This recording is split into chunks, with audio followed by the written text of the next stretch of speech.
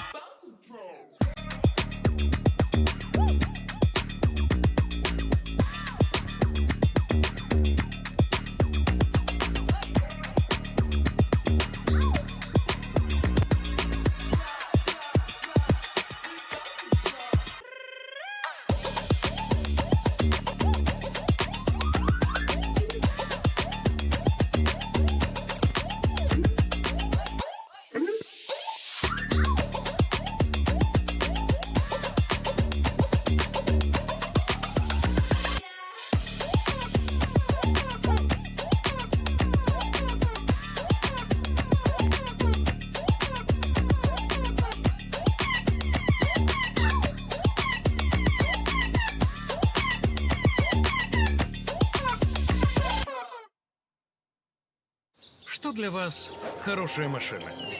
Пробег? Состояние? Комфорт? А запах? Как новая. Для каждого своя хорошая машина. Найдите ее на Автору.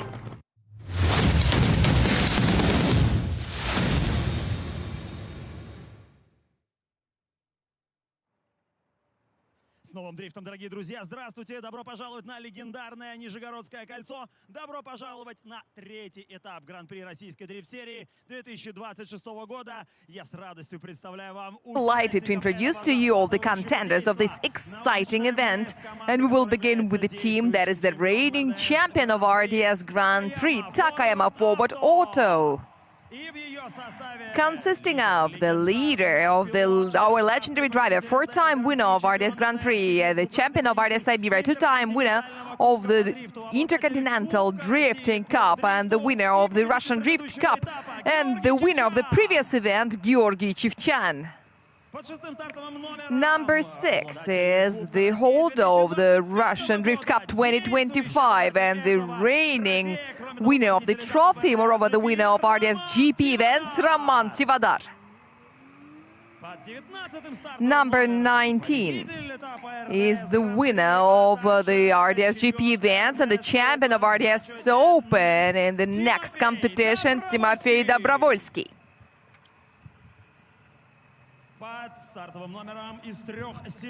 And the number of 3-7, the prize winner of one of the events of Russian Drift Series Grand Prix this season and the winner of Central Asian Drift Show and the 5-time champion of the Republic of Kazakhstan and various motorsports, Pyotr Borodin. We proceed another legendary team, Fresh Racing. And the first contender is the newcomer to RDS GP, the champion of Ireland and the winner of the Oman International Drift Competition. Also two-time finalist of the event this year and the leader of the personal competition, Thomas Kiley. Legendary driver of RDS GP, vice champion of the Russian Drift Series Grand Prix and also two-time winner of the bronze prizes, an absolute champion in the number of 1 qualifications, Damir Diatulin. The driver who just joined the Fresh Racing team, the champion of regional competitions in his home city of Samara, Sergei Kuznetsov. He founded a driver and the head of the team, the winner of the South versus West competition, Denis Migal. We move on, and I'm delighted to introduce the driver from Irkutsk, number 4, Anton Dmitrienko.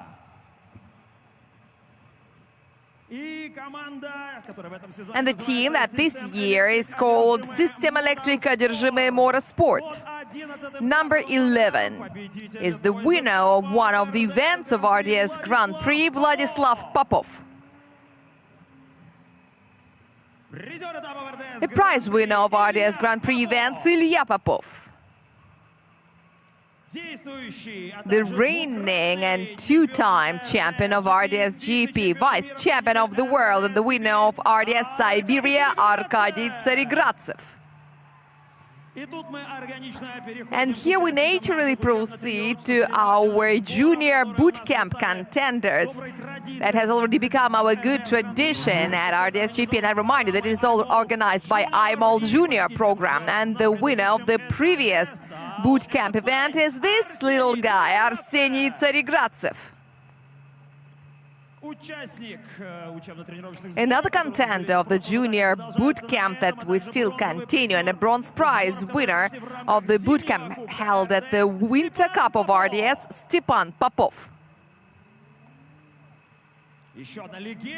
Another legend of Russian Drift, four-time winner of RDS East, the prize winner of FIA Motorsport Games, and a monstrous car driver, Ilya Fedorov. And now let me introduce to you Start Pure Stars IMOL, and this year the team is represented by the driver from Chelyabinsk, a prize winner of one of the events of RDS Open, Dmitry Putilin. And he is accompanied by a representative of the Open Championship of RDS and a bronze prize winner of RDS Open, a driver from Yekaterinburg, Sergei Korneev. Carville Racing Team, a team with a huge racing history that has already got several beautiful and smoky pages. Number 45 on the car of the driver from Sortavala, who got in top 4 the previous event, and his name is Artyom Leitis. The winner of regional competitions and the last year's rookie, who this year joined the team of Carville Racing, and I'm sure that the team has never regretted it, Dmitry Sherbina from Moscow. A driver from St. Petersburg and bronze prize winner of RDS Europe and bronze prize winner of the Russian Drift Cup, Ivan Palmin.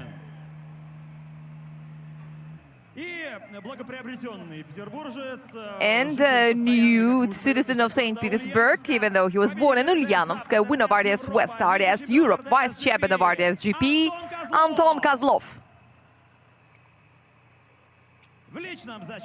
In the personal competition, he takes part this year, so he is on his own, the vice champion of RDS Open in the next competition and the winner of the Moscow Cup that was held in winter, Artur Zeleny. And the only representative of Heat Carbon Racing Team, a driver from St. Petersburg and the winner of the qualification of RDS GP, Anton Klemko. And I'm always happy to see the contenders of the Open Championship of RDS GP who challenge the strongest drifters of this planet. And no one believes that this guy is only having his 6th event because he's so good. Alexander Leonov from Moscow. Lukoil Racing Drift Team. We see only 2 cars and we see all the drivers. I hope that the cars are coming soon, very, very soon. But now, let's give a huge round of applause to the driver from Nakhodka. He's the winner of RDS Asia, RDS Europe, Grigory Gusev. The winner of RDS Europe events and the driver of the first car that was completely built by Lukoil Racing Team, Danila Vorobyov. And the driver who sent his car to the Spa, but we're sure that it will be over very soon. And now let's give a round of applause to the driver, because I'm sure that just like all of our contenders, he is in great need for your support. He's a winner of RDS Ural and the winner of events of RDS Open and RDS GP, Andrei Astapov. The car is not complete here, but the main part, the main accessories here, maybe a little bit too big for you. And he joined Russian Drift Series GP this year. He's still the judge of RDS Open. Last year it was vice versa, but anyway, we're happy to see Mikhail Davidyants.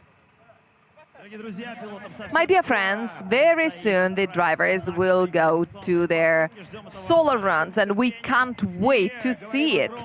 And now it's time to thank our partners and sponsors who are making this event possible for all of us. The general sponsor of Russian Drift Series is BTB Bank PJSC. The official sponsor of the competition is the premier motor roller manufacturer IMAL company. And now we have naturally reached our officials, the people whose work is not always visible, but it's always critical. The director of the race, all-Russian category judge, Vasily Karachkov.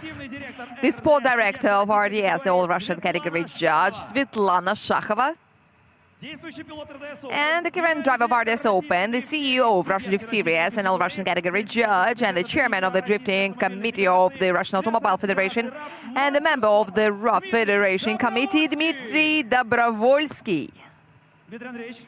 Mr. Dobrovolsky, according to our tradition, you have the floor. It is so great to be here in such a weather and to speak into this microphone. Hello, Nizhny Novgorod! I don't hear anything from there. Do you even hear me? Hello, Nizhny Novgorod! Yeah? Now it's better. So I want to thank all of you for giving us such a beautiful day and an almost cloudless sky.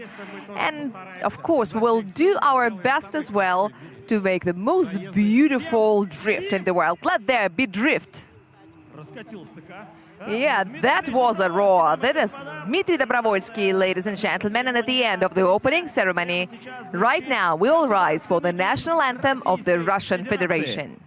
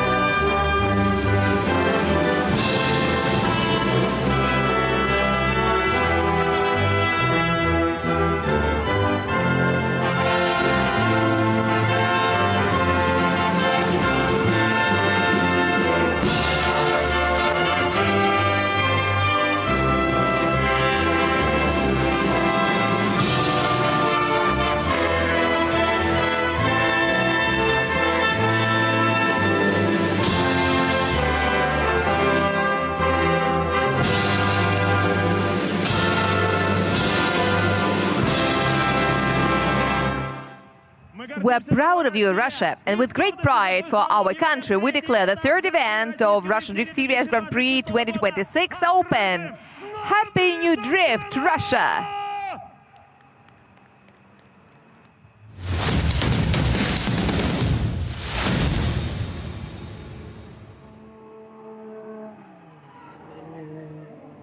And the new drift will begin in a couple of minutes. We're preparing for the qualification round of the third event of Russian Drift Series Grand Prix. The weather is amazing. The thermometer is showing 26 degrees centigrade. And no one believes because it feels much hotter. There is a slight breeze that doesn't change the temperature of the asphalt. Unfortunately, we don't have the sensors that would allow us to speak of some official asphalt temperature, but the grip is really sufficient. It's great that it's not too severe, so it doesn't destroy the tires in 2 runs.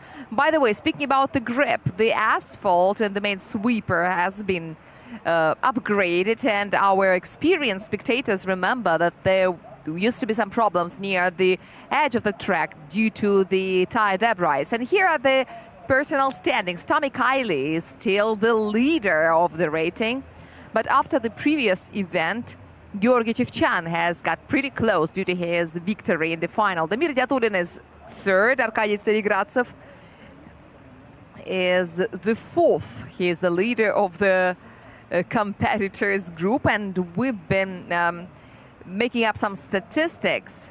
But let's keep it a secret this far.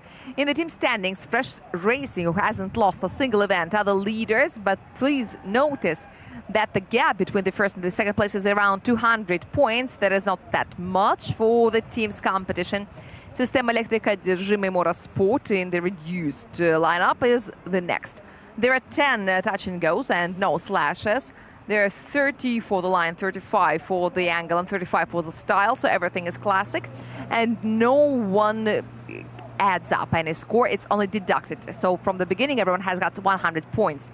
From touch and go 8 to the finish, the outside edge of the track is a double penalty zone. So one wheel off will cost the drivers 5 points. And 5 more points will be deducted for another wheel outside the line. So if there are 2 wheels outside, then it's 10, plus there will be a deduction for the missed touch and go. Roman Tivadar from Takima Forward Auto from Sochi will begin the qualification round. He is also the Russian Drift Cup winner, as we remember. So let's see how the guy from Sochi on board here is Forward Racing S15 can handle the psychological pressure. The first attempt, we know everything. We've got 26 participants. And of course, everyone wishes to get to the by-run zone, which has 6 vacancies. Now let's see what Roman Tivadar can do in his first attempt. A very decisive initiation. I didn't notice any corrections, which is very good for the angle score. Then he flies to touch and goes 2 and 3. He's already getting out of the large sweeper, which is 115 meters long, then the double transition, which is narrower this year. And then finally he presses the accelerator before the red line and flies up, climbing the 2 meters hill. And now Roman Tivadar finishes his first attempt, leaving the judges to think, and we enjoy the replays. The minimum run-in speed was 135 kilometers per hour, and Roman Tivadar had 143.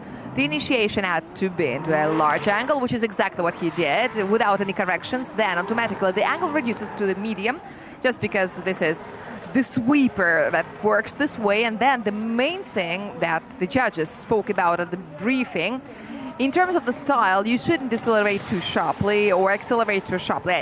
It needs to be smooth and linear, especially in terms of the speed. Also, there is a double penalty zone that starts from this line that you see over there, that that you see before touch and go number 8. This is a rounding line, so it is there to make the movement of the leader more predictable. But if the driver on the right-hand side crosses this line, this is already a double penalty. I asked the judges, and they said that this starts with the line on the left-hand side, because the asphalt is very bumpy, because all those historical layers that are formed up on the track. And I remember that we've been coming here since 2010, and any championship of Russian Drift Series that is known as Russian Drift Series GP since 2018 has never skipped this circuit. We have had one experience with the reverse configuration, and we haven't returned to that option this far, and many drivers were happy that we didn't, because some drivers were confused with the run-in, because there was no enough space to gain enough speed and to get into the sweeper in a beautiful way. But still, there are various options that are possible, and even the current configuration where you see the drift taxi. And by the way, if you are here at NRing, you can also go and ride it. So that configuration is also pretty fun. I've tried it once. And yeah, there are some things to think about, but there are no grandstands, so we are not considering it seriously this far. And as far as we are concerned, we're waiting for the score from our judges. I remind you that the judges panel consists of 3 judges. The vice champion of RDS West, Anton Novikov, the most experienced of our judges. Dmitry Yermokin, an extremely experienced driver and quite an experienced judge as well. And the winner of RDS Siberia, and the driver who also performed here in absolutely mind-blowing way, a coach and the driver Andrei Pauli, who last year also worked together with the judges, and this year he is on the tower. And I thank you all, guys, for being here. Hello, everyone. I see you all, and I'm happy to see you. If you see yourselves, and we were really thankful to see some clouds, because yeah, the heat is really exhausting. And by the way, Roman's run was visually very dynamic, and you see how the deceleration zone looked before the last sweep, from 115 to 70 kilometers per hour. And Roman reduced the speed with an angle, with inertia drift, and pressed the accelerator at the right moment, and then he simply flew up. Yeah, because there you also gain some speed, but not that dynamically. Now on the right and the left-hand side, you see those double dotted lines. These dotted lines designate the beginning and the end of the deceleration zone, and this is immediately 90 plus. There is a little deduction, and the total is 95 points for Roman Tivadar. This is very, very sound results, and he becomes a leader because there are no competitors this far. And now here is the first competitor who is coming up. This is Artur Zeleny, number 234. He's driving a flanker F. He's got 3 of them, and this time he's got 2. VR38 under the hood, 1100 HP. Now let's see how the driver who last year also competed RDSGP and do this. This is the same vehicle that was damaged at the previous event, and thankfully even a fire didn't cause any serious consequences. It was extinguished on time. And now Artur begins his movement, so this is where some patience is required. And here you've got to gain speed and then initiate. The dotted line designates the end of this exciting process. It's 130 meters away from the start. Artur has already run through the entire first sector. This is the sweeper with a little correction, but in terms of the clips, he is very precise. Here is one transition, another one. The angle is big, as required by the judge's assignment. Now he's got to push it up and up and up through the last touch and go number 10. So overall, on the overall, this is definitely a ticket to top 32. Congratulations anyway. And so now let's live it through once again. There is a little possibility that in terms of the line, there will be a little deduction, but it won't be critical. I remind you that the double penalty zone only works for the outside edge of the track, starting from touch and go 8 until the finish.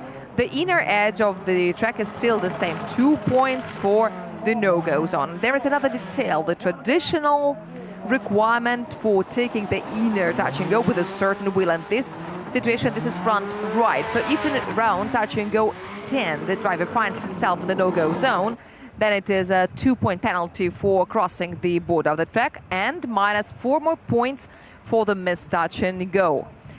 This is a very expensive mistake, and this is the same on all of our configurations, because sometimes you're in the no-go zone, then you're out and you still take the touch and go number 10. We've seen it happen here at the circuit. And yeah, it's really not very clear where the front right wheel was, because he danced on that line of the touch and go around the no-go zone, and if the judges don't see it, it will be interpreted in favor of the driver. And here is another thing, this final sweeper, it is right in front of the judges. They see it much better with their unarmed eyes than through the camera. And if you see a correction through a camera, it means that it was huge. It means that it was really, really serious one, very articulated. But the drift dynamic system has registered a correction by 13 degrees, and that's a lot. That is too much. And I wonder what's going to happen to the angle score. There are some deductions for the line, but this season the judges are much more strict about the line. At the previous event, we've seen so many penalties for getting the wheels outside, both during the qualification and during the tandem runs. And sometimes, even though the lead run doesn't have this dominating kind of weight, the lead run is always scored very seriously, and sometimes the loss of the driver as a leader would significantly influence the result of the overall heat. So it is very important. I'm so happy to see you all, our beautiful girls and their handsome companions. I don't know who brought whom here, because it can be different. And anyway, we're extremely happy to see you all. There's one empty seat. Hasn't one get out, because we've been told about the sold out so many times. And here is the score of Artur Zeleny, and this is not really complying with the ambitions of the driver, I will tell, but this is the first attempt, so everything can change. Yes, the -6 for the angle in sector 2, ouch. And also you only get 10 points for the angle in that sector. So this is more than a half that's been deducted. I think in one of the transitions, in the last one, he made a mistake that was interpreted this way. 72.5, we say. And here is the second at the present moment, but he has got one more run to do to improve his result. And we know where. And here is a driver who is progressing with some incredible pace. Alexander Leonov. He's having only his 6th event overall, or even 5th, I'm not really. Yeah, but the 5th event in his career in RDS. And let me introduce him to you. Alexander Leonov. And I hope he doesn't make any mistakes, but still let's give you some explanations about the previous run a little later. Now we run through this patient zone, and now the tires squeak under this influence of the giant torque, and Alexander perfectly runs through the first 3 clips. Exactly on the white line he slides and he makes a transition. Oh, there are too many wheels outside. One is definitely there, but he comes back. I hope that it will be only a 2-point deduction. And the last transition, missing touch and go number 9. And he's flying up and up and up, and then he takes touch and go 10 and finishes. Yes, I felt very worried. He's got a lot of energy, and he doesn't always keep his energy within the borders of the track. The angle judge also is very strict about angle fluctuations after touch and go 6. There are things that we don't see through the cameras, but the judges see it, and they are very confusing for the chaser. In the perfect world, after touch and go 6 at the end of the sweeper, you've got to reduce the angle into the small one so that you go directly into that sweeper. As our style judge said at the briefing, from touch and go 6, touch and go 8, there should be an acceleration, and then in the deceleration zone you should efficiently reduce the speed and slow down. So this element was perfectly performed by Damir Tulin. He knew how to go full throttle on time. That was absolutely brilliant. In the practice of Alexander Leonov, he would once do a perfect, a beautiful run, and the other would be slightly faulty, looking like what we see right now. Or this could be the speed experiments, because every driver has got to find the right speed, find how to work with accelerator. And here Alexander was almost late with pressing the accelerator. He could have screwed up completely. But if you miss this clip, you should just let it go. The last sweeper with the 3 clips is very valuable. These are clips number 4, 5, and 6. They cost 2, 3, and 4 points. So in terms of the line, for the line, you can get quite a lot of points. And so if you go narrower, I've done some measurements. So if you go 2 meters away, you win 5 points for the line. This is serious. And so it is very seductive. And the chasers can use this trick in an absolutely legal way. But what the judges said, they said, guys, if you know that you cannot hit the touch and go, that your transition is too narrow, just for the sake of God, don't do anything. Don't pull your handbrakes, just press the accelerator, and it will be less penalized if compared that you can lose all the score for the entire sector. And in terms of the style, it is 8 points. From 50 to 75% is the style score, and you can really lose a lot. And the judges mentioned it multiply, that any action, any attempt to push your car into that touch and go, into the clip, would automatically mean a deduction from 50% of the entire sector 2 score. And this can be pretty tangible, because in the qualification, the scores are very close together, so every point matters. Hello, hello, my dear friends. We're happy to see you. I see that you're very cheerful. This morning, as I walked through the service park, I was comparing the impressions with the previous year's events, and I could see the people who looked much happier, because the summer is a real summer in terms of the weather. Everyone is much happier. Last year we had a lot of rain. It was pretty cold all over the place. Sometimes we even had some snow in summer. But this time we are much luckier with the weather, yes. So here's the score. The initiation wasn't really sharp as it was required. We could see that. TG5, TG9 were missed. We could also see that. And TG5 was missed because 2 wheels were outside the track. None of the wheel was exactly where it was supposed to be. So this is the -5 deduction for the wheels without the double penalties, and 12 points for the angle and 13 for the style. So this is his attempt to hit TG9. Yeah, so this is for you to know. So if you are missing, you should just miss it completely. So this is 76 points, another attempt to go. Another leader of the personal competitions, Tommy Kiley from Ireland, Dungarvan Town, Toyota Supra A80, and the team of Fresh Racing. So here it is, this Supra that has become an invincible obstacle on the way to the final. Tommy has been to the final twice, and it was quite hard for Gocha to win the event in St. Petersburg, but it was a cool battle. And now here's a new life that begins. Tommy is coming out from the starting sweeper, and just look how he initiates. Transition number 1 on the white line. I hope there is no penalty. We will check it out in the score. And now, wow, this is so beautiful as he slides on the outside edge of the track, collecting 4, 5, and 6. He transitions into the medium angle. It's good that he doesn't lose speed, and the Supra squats on the rear wheels, dancing on the edge of touch and go 9. And well, yeah, so there are some things to work on, and there are some things for the judges to think about, but it was a super energetic run, and we didn't expect anything else.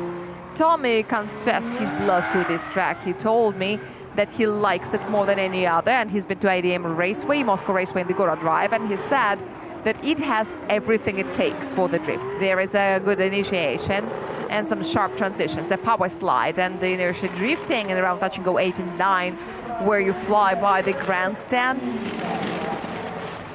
And now he is, we see the replay of how he runs there. And he was really on the edge from missing touch and go 9, but still he took it with the rear wheel. Yeah, but here there are 2 moments for us to consider. Unfortunately, there was a little correction after the initiation, and one wheel outside, it slipped out. It would be interpreted as a violation, but at least you can see that the driver is in the mood and he knows what to do, where to go, and how to do it. So we expect a better performance in the second run. But yeah, it didn't really work right from the beginning. The tiny correction caused the vehicle slide out with one wheel, but Tommy definitely knows what to do. All these little details are very clear to him.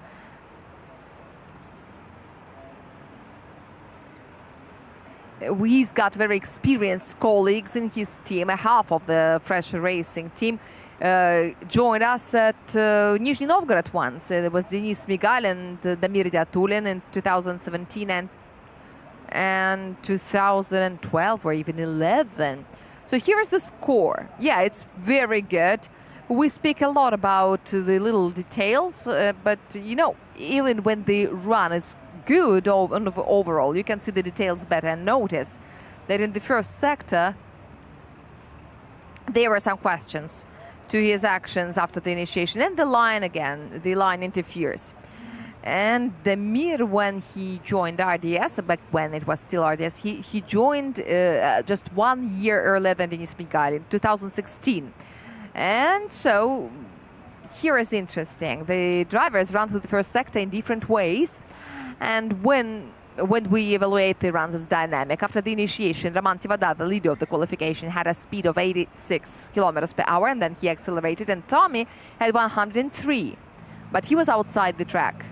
Dmitry Putilin, a driver from Starperstar Mall, the only regular driver of this team at RDS GP, on board his BMW E92. The new Ural Fighter 2.0, and the driver from Chelyabinsk is going on his first attempt. And we're going together with him, naturally. So here's this twisted part of the track, which is not really a run-in, but this is about starting. So this is where you run and accelerate, full throttle, initiation, not too sharp. Dmitry doesn't risk it in the first attempt, but he beautifully makes a transition. That's got to be sharp according to the excitement, and 2 smooth ones. This one, and now the other one is coming. He's running through the 115 meters of the sweeper. This is the last sector already, and now here it's time to press and press and press it. First he runs downhill by 80 centimeters, and then he takes off by 2 meters. So there is a double change of altitude, and the suspension has got to articulate it well. Finally, the rig juggling on the car of Dmitry Putilin is over. He decided to pick a rig and power steering unit. He's been haunted by problems for the previous two events, and now finally it has all been settled, and his team says that he has no more excuses. Of course, the judges can find various disadvantages, but all this search that he's been through limited his practice time. On Thursday, he wasn't even here. Dmitry Putilin has already been here to this circuit, previously at RDS Open, RDS Europe events, but this is a different reality, and moreover, he had a different vehicle. And thirdly, one of these performances, one of the reverse configuration. Because 1 year we had two championships, both championships in 2024, who ran on the reverse configuration. So twice he was here on a different configuration, in the wrong order. And also in the circuit, he was here in the circuit racing. But the experiment was decided to be given up, and we decided to stop on the classic one, because it was a really merciless.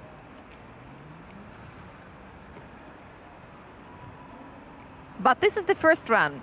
He's already got a ticket to top 32, so he can breathe out, relax, and then correct all of his mistakes. Now, the 95 points over Roman Tivadar is the best result for all of our qualification contenders. And we've got more monsters to watch, and we can't wait to see new records. At Moscow Raceway, the average point, the average score was 89.7, which is absolutely insane. Everyone was very close to the 90 plus, or just 90. As far as the environment is concerned, we've got new asphalt, and the grip is better now because there is no debris finally.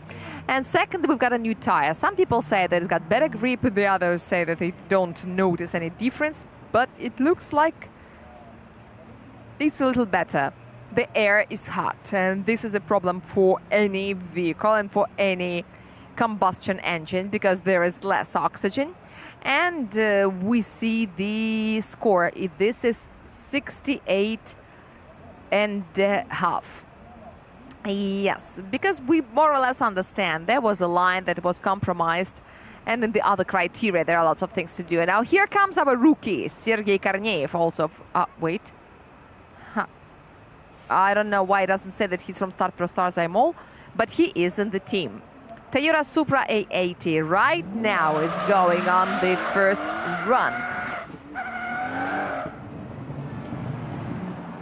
All through the practice, he's been seeking the right parameters. His vehicle is not the most powerful one. Now let's see how it works. A very beautiful color of the Supra, especially under the sunlight. And the transition into the first sector, when visually the angle doesn't appear very big. Now he makes a transition to run through the sweeper with clips 4, 5, and 6. And now he's got to do a sharp transition. And yes, here is another finishing sweeper. It had to be smooth and touch and go 7. So more or less they're the same. Mainly, the main thing is that he crossed the finishing line. And this is a positive result. And now let's see the replays once again, enjoying the beautiful play of the sun rays. Sergei Korneyev is a regular contender of RDS Open and bronze prize winner of the previous season. In Kazan, unfortunately, his oil pump on his 2JZ GTE, his main engine, failed him. It was on Sunday, so he came up to the parade, greeted his spectators, and went back to the garage. And the backup engine wasn't that powerful. It's a little over 700 HP. It's got a precision turbo, turbocharger. Just to compare, our most powerful vehicles that have 950 HP has got 9860, and these two numbers are the diameter of the two wheels, the hot part and the cold part. The hot part is driven by the exhaust gases, and the cold part is the one that basically pumps the air into the engine. And the larger they are, the more power the turbocharger gives you. There is also some inertia and some other factors, but so it was decided to pick a smaller turbocharger, but at least the engine goes better, but the power is less. For RDS Open, that's enough. But here, especially on the new tire, Sergei Korneyev could perfectly feel that it's hard for the 700 HP engine. This becomes a problem when the sweeper is big in the second sector, and he's got to somehow deal with it, maybe press the accelerator more aggressively. Or maybe, as Ilya Fedorov has multiply done it when he had a deficit of power in Newton meters, he just simply pumped it up a little bit to make the car slide. Yes, he loses the speed, he can collect the touch and go. So there are some little tricks and secrets. But Sergei Korneyev has already scraped through into top 32. But yeah, in the first sector, there is almost nothing. He failed to open up on time, so loses everything in the first sectors. But imagine he is chaser. It would be really a challenge for the chaser. So Sergei Korneyev still fights, and we always like the drivers who have the courage to join RDS-GP even though their vehicles are not that competitive. They are ready to work on it, they are ready to gain experience in the top league of drifting. 56 points in the fifth line in the overall qualification rating. And now the driver who became the main beneficial of the previous event due to our interesting situation with the double loss. Artyom Letis from Carville Racing, representing the town of Sortavala, and right now he will go on his first qualification run. He's driving a Nissan Fairlady Z. And by the way, we are not supposed to have any more situations like that, and we will tell you before the tandem run so that you understand better how things work. And now, together with Artyom Letis, we are running to the Furidash zone, and here is the initiation. And once again, it's more of a cautious option, and this is a normal strategy for the first run. The first three clips are taken, and now here is the sweeper. The sweeper and the transition number 1 here, and immediately transition number 2 in the deceleration zone. He presses it to get to dash and go 4, accelerates once again and runs through the finishing line. It looked to me like Artyom selected a conservative strategy in his first run.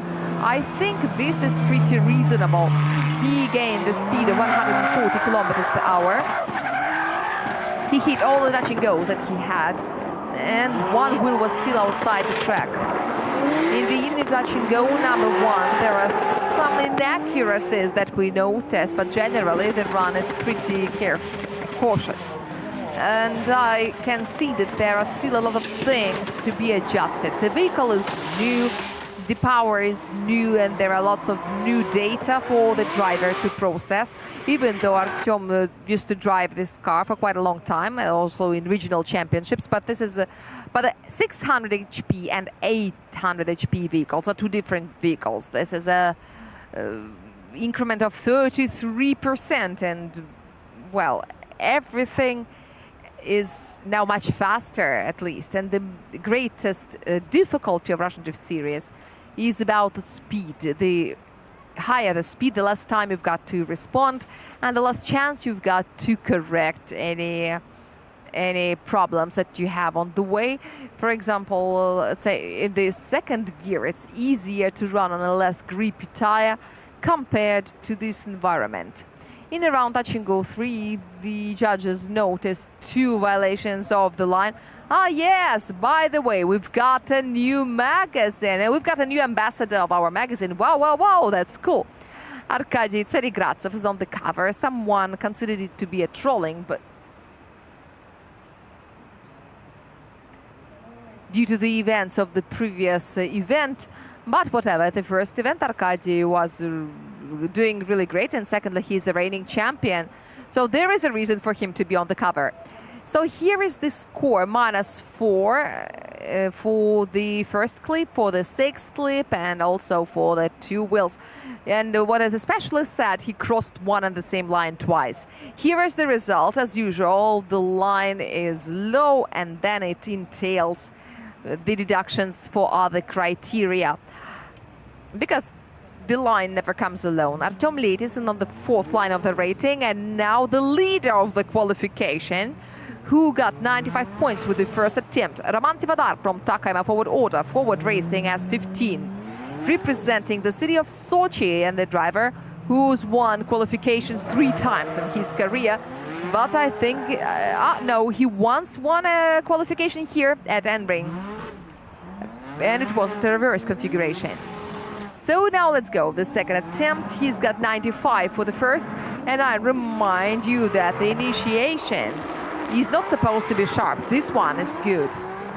You can lose some points for the wrong initiation. But now Roman Tivadar is tackling the rest of the assignment. And now it's very beautiful and smoky. The S15 is making a transition.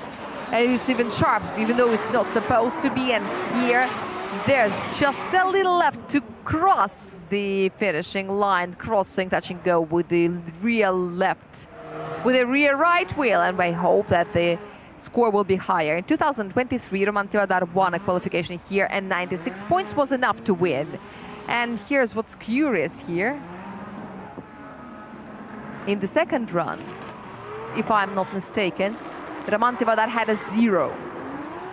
Roman Tivadar has got an interesting relationship with the NRing in terms of the qualification. Out of the 5 events, he had 0s in the second run 3 times. Because after a good run, it's not a very rare situation, because having realized that he's got to improve a very good result, sometimes he may overcook it. But this is not because of the lack of skill, but this is because of the risk, because they're very passionate to do something really shocking, so that everyone goes, wow, how does he do it? And the angle hasn't really changed, but this is good. And all these jumps, all these leaps were all done for one and the same purpose. And you can see that the suspension reacts to the actions of the driver, which means that the adjustments are pretty soft, and it's hard to get used to, because usually Roman Tivadar prefers his car to slide smoothly. But you see, there are some bumps compared to Igor Drive or Moscow Raceway, but especially the finishing line, when the car first dives down almost 1 meter deep and then takes off of 2 meters, and the judges also looking carefully, and they put the touch and go 10 in such a way that you don't see it when you are down. Even if you stand up, you don't see, like from my height, you don't really see it.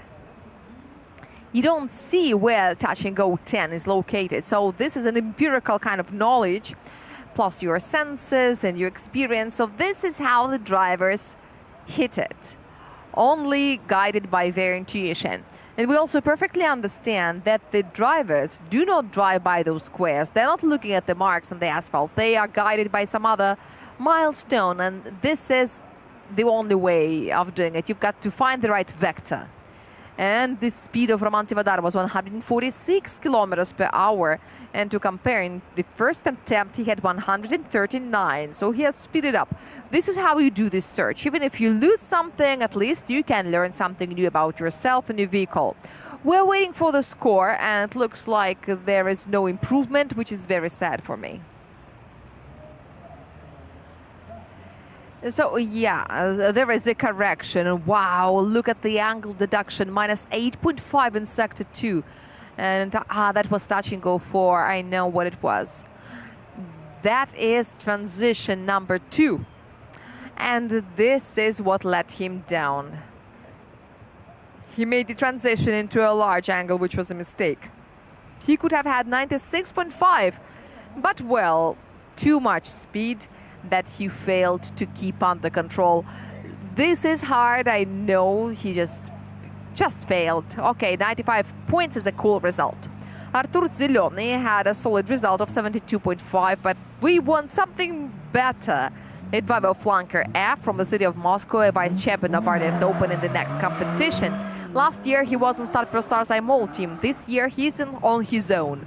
And he's also the winner of the Moscow Cup that we held within the Winter Cup of RDS. It was a two-stage competition. And now Artur Zilon and his flankers is on the scored section of the track, which is a little more than 600 meters long. The flanker almost falls in the speed, but Artur managed to pull his car out heroically. I don't know how he did it. Then he throws it in touch and go 7. And just as sharp he goes to touch and go. Number 8 presses the accelerator. The line is a little too narrow in the last sector.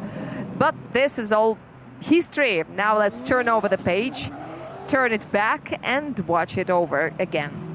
Yesterday he had some transmission problems, but it was replaced by his team. It was decided not to invent anything, not to do anything else. And as far as the vehicle is concerned, he's got a new front suspension. And also there is a search for the right adjustments for Artur, because the new parts need to be taught how to respond to the driver's actions. And this far, this mutual learning process is causing some little difficulties, but whatever. The runs look very solid, except for the problem in around touch and go 2. Touch and go 9 was also compromised, but we could all see that he slid out of the track, and of course it caused the angle fluctuation, and also the speed went down, and this minimum speed was 69 kilometers per hour. Let's call it an anti-peak. And he had to handle it all, but he managed to do it, because first of all, there is a good understanding between the driver and his car, but still it all damages, it all harms the overall score, and we will soon see the result. I hope he doesn't lose all the style score in the first sector. Unfortunately, it is also possible. If we take it really strictly, then first of all, thank you for the beautiful hat. I love it. This is a Princess Frog. Is that you? Can we also count this child as a hat, or is this a neck protection from sunburns? Please don't forget to use sunscreens. Here, the entire grandstand has got a hat, which is the roof of the grandstands. This is why these guys are so relaxed. Hello, guys. I'm happy to see you all. Oh, wow. Oh, wow. This guy looks a little fat, especially if you remember how the drivers of this team look. This guy is a little incompliant with the overall look. This is a hint that if you need a hat, you can visit RDS Shop, and you can also visit RDS Shop online on rdsshop.ru, and using the Galasa promo code, you can get a discount. Also, with the same promo code, you can get a discount for the RDS Fest tickets that will be held in a week on the 20th of June. And there you will see our headliners competing with each other, competing for who is the coolest. And plus, Vladimir Afanasyev, aka Negative, is gonna perform at a public talk. Moreover, Big Russian Boss will be there not as a drifter but in a new role, but also he will be driving, but I will not tell you what he's gonna do. Artur Zilon, yes, expectingly, the first sector is not very good. There is 15 points that he could have got. We could see the struggle that was really desperate. Unfortunately, it didn't take him to the improvement. It would be strange to hope. The first sector, we are always happy to see the beautiful spectators, but the process frog distracted me. It was almost an unchaseable run. Imagine a chaser, and you will understand me. It would be really hard for him. Alexander Leonov, who is rounding up the protocol with 46 points for the first run, has got to improve his result. But we know that after one bad run, the second is always good. I hope that this statistic tendency works out for Alexander Leonov. We wish him to do it. Here is an initiation. He tries to make it sharp, and he almost crosses the borders of the track, but here he does. Unfortunately, we've got a lot of white paint anyway. We can draw it over again. the speed is excessive, and well, here are the old habits again, because it used to be allowed to get on the curbs, but now it's not. And the United 3 wheels. This long base can also 3 wheel if the adjustments are right. And what's interesting, the wheel wasn't spinning and there was no smoke, so the wheel was completely in the air. And the left foot brake is often used in this place to control the speed and also to expand the line to run a little bit wider. It may be required when the vector is a little wrong. And here I remind you that due to the changes introduced in the judge's assignment, the line was narrowed. It looks like nothing. But previously it was allowed to drive on the curbs, but now there are thick white lines, and you can see some remains of the previous ones. And during the practice, the drivers tried to use those spaces, but the judges would tell them no. And those who came here for the first time, like Tommy Kiley, had an easier time because they didn't have to break their old habits. But some of the older drivers still sometimes recall what they used to do before, and then they would run onto this red and yellow extender. The gesture of Alexander can be interpreted as, well, just like that. This is the first time for Alexander here at the circuit, so he has no habits. Or maybe the vehicle remembers something, because the car has got its memory. It still has the spirit. Still, I always like the runs with so much energy. We know everything about the criteria and the score, but surprisingly, you know, that line that the drivers are supposed to draw was narrow, but not that much, by around 5 meters. But we all know that every time, if you have 2 wheels out, it's 2 points here, 2 points there, 5 points, a double penalty, and here's minus 16 penalty for the wheels, and only minus 3 for TG4. Mercy, show us mercy. And unfortunately, all the other criteria were also compromised. Yeah, the line mistakes never come alone. We all know it perfectly. But there is a little improvement, so it's good that Alexander smiled on his official photograph. 2.5 points better, but it doesn't influence his current position. And now here comes Tommy Kiley, his second run. In the first, he had 87 points.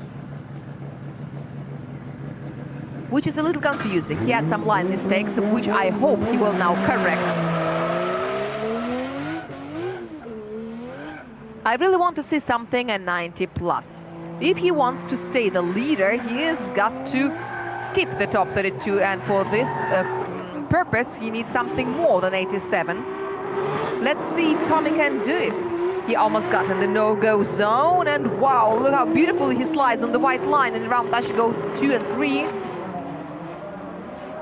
And the left wheel, no, there will be no penalty, which is great. Touch and go 7 is left behind. Now the last transition, and there is, he's on the edge with touch and go 9, touch and go 10 to the finish. That was a good run. We can see who he is, who he considers his example, who he looks up to. But this is not exactly Damir's style, because Damir is usually more academic, and Tommy, he decided to show us all of his Irish passion, because in terms of the personality, Tommy is a little bit, he's a calm young man, but I'm sure that he will show everything that he can do. That is also possible because here's new circumstances, a new country, new cities, a new culture. So everything is so new, and we haven't seen him in Krasnoyarsk yet. So there's so much new information for him that maybe this is not about showing the passion. I think that he needs some time to digest all of this new information, and definitely it influences his comfort and everything, but I know that his team is doing everything. Moreover, the team has already got some experience of working with the Irish. Fresh Racing knows how to handle the Irish guys, and if Tommy hadn't been comfortable, I think he wouldn't have shown us such a perfect result. And out of all the locations that we've got this season, Tommy has been to 4. That is Moscow Raceway, Igora Drive, ADM, and now the NRing. So he will be maximum prepared for the next one. We've got to understand where Tommy will be in the overall qualification protocol. Now the score is being prepared, and now we're waiting for them with huge curiosity. Would there be anything? Would there be any aspiration for the by-run zone? But we've got lots of candidates, and we've got lots of candidates who have a very good history here at the NRing. Roman Tivadar shouldn't relax. He cannot do anything, of course. He can only hope that his opponents wouldn't be better than him, that with some excessive risk they will pull him to the top of the qualification. This hat looks amazing on this young lady. She can wear it for many years because it's big enough. All right, so still there is a -2 penalty, and it makes it a total of -4 deduction for the line. A little bit for the angle, a little bit for the style, but this is still a 90 plus. 26, 32 and 33 makes a total of 91, if I'm not mistaken. I am not mistaken. And Tommy Kyler remains on the second line of the rating, and we're waiting for the next drivers to come over. So, Tommy, welcome to top 32, because with this result, I don't think he will be in the by-run zone as he was in the previous event. But, well, who knows? Who knows? Start Prostar's IMOL team, Dmitry Putilin, representing the city of Chelyabinsk. The first run wasn't very good. We will see where the second takes him. But, you know, the main thing is not to get a 0. This is the way it works in our current reality, and then he can try to improve his performance, which he is doing. Wow, that was maybe a little bit too much here, the transition. The entire line was shifted to the left, and here also he shifts too much. Well, Dmitry, I've got some questions to ask you. Touch and go 7 is clear, and now unfortunately in the double penalty zone there will be some more deductions. I really hope there wouldn't, but Dmitry decided that it's all about the speed, and the speed was excessive. 139 kilometers per hour was the speed at the initiation, so it's not something over the top. I think it's more about the phase. He didn't hit the right phase. Here's a very subtle thing about where you press the accelerator. Plus, it is about where you vector your vehicle at the start. You cannot go too much inward because there's a no-go zone. You cannot go too much outside because then you miss the 4-point touch and go. And you've got to hit this narrow corridor with one wheel at a speed of 140 kilometers per hour. Can you even imagine how hard it is? And now this is a very, very illustrative thing when you see the two runs at the same time. In the first run, he accelerated to 135 and initiated. We saw it all. And then he accelerated to 135, and he decided to accelerate for a little more. And yes, his speed went up, but the moment was wow. And this caused the angle increase, which was 78 versus 57. 57 degrees is enough because it's already a big angle. The assignment is fulfilled, but he decided not to stop there. And the driver from Chelyabinsk thought that, well, it's maybe not a backward, but let me try something special. And he did. And you could see the way it worked, what followed. Then he had to save himself. He made a correction in the angle, and he lost the speed, and the speed fell more than it was supposed to, and so on and so forth, and everything fell apart. And I want to find that point in the assignment. The angle over 85 degrees is very bad. It's at the initiation, yeah, it's at the initiation, and Dmitry Putilin was very close to getting a very serious problem in the angle criterion. And yes, here you go. 1, 2, 3. The first touch and goes. Touch and go 10 is also missed. A -9 for the wheels. Oh my God, 9 points for the line out of 30. In terms of angles, 31 out of 35. In style, yes, there was also a deduction. So it's 62 for the second run. But well, anyway, welcome to tandem runs. Welcome to top 32. Dmitry Putilin will be there. and I hope that he really will. Sergei Korneev at the start, 56 points was his first attempt result. He's from Start Pro Star Zaimol. He's here with a wild card from the Open Championship of Russian Drift Series. The first gear is on. Let's go through this preliminary acceleration, 175 meters. And now here's the run-in, full throttle and initiation. Yes, and this is a very, very good one, at least visually. He takes touch and go 1, and here we recognize the bronze prize winner of the Open Championship of Russian Drift Series. And here everything is perfectly performed by Sergei, the long sweeper. His transition, it doesn't have to be sharp. This one does, and here it is, and this is much better. 8, 9, now take number 10, and yeah, Sergei Korneev. This is what the real mistake review is about. This is an absolutely different thing. This is only about the speed. The speed at the initiation was 133, 2 kilometers per hour less than the minimum designated by the judges. So he will be penalized for the style, but it's better than it used to be. It's better than the excessive speed when he also initiated late, and it was really unclear what to do with it.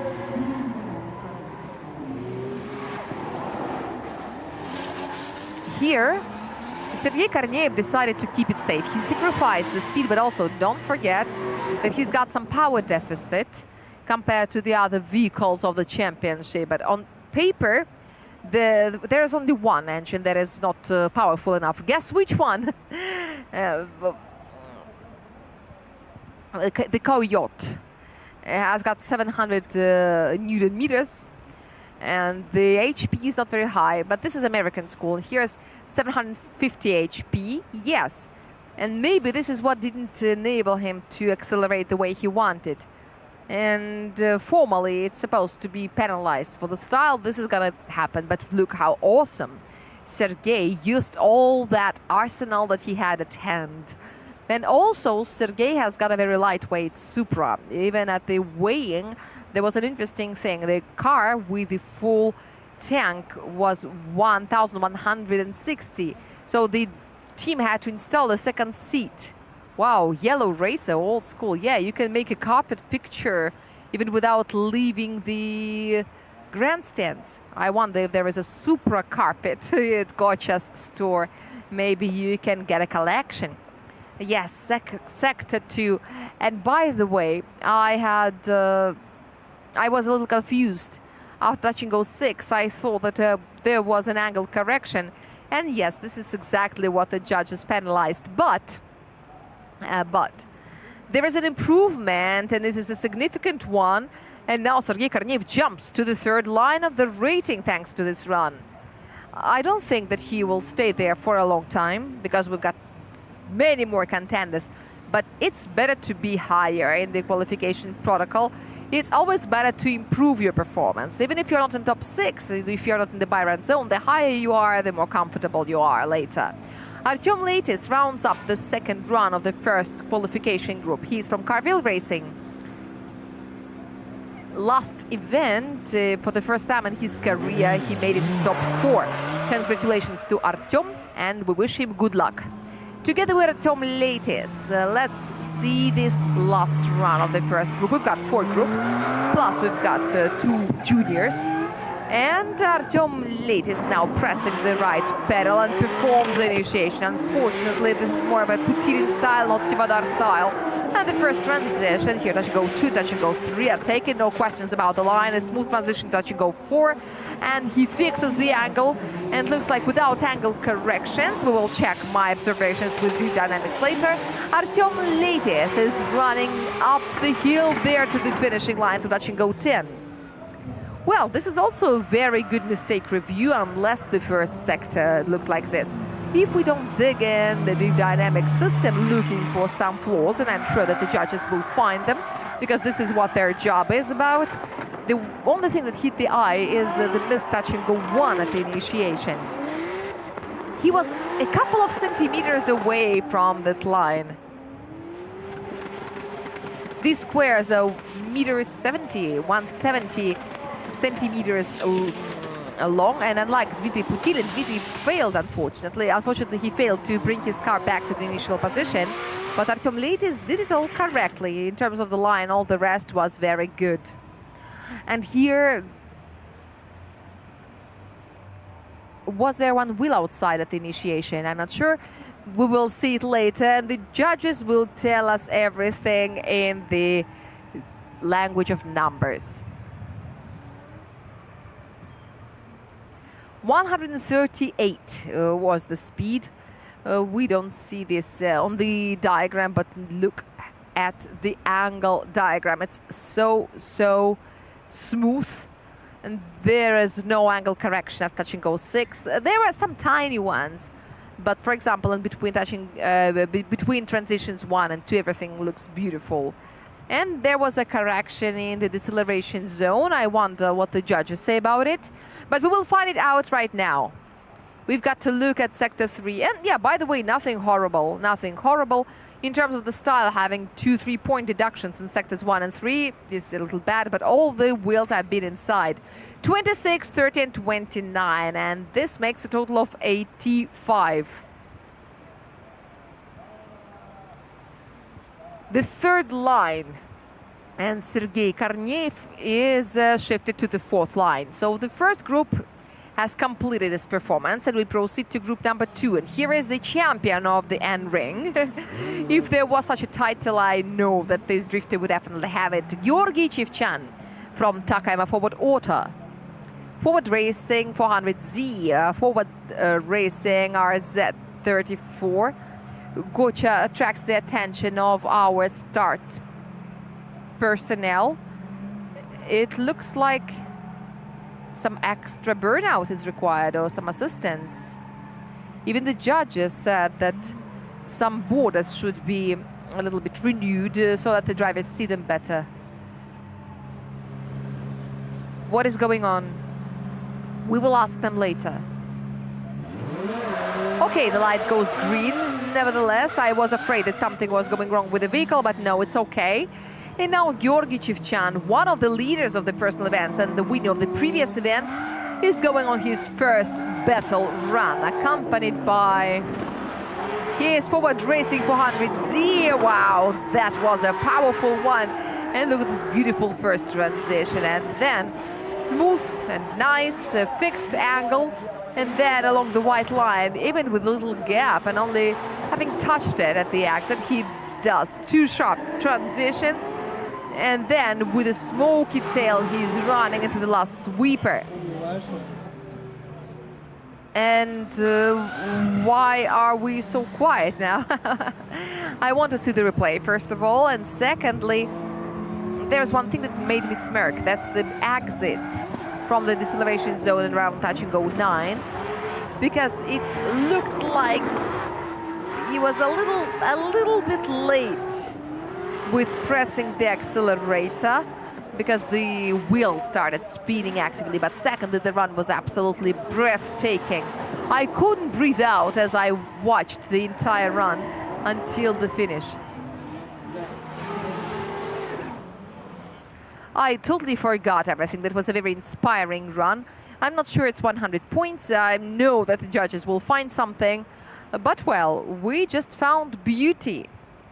We found the beauty and the grace and the style, and I really like the first deceleration zone, which is located in around touch and goes 2 and 3, because the wheel stopped, it froze, and then it immediately started spinning again as Georgy Chivchan pressed the accelerator. So he stabilized his car very well. There was no extra speed loss, and then he went directly to rub his tires into the new asphalt of the NRing. And do you know what the maximum angle was? It was 56, exactly 1 degree more than required.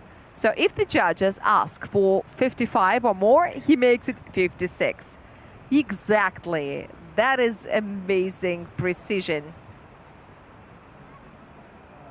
Oh, sorry, I'm looking at the wrong diagram. I'm looking at touch and go 7, where the angle, according to the assignment, has to be small. But Georgy decided that 61, if necessary, could also be considered small. But also we should pay a tribute the speed did reduce, but I wouldn't call it a critical deceleration. I'm not sure what the judges say about this. This is my opinion, and there is a fact. Because at the briefing, the judges used to say that you are supposed to accelerate before the transition, and he did accelerate. They also said that if you can run at a medium angle without losing the speed, you can go. You can do. But here is a big angle, and that is a question. And what's important, there will be no angle penalization if there are no penalization for other criteria. And if in this style there is any deduction, and the angle is larger than required by the assignment, the angle will also be penalized. And yes, this is not a 100-point run, even though in terms of the spectacularity, we are very thankful to Georgy Chevchan. That was amazing. Danilo Vorobyov is greeting Georgy Chevchan in his cockpit. He's greeting Sergei Popov, who is coming out very soon. We still have things to think about. I really want to believe in the 90 plus. 142 kilometers per hour at the run in, and does look like the performance of Roman Tivadar.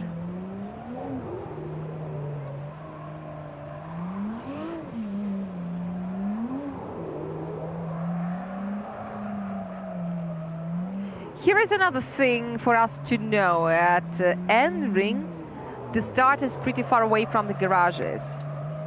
And here you see the pit building pretty well. And the tandem runs. We've got such a thing as an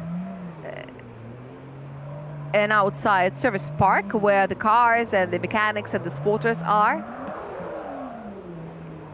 In the qualification, the drivers come out from the garages and go to the start, and if they have any problems, they've got to run back to the service park through the track. Here's Sergei Kuznetsov. Danilo Vorobyov decided to make a pole or something. Left or right? We've got a new qualification leader, and this is a very high result. He's got a 2-point better result compared to Roman Tivadar. 30 for the line, 34 out of 35 and 33 out of 35, 97. And the first place in the qualification protocol at the moment. And we are waiting for the next contender, and it's so pleasing to see the high score for a spectacular run when there are no cognitive incompliances. And this is another driver who loves the NRing, because he has been here twice in the classic configuration, and both times he was on the podium. But with the qualifications, he hasn't been that lucky. This is a battle for the by-run zone. Gocha has already shown everyone where they want to go. Let's see if this F22 do the same. During the practice, the judges were reprimanding Anton for some things, and now let's see if he can do something with it. Touch and go one, then the first transition, sharp according to the assignment. And then here's a smooth transition, but wow, look at how he fixes the angle after the dynamic transition. It looks like he's drawing it with a pencil. Then he runs into the deceleration zone, and he opens full throttle even before it is required. And now the finish. Now I can tell you what the judges told him about. That was the double pedal drifting and the large sweeper. But now I didn't see anything like that. Even if there was a double pedal, it is not a crime on its own. And here's why the drivers use the left foot brake. They do it to work with the accelerator in a straight way. So if you don't use the left foot, the accelerator should go in an intermittent way, and the acceleration is nice and smooth when you still control the speed of the vehicle with the left foot. As far as the steering is concerned, yes, there was some, but it looked like it didn't really influence the position of the car body. So there were no huge corrections and no speed fluctuations, and the speed is really impressive. And this is not only about the numbers. But thanks to our programmer, Alexander Nechayev, the father of drift dynamic system, we can compare several diagrams now. So we didn't have this opportunity previously. So now we can compare anything. And it's very interesting to compare the diagram of Roman Tivadar with 95 points, Gocha with 97, and Anton Kozlov, whose score is still unknown. And we can check them out. And now the speed diagram of Anton Kozlov is very similar to those of the drivers of Takayama Forward, which means that if there had been any double pedals, it didn't really influence the speed values. And now what you could see in this system, there was a little angle increment at the final of the large sweeper, and I really wonder if it influences the score, because there was no big angle correction in touch and go 6, which the judges hate. And they hate it because this corrections makes an obstacle for the chaser. And we've got a new leader of the qualification. Is this trolling? Half a point better than Georgy Chevchan. 97.5. This is not Gocha style. It's maybe more academic. We love this word because it's very good for describing the manner of Anton Kozlov. He's standing out with his accuracy, precision, without no extra emotions, without...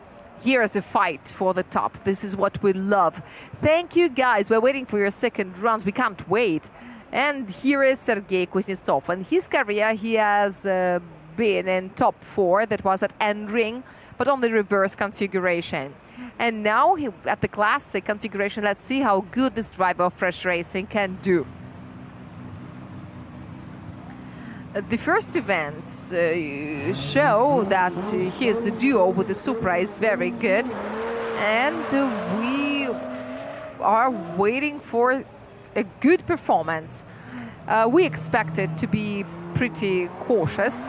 Just imagine, but imagine that if he repeats any of his practice runs, it would be really amazing. So here is initiation, touch and go 1, then a transition into the white line, and he dances on the white line with the right rear wheel without crossing it. The sweeper, that is absolutely flawless, a greatly fixed angle, then an inspiring transition, and now it's time to press the accelerator, which Sergei does, and he runs into the touch and go 10 and the finish. This is exactly what we saw yesterday during the practice. So we've got a nearly perfect runs campaign. The second group is being very productive. At first it was Gocha, then there was Anton, and it was so smooth and it was so careful. Maybe, even though this is not the full throttle line, this is the end of the Furidasha zone, so there should not be any complaints, especially considering that he pressed the accelerator later. Yes, everything is nice and precise, the transition, a little deceleration in the proper zone on the dotted line, so it's all okay. And I think that we are gonna see a wavy speed diagram, but it does look like the values shown by the qualification leaders, with the only difference that it's not absolutely the same.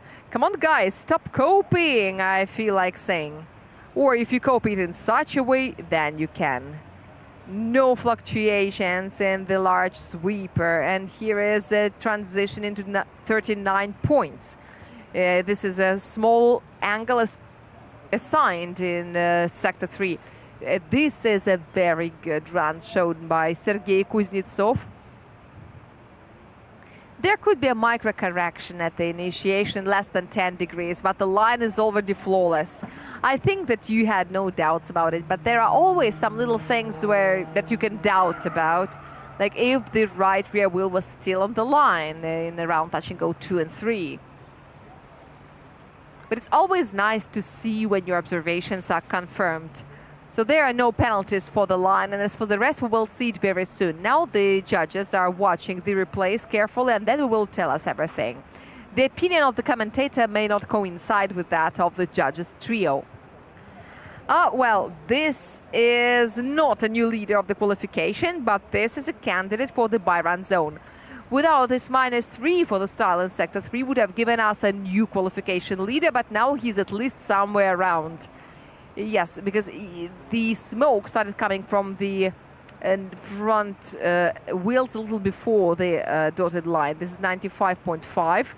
And what do we have in the top? We'll show you the table very soon. It will be on the left-hand side in the corner.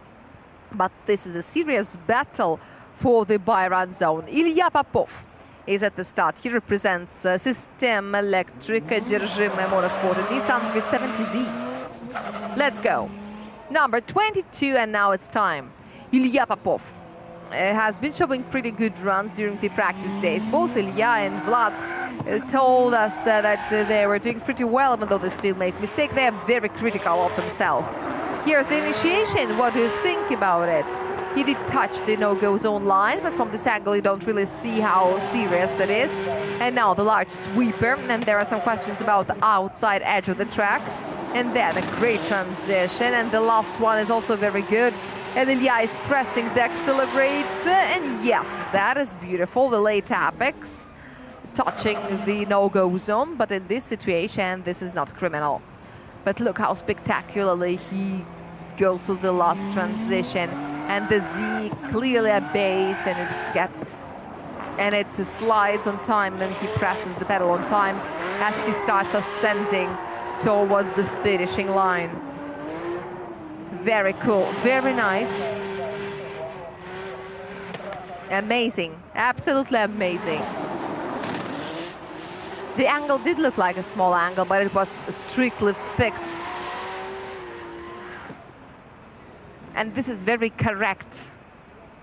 This is very correct, the way that he pressed the pedal before the dotted line. But also within these lines, there are lots of options, and it's very hard to select the right one. Just like Damir Yatulin spoke about his best attempt at the quarter drive, he said it's all about the moment. It takes patience. Don't press it before, even if you feel that the vehicle is stabilized. It's stable, it's great, you're doing a great job, but it's not a reason to press on that accelerator until the moment when it's really necessary. And at Igora, this moment is really critical, but here it is so as well. If you press it earlier, the car would push inward. Instead of a good run, you would get God knows what. Or if it hasn't got the... if it's still not standing on the wheel and the wheel begins spinning, it will go outside. Yes, one wheel was outside in the large sweeper in the second sector. And in terms of the rest, it's okay. Here's another candidate for the buy-run zone with 94.5 points. He is in top 5 of the qualification rating. All the results are very close to each other. And Tommy is already 6th. Wow. So let's be honest, his chances are fading away. Anton Dmitrienko from Irkutsk on board his Silvia S15. He's on his own without a team, and he's going on his first run. He was a little bit careless with his transmission, and it broke, but thankfully it was replaced on time. And Anton Dmitrienko is now in the scored section of the track. This is his first qualification attempt, and this far everything is going very well. Yes, he presses the accelerator on time, and yes, here is the large sweeper. And here, without any angle fluctuations, very nice and smooth in touch and go 7. A little sharper in touch and go 8. And here, a little bit more inertia would be required. And this looks a little bit faulty compared to the previous ones that are close to the perfection. But we should mention that until sector 3, until touch and go 9, everything was really, really cool. I'm not sure if he did a transition a little too early, but you really feel like it, because in touch and go 7, then you are running into the guardrail with your front axle. And as you do, psychologically, you really feel like doing the transition earlier, because there's very little space, and there is no gravel, there's no asphalt, there's grass on which the cars can easily get to the guardrail. And this is true for any vehicle. If it's a car with an ABS, without an ABS, a racing car, a civil car, it's sliding as though on skis. And he doesn't really want to lose speed, so you feel like making the transition earlier. The grandstands are almost full already. Now let's tell our spectators about the stages, about the schedule. We're gonna have a break really soon, and this break will last until 2 p.m. 2:40.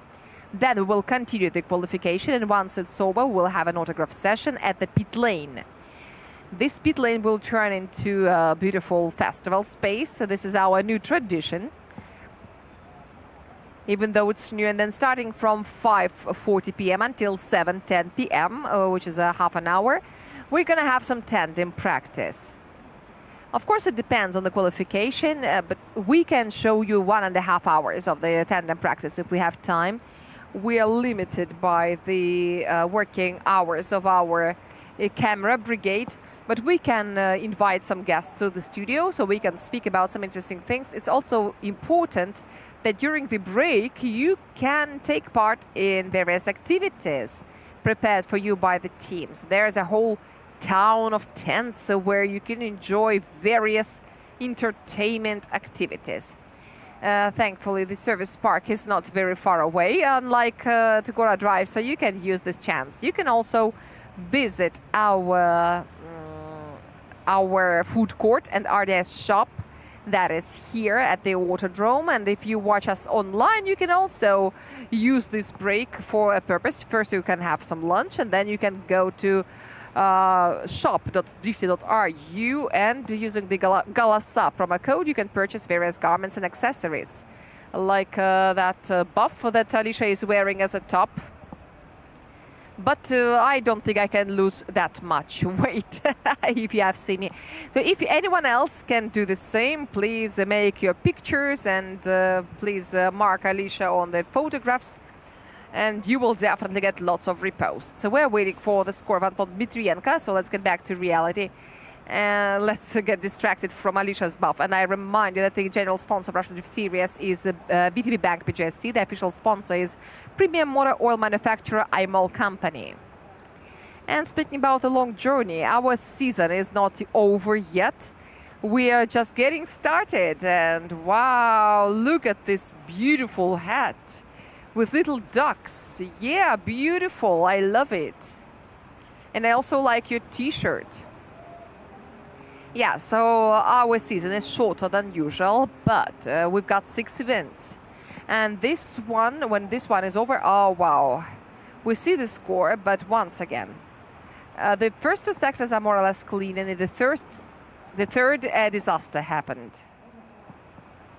But it's almost -2, not -5. But it's clear what should be worked on. And this is 76 points, and Anton Dmitrienko is on the 8th line. In a week, we've got RDS Fest with Galasa promo code on tickets.50.ru. You can buy tickets with a discount. Now, Danilo Vorobyov, who definitely heard something from his colleagues representing Lukoil Racing Drift team, probably has got some knowledge that will help him. And now Danilo Vorobyov is going on his first attempt, and yes, this is the E92 born at Lukoil Racing Workshop, the vehicle that the engineers are still working on, looking for the optimal solutions. And wow, that was a spin! Too bad it didn't coincide with touch and go 1 in terms of the line, but the run still goes on, and most important is to get the result different from a 0. And this far everything is working correctly. And here is a smooth transition, exactly according to the judge's assignment. And here he incredibly found the edge of the track without crossing it. Here's the finish, and look how low the rear axle is. I thought it would scrape against the asphalt. And this is all about the grip.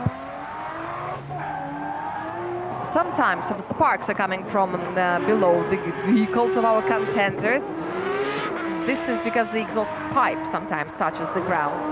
On the car of Georgy Chevchan, the exhaust was doubled in order to put them higher so that there is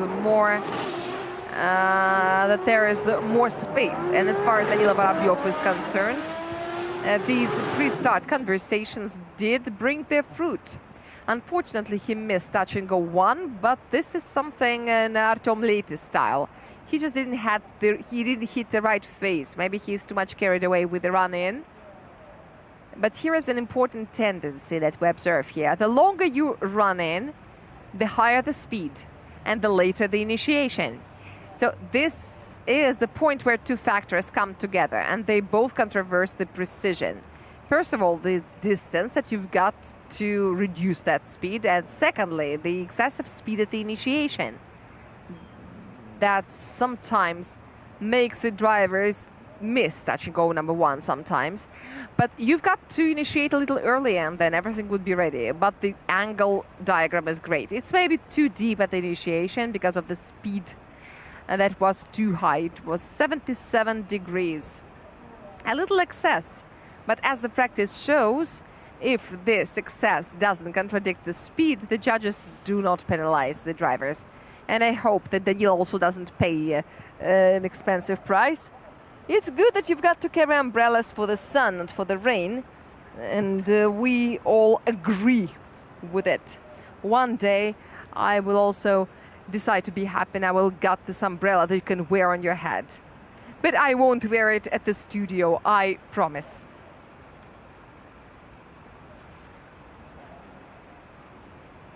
I will only wear it outside when I don't have to wear my headpiece. Maybe one day we will also join the hat campaign of a kind of a pre-race maybe. So if you have any fun hat that you are ready to donate, or at least that we can borrow, then tomorrow after the parade we will record our pre-race, so you can catch us at the autograph session and make us wear some hats. But no branding, please. Let's wait for the score of Danila Vorobyov. We are still waiting, enjoying these conversations and talking to the spectators. And it looks like the score is almost ready. The next contender is coming to the start. Yes, here is touch and go 1 in the first sector, and here is minus. There are some deductions, but it's 24, 28 and 24. And the total is 76. We've seen 76 as well.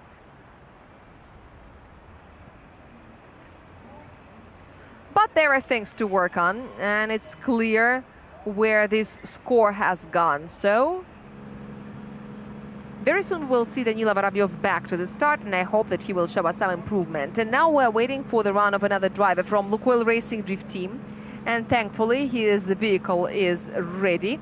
This is Andrei Astapov representing the city of Yekaterinburg. We've got 2 drivers from Yekaterinburg this year and Chelyabinsk. So the guys from Urals are capturing the place of the Siberians. There are more and more of them. Andrei Astapov, and it's great that the car is back, even though he missed the parade. Here's already in the full throttle area. Here is the initiation performed by Andrei Astapov, and it's very precise. For some reason, I expected more passion here, but most importantly, it continues. He's in the second sector already. He does have some angle adventures, and if I saw them, the judges saw them too. And here's the last transition. He's got to press it, and he does, and he goes touch and go 10 towards the finishing line, and it was good. There were some little flaws, but the result is good. A little bit more acceleration would be required, but sometimes such initiation also works, even though it is penalized. But if the rest of the run is okay, then it is forbidden. It's forgiven. Of course, it's forgiven. On the angle diagram, you can see a little step on the way to touch and go 6, and this is something that is not very good, but I've got another idea why Andrei Astapov did the run this way, because after repair he's got to make sure that everything is working right and correctly, and it looked like the angle was a little too little, but it was also growing too slowly. But it was 53 degrees, so this was almost as required, on the edge between the medium and large angle. I remind you that it has to be large according to the assignment, and then reduce to the medium. And if we compare the diagram of the qualification leader, that is Anton Kozlov from Carville Racing, the angle is large, and then it gradually reduces towards touch and go 2. It's important that the angle reduces.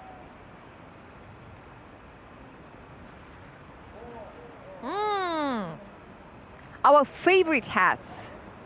But please, guys, be careful. Don't come out to the racing track wearing these hats, because things can happen.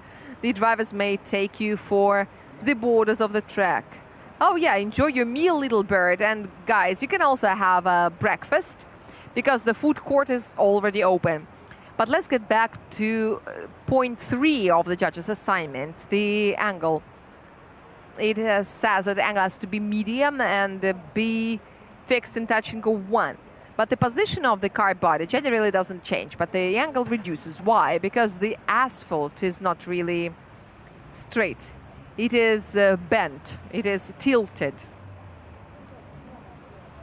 We're waiting for the score of Andrei Astapov, and then we will see the second run of the second group drivers. There is a lot of suspense. We've got 3 leaders of qualification from the second group. Anton Kozlov, 97.5, Georgy Chevchan, 97, Sergei Kuznetsov, 95.5, and Ilya Popov, 94.5.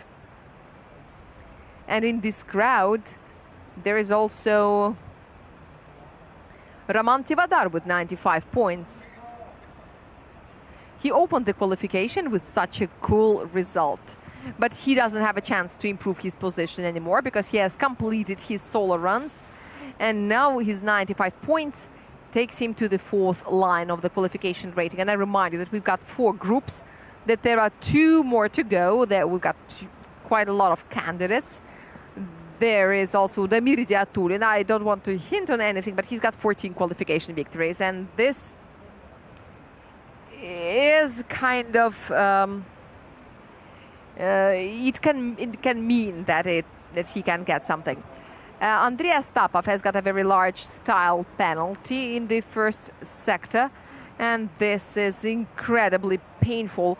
But let's take a look. 22, 26, and 19 for the style only. This is a total of 67 and the 13th place in the qualification protocol. Now we take a little technical break, and we will go on a commercial break as well.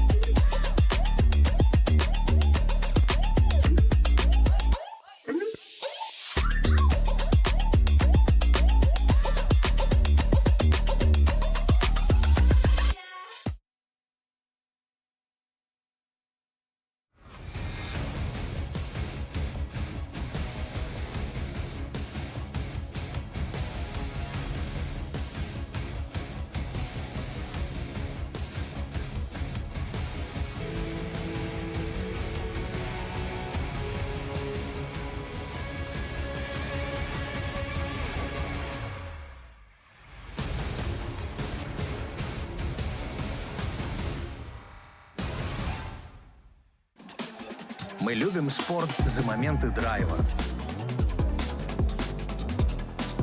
Моменты впечатляющего мастерства. Моменты запредельных эмоций.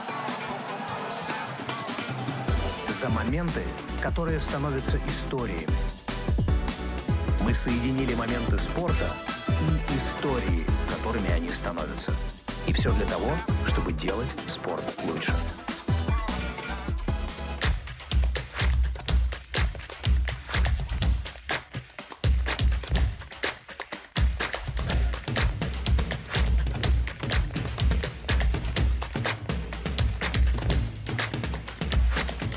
С картой ВТБ возвращайте до 3000 рублей в месяц. Выбирайте категории с выгодой до 15%. Получайте больше кэшбэка с подпиской ВТБ+. Оформите карту онлайн с бесплатной доставкой или в офисах ВТБ и Почты России.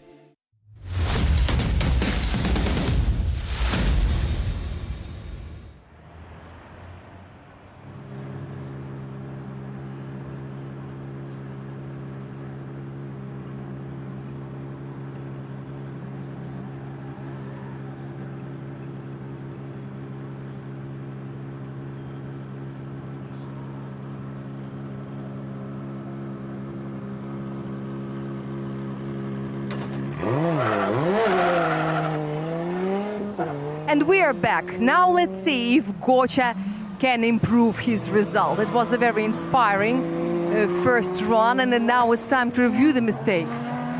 We know that he's got a lot of experience. Now the initiation is amazing as usual, and the transition.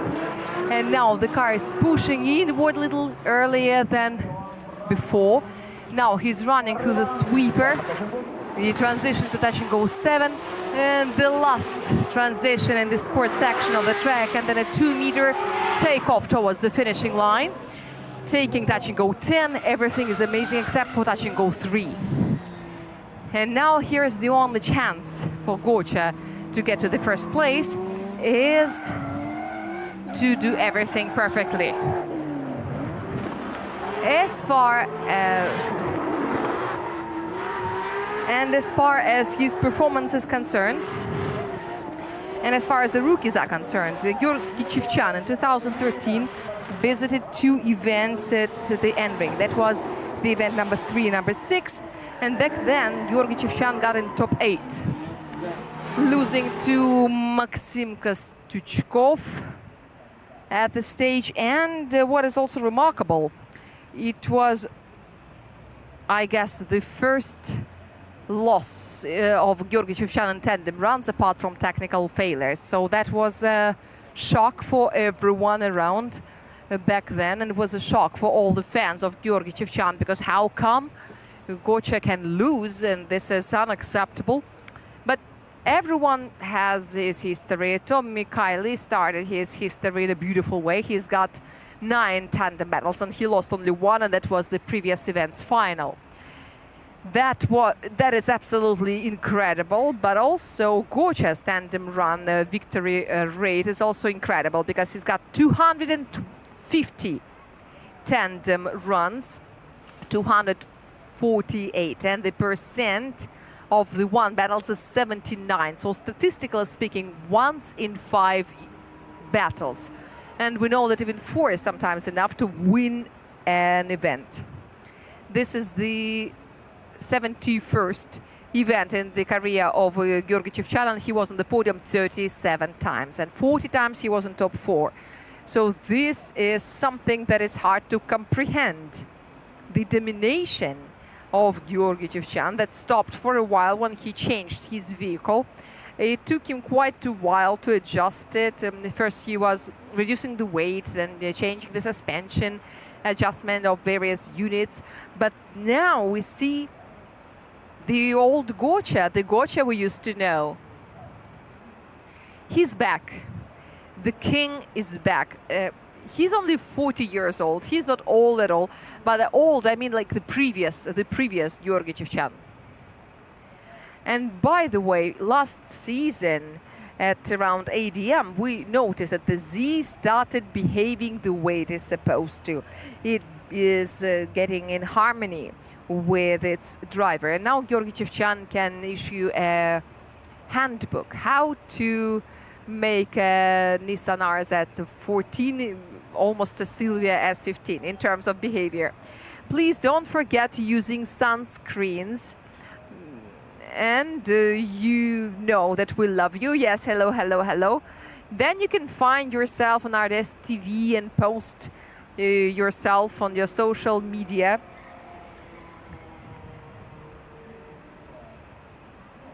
We're waiting for the results of Georgy Chivchan, and I remind you that there will be a 2-point penalty, unfortunately.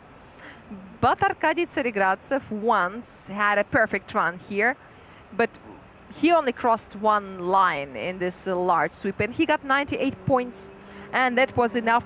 So let us not say it's impossible. It is possible, and moreover, when the car went by touch and go 3, Georgy Chivchan didn't even blink an eye. So he just let it go. This is what you're supposed to do. This is an example for you all. The main thing is never try to push the car where you cannot push it, because it won't work, but you will ruin it all. You can ruin all the other criteria. When we say this phrase, that the line mistakes never come alone. This is what happens when a driver is trying to do something about the wrong line. It's better just to relax and to think in advance, because yes, if you have made a mistake, if it's really a mistake, it has already happened. You shouldn't do anything about it. Think about the future, and then it works much better. 145 kilometers per hour is the speed of Georgy Chivchan at the initiation, which is great. The record-breaking values are 151, 152. This is also gorgeous speed, but after such a speed, you never know what happens to the rest of the run. We know that Gocha can handle it anyway. Oh, wait. The angle is 52 degrees. That's not enough. This is what the system says. Even though we didn't look like that. But okay, we believe the system.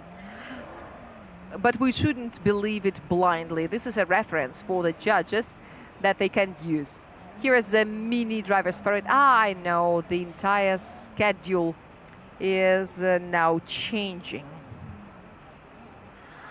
Our entire diagram is a little bit below the correct values. Here's Sergei Kuznetsov, one of the leaders of the qualification. He is on the 3rd place. Danila is still going around and asking his colleagues some questions. Too bad we cannot overhear. I wish I could hear what they're speaking about, but one day we will have microphones in the cockpits so that we could hear everything that the drivers are saying. We could also hear all the sounds within the cockpit. Oh, overhear these secret conversations. Oh my, oh, almost there. Oh, wow, no. Yes, the miracles happens, but still, without that unfortunate touch and go 3, he would have had 99, but no. Touch and go is missed, so it's -3. So we register the previous result. 97 points is the best result of Georgy Chivchan. So he remains on the 2nd line of the rating with the identical values. I wish Anton Kozlov heard us. Too bad. I don't pity him at all, because Anton Kozlov remains the lead, and right now he's got a chance even to improve his previous performance. He's the vice champion of Russian Drift Series 2023, when in the final run, and one more time, the destiny of the title was decided, and Gocha won. All right, so this is all history. Now let's get back to the present.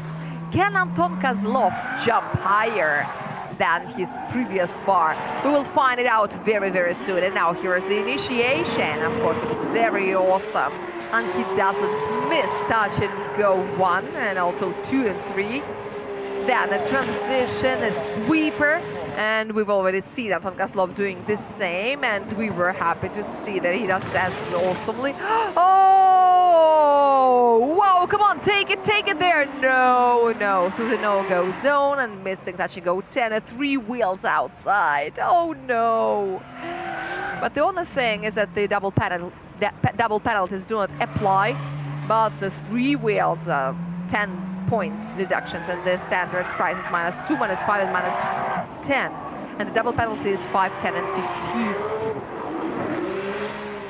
So it means that when we are in the double penalty zone, this is 2 for the price of 3. And you wouldn't even say that the speed was excessive. He just did a transition a little bit too early, and he tried to do this transition even sharper, and this is what he shouldn't have done. Yeah, that's very sad. That's a great pity, because the run was great. There was that aggression and soft gloves. Damir Diatulin also stands out. This is a 0. This is a 0. This is not. This is an unchaseable run. And as far as the beginning of the run was really brilliant. Anton Kozlov definitely learned his lessons. Because he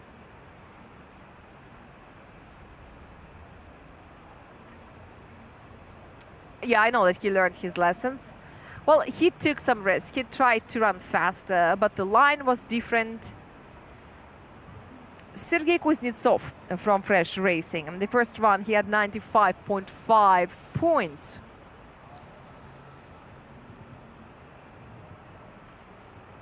So he's got to improve it, and I know that he's capable of it. He can climb even higher. He's losing 1.5 points to Georgy Chevchan and 2 points to Anton Kozlov. He's driving a Toyota Supra A80 that was specifically built for him by Fresh Racing Team. That's the level of the team and the level of the driver when everything is done for you. They make a car for you, a new body and everything from scratch. 3 reds, 1 green, let's go. A very good first attempt, and we have already reminded you about that. And now, naturally, the super task is, after you have done the minimum, to do the maximum. And, well, there are some minimums that are worth the maximum, and now it's time to show something even better, something even more precise, but even more aggressive. And also comply with all the parameters. Now Sergei Kuznetsov is doing a brilliant job. He's getting out of the main sweeper, and he is the next one after the deceleration zone. This sweeper may be less impressive in the size, but it's very demanding. And wow, what a great run it was. A very nice whole one. And I would call it dense. That would be a very good word. Now let's study it in real time. The 2 runs at the same time. In the second run, he was a little bit faster, a little bit more precise in terms of the line in the first sector. And then everything was running really beautifully right until touch and go number 9, because there the car body gave a little swing and the drift dynamics system almost ignored that. Yeah, because the diagram is also very clearly written, and we also compare his performance with the best attempt, and which means to the performance of Anton Kozlov, who's got 97.5 points, and it's pretty similar. It doesn't mean that the score would be the same. Please notice that. We only compare the dynamics, because first of all, we're curious, and we are gonna watch these guys until a late stage of the tandem runs, and the judges will also compare their later performance with the qualification runs, because if there are any changes, they may indicate some technical factors or some driving inaccuracies, but we still need a reference. And if you compare a driver with someone, he should be compared to the best qualifier, and that is Anton Kozlov. And we still don't see the score, so we don't know. Maybe Sergei Kuznetsov has become the best, but it's also curious because this is the initiation thing. Yeah, the initiation thing. That is the smoke from the front wheels. Yeah, this is what it's about. And there is also a step, so it's 30, 29.5, and 30. This is not even a 90. This is 89.5, but it looked so beautiful. Okay, so Sergei Kuznetsov remains on the 3rd line of the rating, but still ahead. He's got nearly 12 or 13 more drivers who will try to outrun him, including some from his groups, including Ilya Popov. He will be the first of those candidates to get to the by-run zone. He's already in the by-run zone, but he's one of the candidates to improve his result. Yes, he's got to strengthen his position because he's got the potential, but maybe 94.5 would not be enough to stay within the top 6. Ilya Popov, in the meanwhile, is running in. He initiates, it's very clear on the line that a transition directly to touch and go 2 and 3 without any problems and fluctuations of the car body. And the driver also doesn't hesitate a moment, and he beautifully draws a nice straight curve. He's already in the deceleration zone, and he's leaving it, turning the tires into the white smoke, and look how hard it is for the suspension. Because the car is really going through a hard time there. There's a very serious shock for the suspension, which of course is trying to destabilize everything that is happening, and the drivers have to handle this somehow, and the drivers and the engineers as well, because this is also a mission of the engineer to mitigate these fluctuations. This is really beautiful here. Yes, the rear axle even jumped a little at this moment. But it didn't cause any corrections. And now, speaking about touch and go 1, the Z has got a very long trunk, and there is a shadow that can sometimes be misleading because you don't really see where the wheel is. And I remind you that there should be with the right front wheel. We've got 2 inner clips that should be taken with the right front wheel. Here you could see the vibration of the rear mirror very well. It's made of composite material, so it's a little flexible, and these vibrations are coming from that bump where the cars start getting into that little uphill climb that is 2 meters high.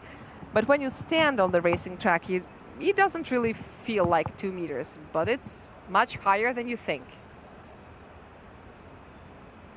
This is amazing. You don't feel it until you walk it. It's absolutely not obvious. Even when you are standing there in the middle of the track and you look at it, it doesn't look like 2 meters high. But well, this is what it is like. Wow, I love that outfit. That is a style. That is fashion. Look at these fabrics. Look at these details. Hello, hello, hello. I hope you see something on the screen, because sometimes the sun is far too bright, but we are really trying hard that you see it all well. We say hi to all of you. Please take care of yourself, stay hydrated, drink a lot of water, and don't forget the SPF. Find the one that matches your skin type. All right, so the first attempt of Ilya Popov, who just finished his first run with 94.5 points, is waiting for his results, and we've got all the grounds to think that there may be an improvement in the run number 2.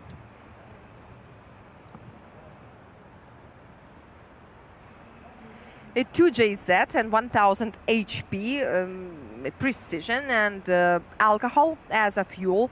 We've got some drivers, well, one. We've got one driver who is still using gasoline instead of alcohol. Oh, wow, yeah, that is the angle correction. This is what it looks like.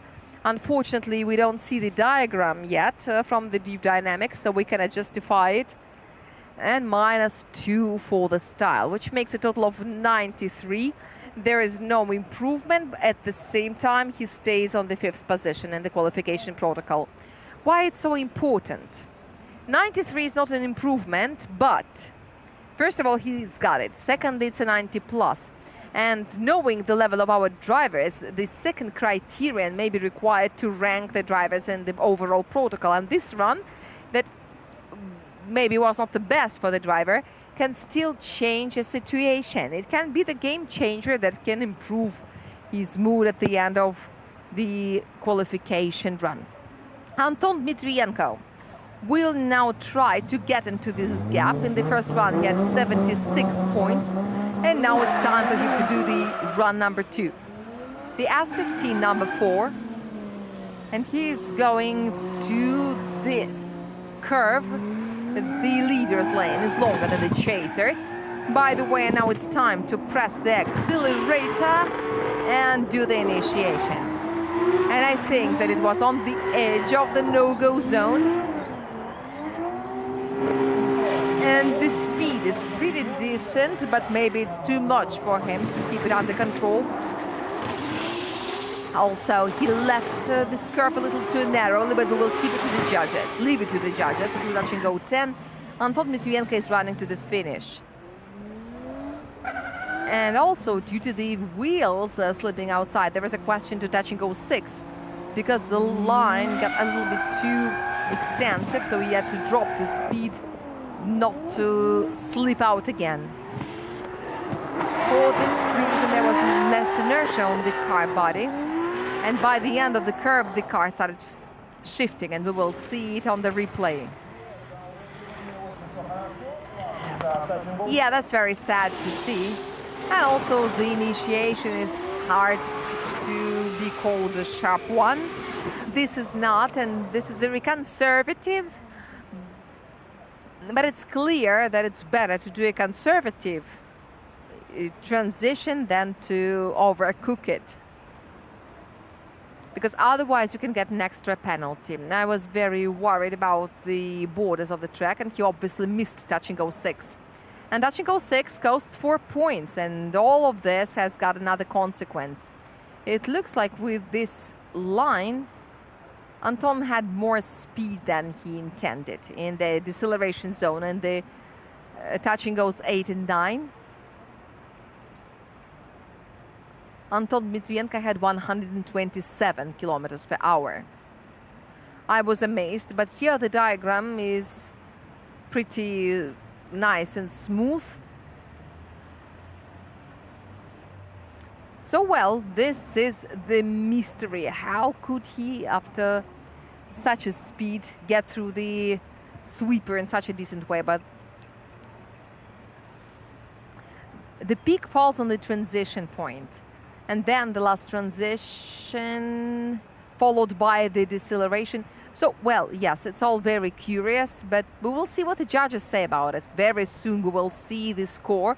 I remind you that in the first run he had 76 points out of 100.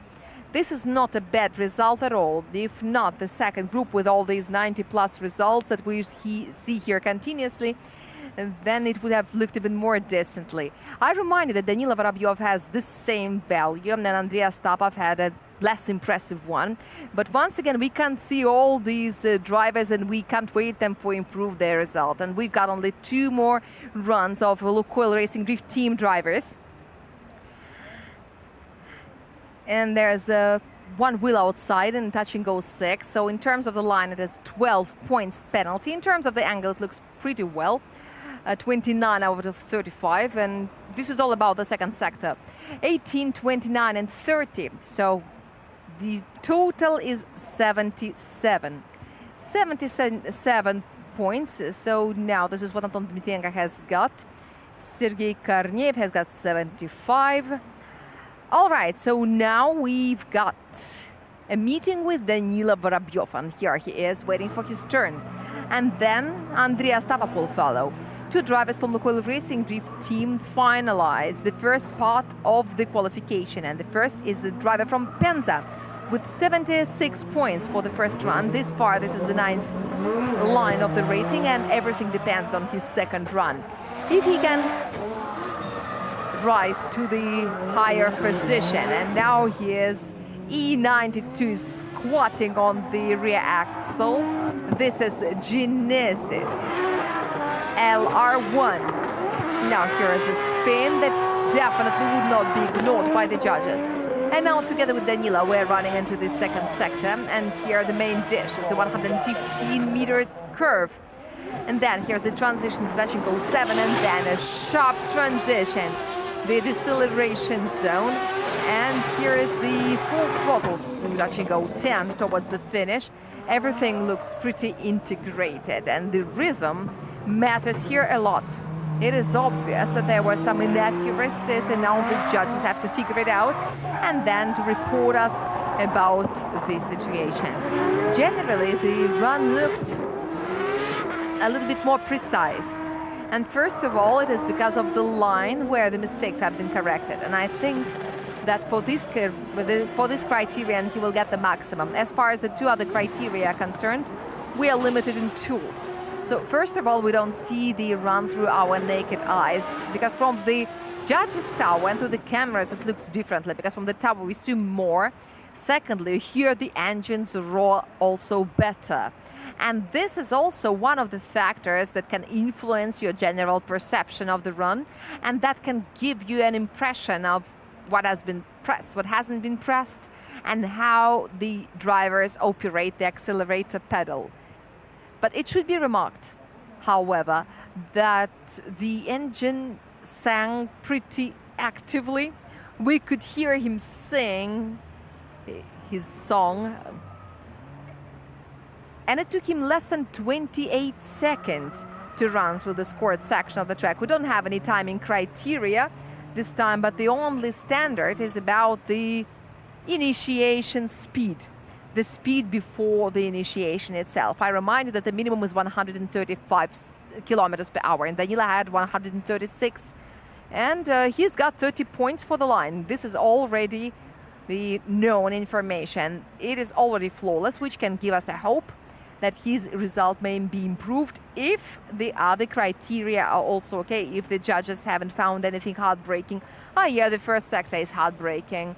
The correction at the initiation entails a penalization for the angle and the style, and the same happened in sector 3. This is 87, nevertheless. This is a pretty strong run, 87 points.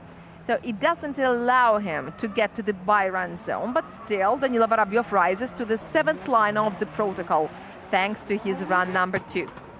So now he outpasses Anton Dmitrienko and Artem Leitis. And now the last run of the second group, and the last one before the break. Andrei Astapov, 67 points for the first run.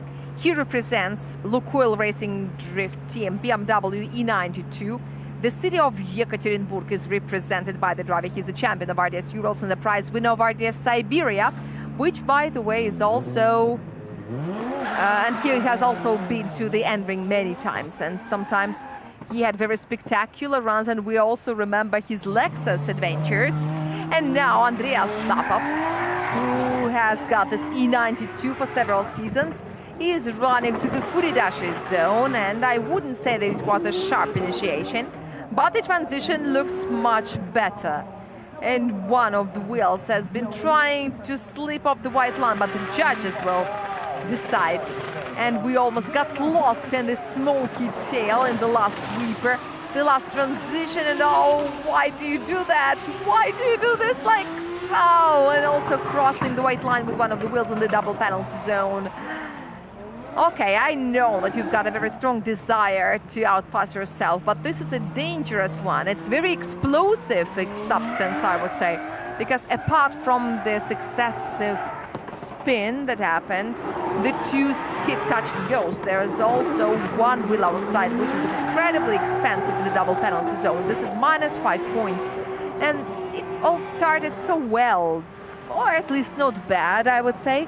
But in the process of the run, it all fell apart. There were some flaws at the initiation, but this is not the worst thing that could have happened. And also, he went full throttle too late, and the speed fell below the permitted value. And also, touch and goes 7, and the touch and goes 8 and 9, -5 for the wheel, and minus something for the style. Well, so that is bad.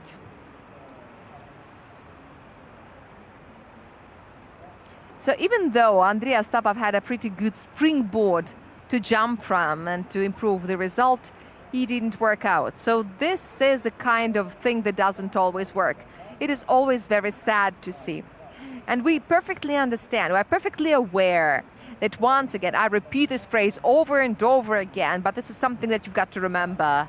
There are no weak drivers in Russian Drift Series Grand Prix. All of them totally deserve a good result. All of them can drive. All of them can drift. But these cars can also resist very strongly. This is a really hell of a challenge because there is a lot of grip, a lot of power, very little time, very challenging assignment with tiny touch and goes and lots of technical elements where you've got to spin your car, slow down, accelerate, fix the angle. This is super difficult. That is extremely challenging. And what we see in this certain situation, we've got 26 drivers plus 2 juniors. Moreover, this is heroic, at least. Or this is manifestation of top driving skill in drifting. This is something that I do not doubt a second. And such things make me so sad because doubtlessly, this is about the circumstances that work against the drivers. Plus, there is a very strong desire to prove yourself. And this is what every driver can do and wants to do. And once again, this is too early to cry and to mourn, but we're still waiting for the score, and I think that it's about to be ready. And I think it won't be a surprise for anyone that the leader of the qualification is still the same. And here is the score. Not very good. So now we will see the general situation. We will hear Anton Kozlov, who still remains the leader of the qualification with 97 points. And the qualification will continue at 2:45 p.m. Now let's listen to the interview. Hello, my friends. So congratulations. The first two groups have already qualified, and the leader is him, a driver of Carville Racing, a driver originally from Ulyanovsk, but currently living in St. Petersburg, Anton Kozlov. And by the way, Anton, I would like to tell you that Tommy Kiley yesterday called you one of his main competitors at this track. And would you please share your impression? What do you feel about your qualification runs? Is there anything you would like to correct, but you cannot do because it's over? My first run was very good. I totally enjoyed it. And all these days, I think it was my best run because I managed to concentrate. I want to thank my team for organizing everything in my head. And so my run looked like that. I had -2 for the style, -0.5 for the angle. I think it was about the uphill run, the acceleration, because the style is about acceleration, and I had to improve it in the second run, and I don't know why, but I got too overwhelmed. I was blinded with my desire, and starting from the second sweep, I started pressing the accelerator without letting it go, and I ran everything at the maximum acceleration. I really love this feeling, just like many other drifters. And it worked badly on me because near the grandstand I lost speed, and when the acceleration is high, the speed often falls because the angle is too big, and I got in the no-go zone. I corrected the angle, so that was a 0. But I was actually happy because I thought that if the score is low, it would look ugly, and I was happy to hear that it was a 0. So that was a very bright moment for me, and I hope that it was bright for you as well. And my first one was academic and right. It was Anton style, right? Academic Anton style run. I would like to tell you that you will see Anton Kozlov later at the evening practice, tomorrow at the practice session, and also on the 20th of June at RDS Fest at Moscow Raceway. Anton Kozlov will take part in the champions battle, and he will stand for his title of the champion of Russian Drift Series. Back then you were the champion of Russian Drift Series West and Europe, so he will stand for his style. With with my promo code Alisha, today or tomorrow you can purchase a ticket to RDS Fest with a nice discount. We will see a little later. Now, Anton, congratulations, high five, and please invite everyone to RDS Fest. Dear friends, you're all welcome to RDS Fest. And let me reveal a little secret. This is going to be a rehearsal of the final event of RDS GP, because as far as I understand, the guests will be outstanding, the drivers will be outstanding. We will fight like crazy. So, in fact, this is the final of the season that we rehearse right now. So if I were you, I would definitely come over, because this is easier now, and you will definitely enjoy it, and it's going to be a great day. You're welcome. You're welcome, yes. With Alisha promo code, you can get a discount. See you later, Anton. Congratulations. And now let's take a look at the results of the qualification round at the current edition. Anton Kozlov is naturally the leader. Georgy Chivchan is second with 97 points. And Gocha's opponents will have to work really hard because his both attempts were scored as 97. So the next one is Sergei Kuznetsov with 95.5. Roman Tivadar has got 95. Ilya Popov 94.5. So the density is insane. Then there's a 3.5 points gap, and Tommy Kalyak has got 91. Daniil Vorobyov 87, and the 8th Artyom Ledis with 85 points. Yeah, so it looks like they started diving deeper and deeper. I am really surprised to see Anton Dmitrienko with 77, Sergei Korneyev 75, and so on and so forth. Alexander Leonov has got 48.5. And please don't be scared. Pyotr Borodin and Dmitry Sherbina are not under threat. They still haven't come to their qualification. So these are no double zones.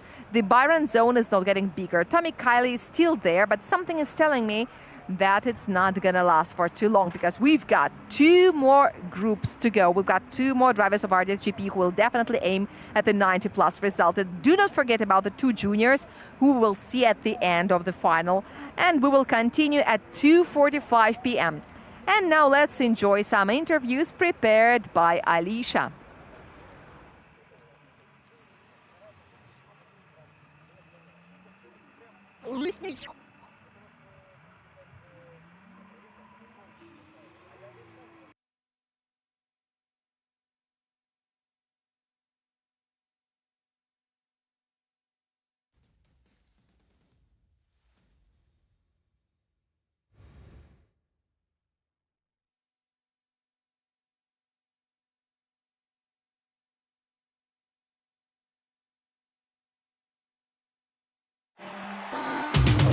Куда приведет тебя спорт? К экрану? К любимой команде? Или в спортзал? К клавиатуре? На ринг? Или на стадион? Все пути открыты с чемпионат.ком.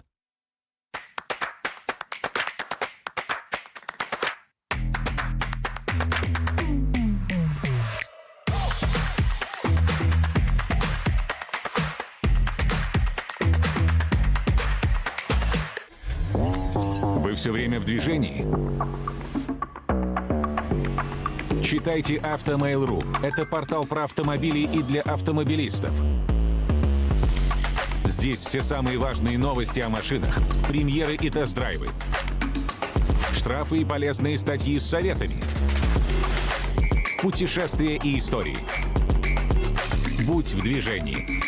Заходи на Автомейл.ру и читай про главные автомобильные события.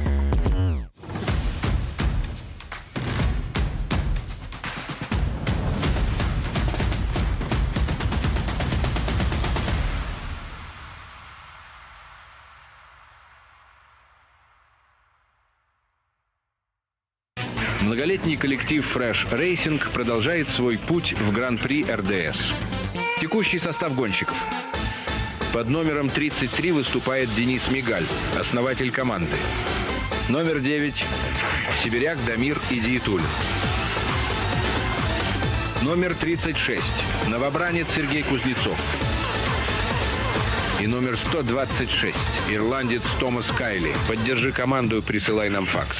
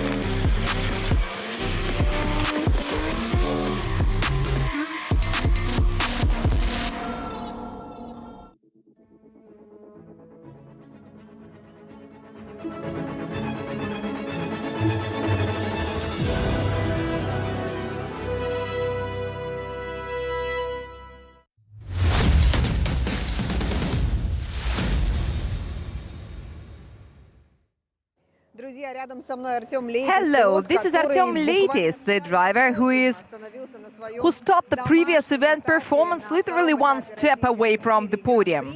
Artem Leitis represents Carville Racing. Can you briefly share your impressions of the previous event? Do you think that that was about the stars that brought you the luck? So what did you lack? I think it's about the totality of the factors, because everything played in my favor. First of all, the fact that I qualified in the first group and I didn't go to the health group, so I hit the required moment. Also, I defeated Piotr Borodin.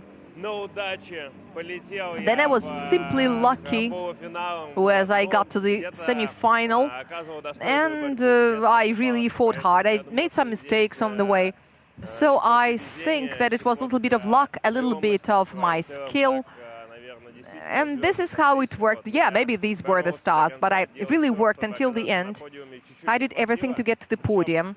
I stopped one step away, and I think it was about my lead runs. This is where I made mistakes. As a chaser, I believe I showed a very good result with Gocha and with Damir, and everyone came up to me and told me that I was doing great. So I'm satisfied. I'm very ready for the Nizhny Novgorod event. I love this place, so I think it's gonna be cool. Were you inspired by that result? Indeed, who wouldn't be? Because someone would get upset, because the fourth place is a sad thing in sports. You know, at that moment, I was thinking that it was bad, but then after several days, I came to realize that it was really inspiring, and I'm now ready, I'm charged, locked and loaded. This time we've got a new tire, so what do you think about it? It's super cool. I just tried it and I said, guys, it feels like this is the good old tire that I used to use in RDS Europe and RDS West and in Grand Prix before, and I said, cool, I'm very satisfied. The tire is great, the speed is rising. This is what I love. Okay, let's send Artyom Loudest to practice. Artyom, I wish you a very inspiring and productive event. And as far as we're concerned, we proceed. Now we will ask the drivers about their practice days, about their impression of the St. Petersburg event.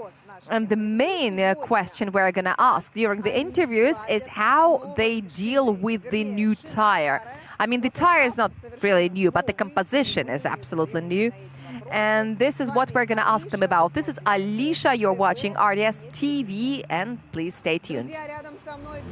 Guys, this is Tommy Kiley from Fresh Racing, one of the leaders of the personal competition at this moment after the two events. So, congratulations. You gave us perfect runs. You gave us perfect Irish style. We missed it. Russian fans missed it. How do you like Russia? And how do you feel about the beginning of your season here in Russia? Yeah, so far it's been perfect. Everything we could have asked for and even more at times. The weather has been a big change coming into this weekend where it's over the 30 degrees mark, so it's extremely hot here and we're trying our best to cope with the heat. Trying to do as minimal practice as we can, but also get a feel for the car without overheating the body or the engine. So, yeah, we're all about a balance here, but I see that the drivers are pushing harder than ever going into the third stage, so we really have to give it everything this weekend to do as well as we've been doing previously. Thank you. I asked Tommy what he feels about the beginning of the season and what he feels, what he thinks right now, because the Russian fans have missed the Irish style, and Tommy says that it's been very hard because, first of all, it's hot and he's got to keep the balance, physical balance and the technical balance within the car so that it doesn't get exhausted, so that the body doesn't get exhausted. And he feels how all the drivers start a very severe battle before the stage 3, and now it's getting even more serious, but still he has got nothing else to ask. Everything is running great and he accepts everything and he's happy about everything and he generally feels good. What about new tires and new compound of the tires? Have you tasted? What do you think about it? Yeah, we've got a few laps this morning on the new compound and it's even better than the previous one, so much more speed involved and much more commitment. I think the battles will be amazing. I have nothing bad to say about them. I think they're a great choice for the championship. So everyone seems to be happy so far with them, and I think we'll be able to push to the limits with more grip this time. Yeah. Everybody are happy that the compound is better. Of course, I asked Tommy about the new tires, and he says that these are the tires that feel better compared to the previous ones that he had to use here. And all the drivers look much happier with these tires, which means that the drivers are going to push the limits for the good battle, and the references on the good compounds are the best feedback, as we can see, my dear spectators. Your main opponent here in the Russian Drift Series? I guess Gotcha was the only one I've lost to so far, even though it was a bit of a controversial battle. But yeah, I understand this is one of his favorite tracks, so he will be hard to beat. And also, Kozlov seems to be very competitive in this circuit, so those are the two. And also, my teammate Damir is also a very tough contender. So these three are the main concern, I think. But yeah, we'll try our best to meet them in the later stages if we can. Have you maybe asked Jack Shanahan or James Dean about Russian pilots before you came here to Russia? Yeah, we've talked about the tracks mainly, and yeah, it's about the drivers also, but I think they had all good things to say, especially about the tracks. They really loved the experience when they were here, and I think Jack was quite jealous that I got to drive the Supra this time. He would love to be here again, I think, from what I can understand. So yeah, they're really happy that I could make it, and we have all good things to say about it. I read in your Instagram page that most of the people compare you with James Dean. They call you like young James Dean. What do you think about it, and do you agree with it? Yeah, I guess it's a good compliment to get. I can't disagree. James has been very helpful to me since I started in the sport almost 15 years ago now. So yeah, it's always a good compliment, and I've been getting it in OIDC and also when I come here. Not also that we have a similar driving style, but also that we look similar and we act similar. So I just take it as I get it every time now. It's part of the norm. But anyway, who's your idol in drifting? I guess Kawabata in Japan was my idol growing up, seeing him throw the reverse entry at Tsukuba Circuit, or at Suzuka. And yeah, I've been following it a long time. So yeah, he would be my main one, and I guess James was always one that we looked up to back in Ireland, and I guess he made us more competitive in the Irish series when we had to beat him. So we have him to thank, I guess, for how competitive we all are as an Irish nation. Okay, thank you so much for intro. Your manager is pushing me, like, you know, because you now have new tires. So go in train, thank you so much. Dear friends, that was Tommy Kiley. Let me tell you about at least the last things that Tommy said. I asked him who of the drivers is his main competitor at the moment of the Russian Drift Series drivers, and he answered that definitely this is the only person that he hasn't managed to beat at the second event, that is Gotcha Chivchan. And Gotcha feels very confident here at the NRing. Also, he remarked Anton Kozlov from Carville Racing, who is also very competitive here at NRing. And indeed, he couldn't ignore Damir, his teammate, and said that Damir is also very good here at NRing. So he's got to fight with them. Then I asked about the fact that he's often compared to James Dean on the internet, and people say that Tommy is a young James Dean, and he said that he doesn't have to say anything bad about it because they may look similar, they may represent the same nation, and also they have different styles in driving, but James is a great driver and he's generally happy to be compared to him. He also said that Jack Shanahan and James Dean miss Russia a lot, and Jack Shanahan is very jealous right now because Tommy Kiley is driving a Supra and he's in Fresh Racing team, and the drivers from Ireland really miss our track. So Jack, we say hi to James. We miss you too, конечно же, guys. And my last question was about who is his drifting idol and the benchmark for Tommy in drifting, and he named the Japanese driver Kawabata. And he said that this probably is his drifting idol. This was our interview with Tommy Kiley, the leader of the personal competition in Russian Drift Series Grand Prix at the moment. We will speak to someone else later. And we will definitely get back to our drifting on air here at NRing. So, here it is. Stay tuned. This is Mikhail Davidyants, a rookie of Russian Drift Series Grand Prix this season. Misha, what is your rookie years like? Generally, it's been good. At the first event, I got to top 16. At the second, I got to top 16 again. And this is my basic minimum that I'm trying to fulfill, not to be a top 32 racer. Of course, I wish I could get to top 8 or even somewhere higher. We're gonna work a lot at this event because in my head, I've been thinking that Nizhny Novgorod, Krasnoyarsk and ADM Raceway are the tracks where my vehicle would be the most comfortable, because St. Petersburg and Moscow Raceway are the high-speed tracks with long sweepers.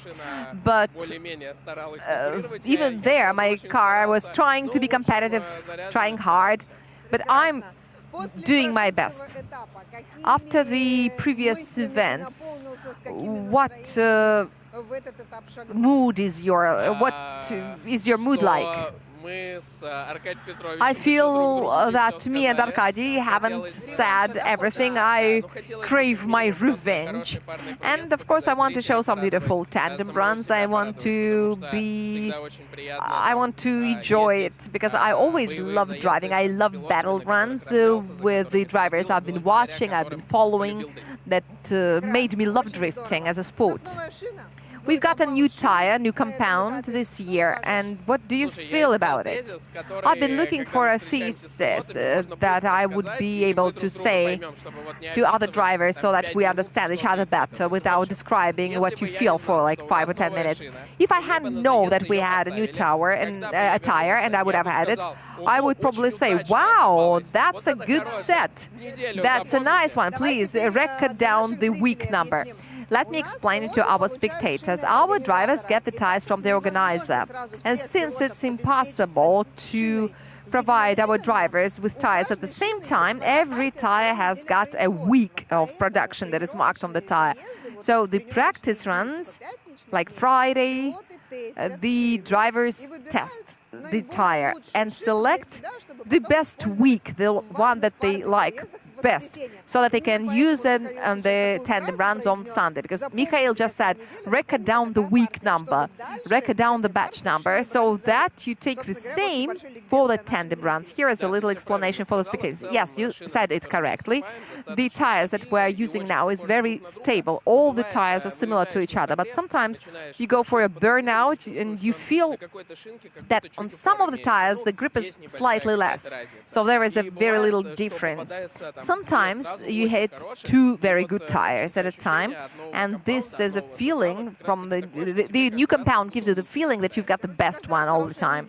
Yeah, so every time is your best time. Yeah, exactly. So, do you know what it's like?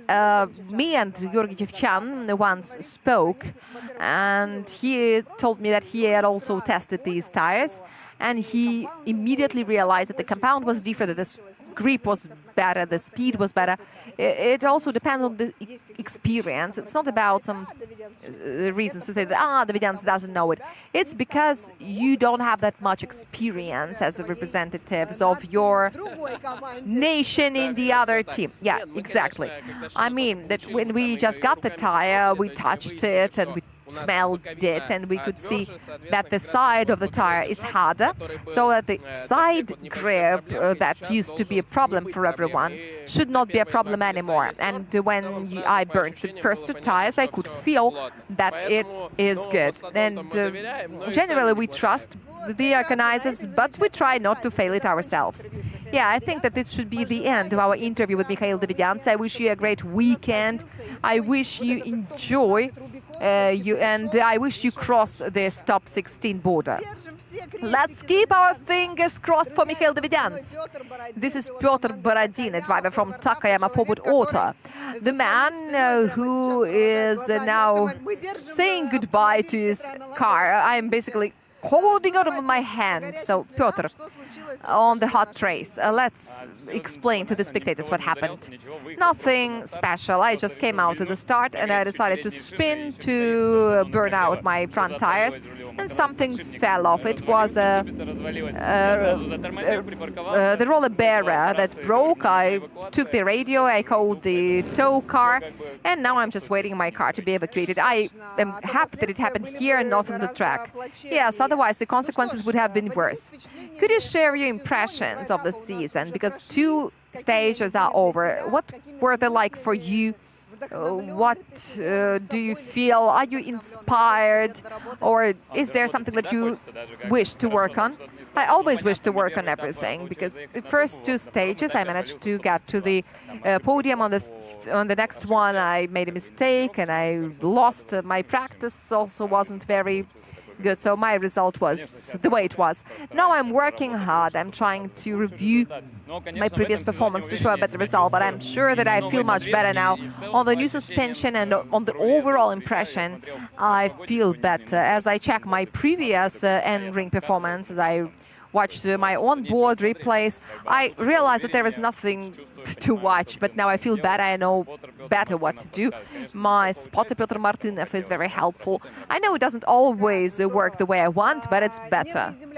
So it's the ground and the sky compared to the previous Nizhny Novgorod for you, right? Yeah, well, yeah. Later, I started showing something better, but generally, my first runs feel better. Now the tire is new. Yeah, so we're gradually approaching this question. An hour ago, I spoke to you and you told me that you didn't know, so now you do. Yeah, here it is, the new one. I decided to have a little drive, but I haven't really tried it. Yesterday, I did a couple of runs and it was cool, it was awesome, but I just think that I should drive it more and watch it more. I think that it was cool yesterday, it will be good today as well, because the grip is now better. Yeah, that's cool. So I've got a request to you. It may sound personal to you, but can you bring someone else from Kazakhstan to Russian Drift Series? I believe there are lots of guys who could really join us, but this is not as simple as it sounds. But yes, they're all welcome. My friends, I would like to tell you that we've got another beautiful championship called RDS Open, and we would be very happy to see you among our participants, my dear competitors. Hoş geldinizler, as we see. Yes, hoş geldinizler, and please, you are welcome in Kazakhstan. We are always happy to see you, because I compete in our championships. Exchanging experience is always beneficial for all the parties. So whenever you have a chance to visit us, to share experience, to show some great runs, you're welcome. Let's be friends all together. I thank you all for watching. Thank you, Piotr, for being with us. I hope that you managed to practice. Yeah, I also hope so. But the format is also new. Tomorrow we've got lots of practice, and even now we're standing here, and I decided to leave my car for a longer while so it cools down. The weather is great. We're enjoying the moment, enjoying this weekend. That's great. Thank you, Piotr. My friends, I really wish that all of you enjoy this weekend. I hope that you'll have a great mood, and to extend this pleasure, I invite all of you to the Festival of Russian Drift Series, RDS Fest, on the 20th of June, which is next Saturday at Moscow Raceway. The tickets are already available. We're going to have lots of public talks, activities, and with Alicia promo code, you can purchase your ticket with a nice discount. And we continue our journey around the 3rd stage of Russian Drift Series Grand Prix, talking to our drivers. Thank you once again. This is Danila Vorobyov from Lukoil Racing Drift Team. He is here with us. Danila, could you please tell us what's the season like for you? Hi, everyone. This season's been great. We are working on the new platform. It doesn't always work well, especially it doesn't always work well simultaneously. Whenever we have time before each stage, we try to use it to the maximum. And now in Nizhny Novgorod, at the 3rd stage, only now I feel that the car is getting the balance that makes me enjoy it when I don't feel like leaving my car. 2 more events of hard work, and all my mechanics didn't sleep at nights. And now finally we are here, and all of these troubles that have been haunting us are now over. We are still working on, of course, we're working on the pace, but now Arkady Seregratsev was not running away from me by 5 car bodies. That was only 3 or 2, maybe 1.5. So I continue working. It's perfect. I'm really happy to hear that. But you know, I really want that it doesn't happen on the 3rd stage. I hope that it happens earlier, at least after the first one. So what is holding you back? Why doesn't it always work immediately? Why cannot you adjust it right away? Why does it take you so much precious time? Because we do not have that much time. You know, my answer is simple. You've got to burn 300 tires before the first event of the season. If you do, you already know what your car is like, and you already know the way the car is working. But you know, this is the resource that none of our teams has got. None of the teams has the resource of 300 tires to burn before the seasons. You know, some teams do not even have these tests to do. Yeah, that's true. And moreover, there are lots of teams that do not need those tests because they use one and the same vehicles for several years. But the teams that are building new cars really need them badly, and none of the teams have the resource. So we've got to go around during the season.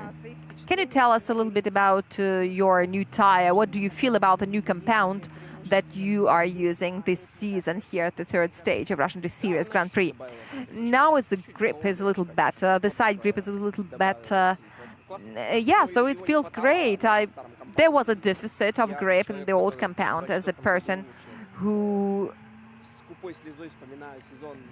is crying, thinking about RDS Europe when we're using Westlake, we've been craving for it. So it's really great to have this tire now.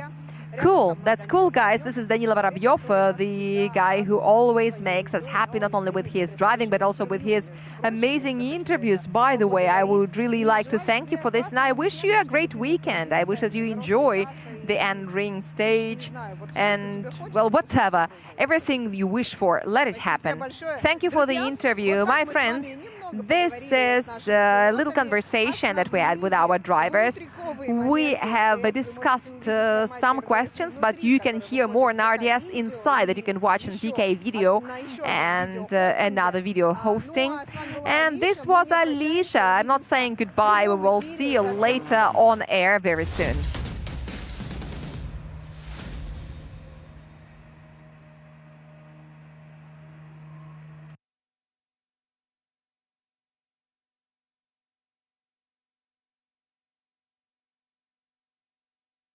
Что для вас хорошая машина? Пробег? Состояние? Комфорт? А запах? Как новая. Для каждого своя хорошая машина. Найдите ее на Автору. Куда приведет тебя спорт? К экрану? К любимой команде? Или в спортзал? К клавиатуре?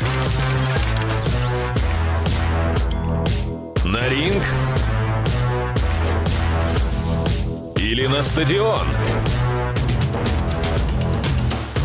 Все пути открыты с чемпионат.ком.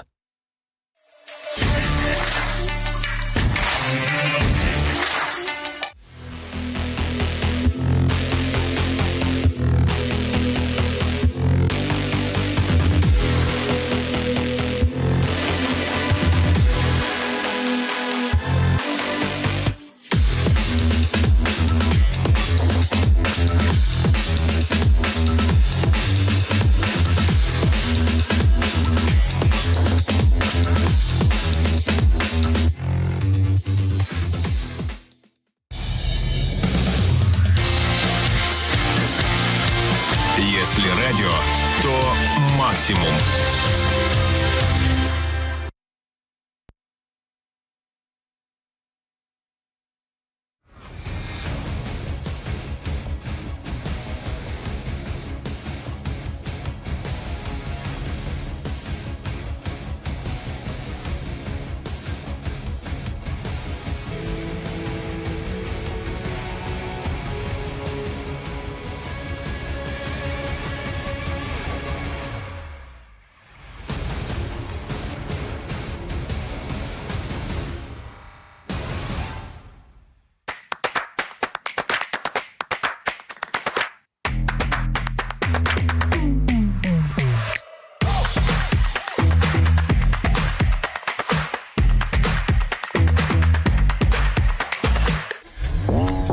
Вы все время в движении?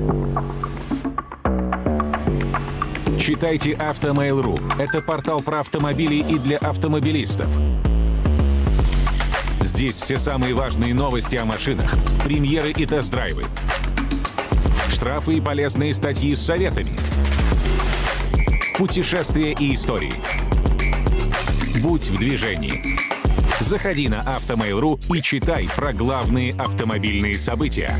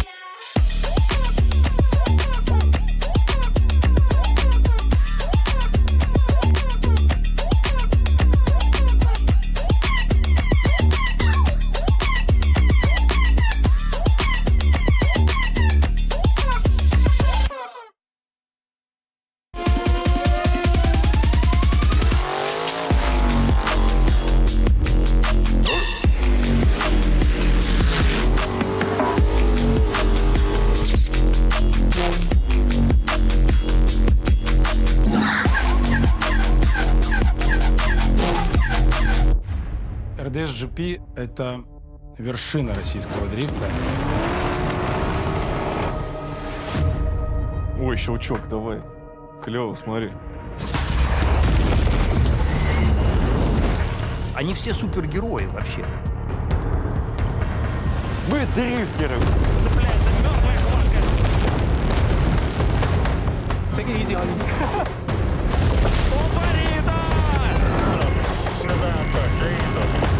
I was hungry for this. I wanted the podium.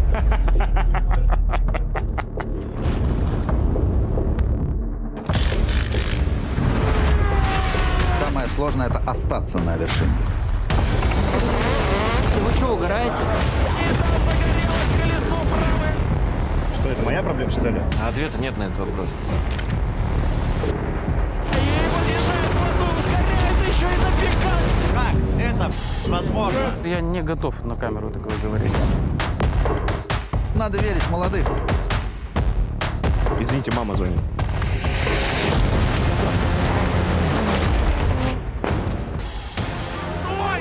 Это автоспорт, детка.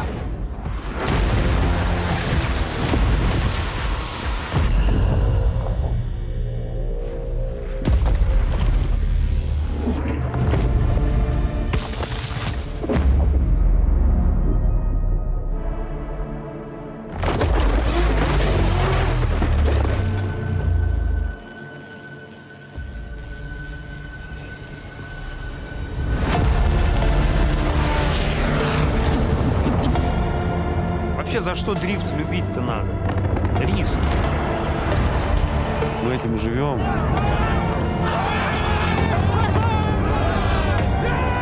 I just couldn't be happier.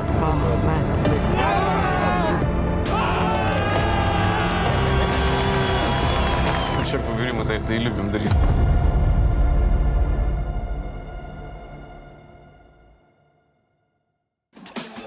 Мы любим спорт за моменты драйва.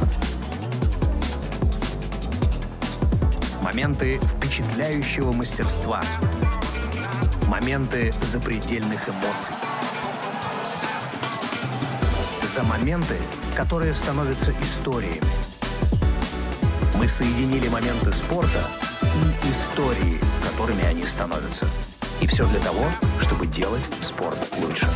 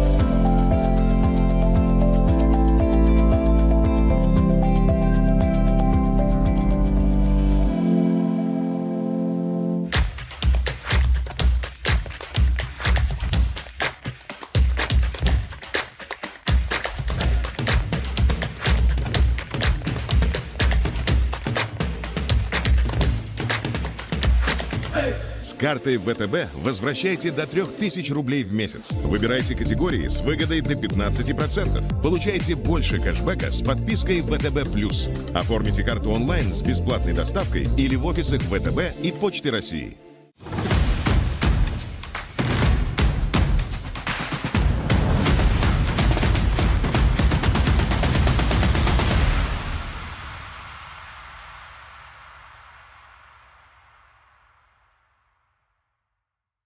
Многолетний коллектив Fresh Racing продолжает свой путь в Гран-при РДС.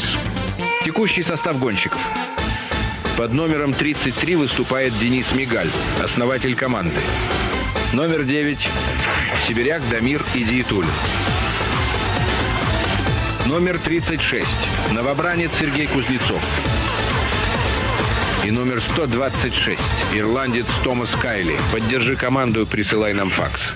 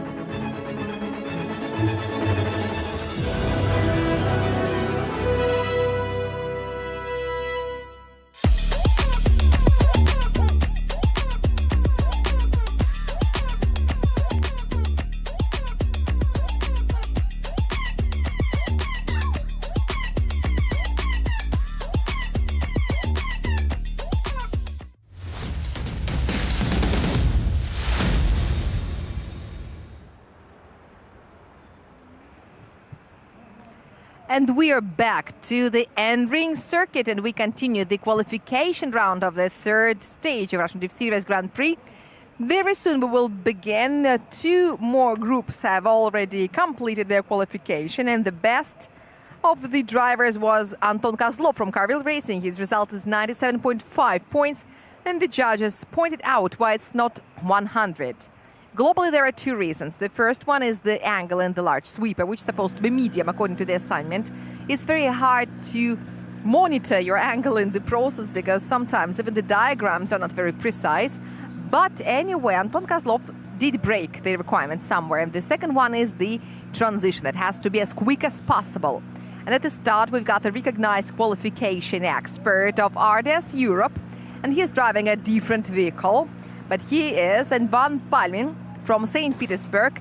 He is Toyota Supra A90, but with the BMW shields, because he is missing the E36.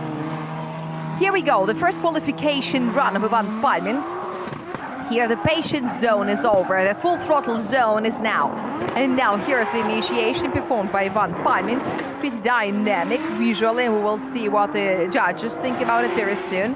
And these white line interactions will also be comprehensively analyzed. And now Ivan Palmin is running to the touch and go 7 and jumps into touch and go 8. And now on the left rear wheel, the car is running to the final sweeper. And he said he didn't like 3-liter cars. Yeah, you see what he can do with it. Ivan Palmin showed us a great run, very stable, very consistent, very skillful. This is what I would say. Very sharp initiation, 3-wheel drifting. Here, well, here the judges will definitely make a 2-point deductions. But then look what happens next, within the safe distance from the white lines, because we all know that since the recent time the white lines are lava, you should not touch them. This is a really great run, indeed. Or you can touch the white lines, but be careful with them.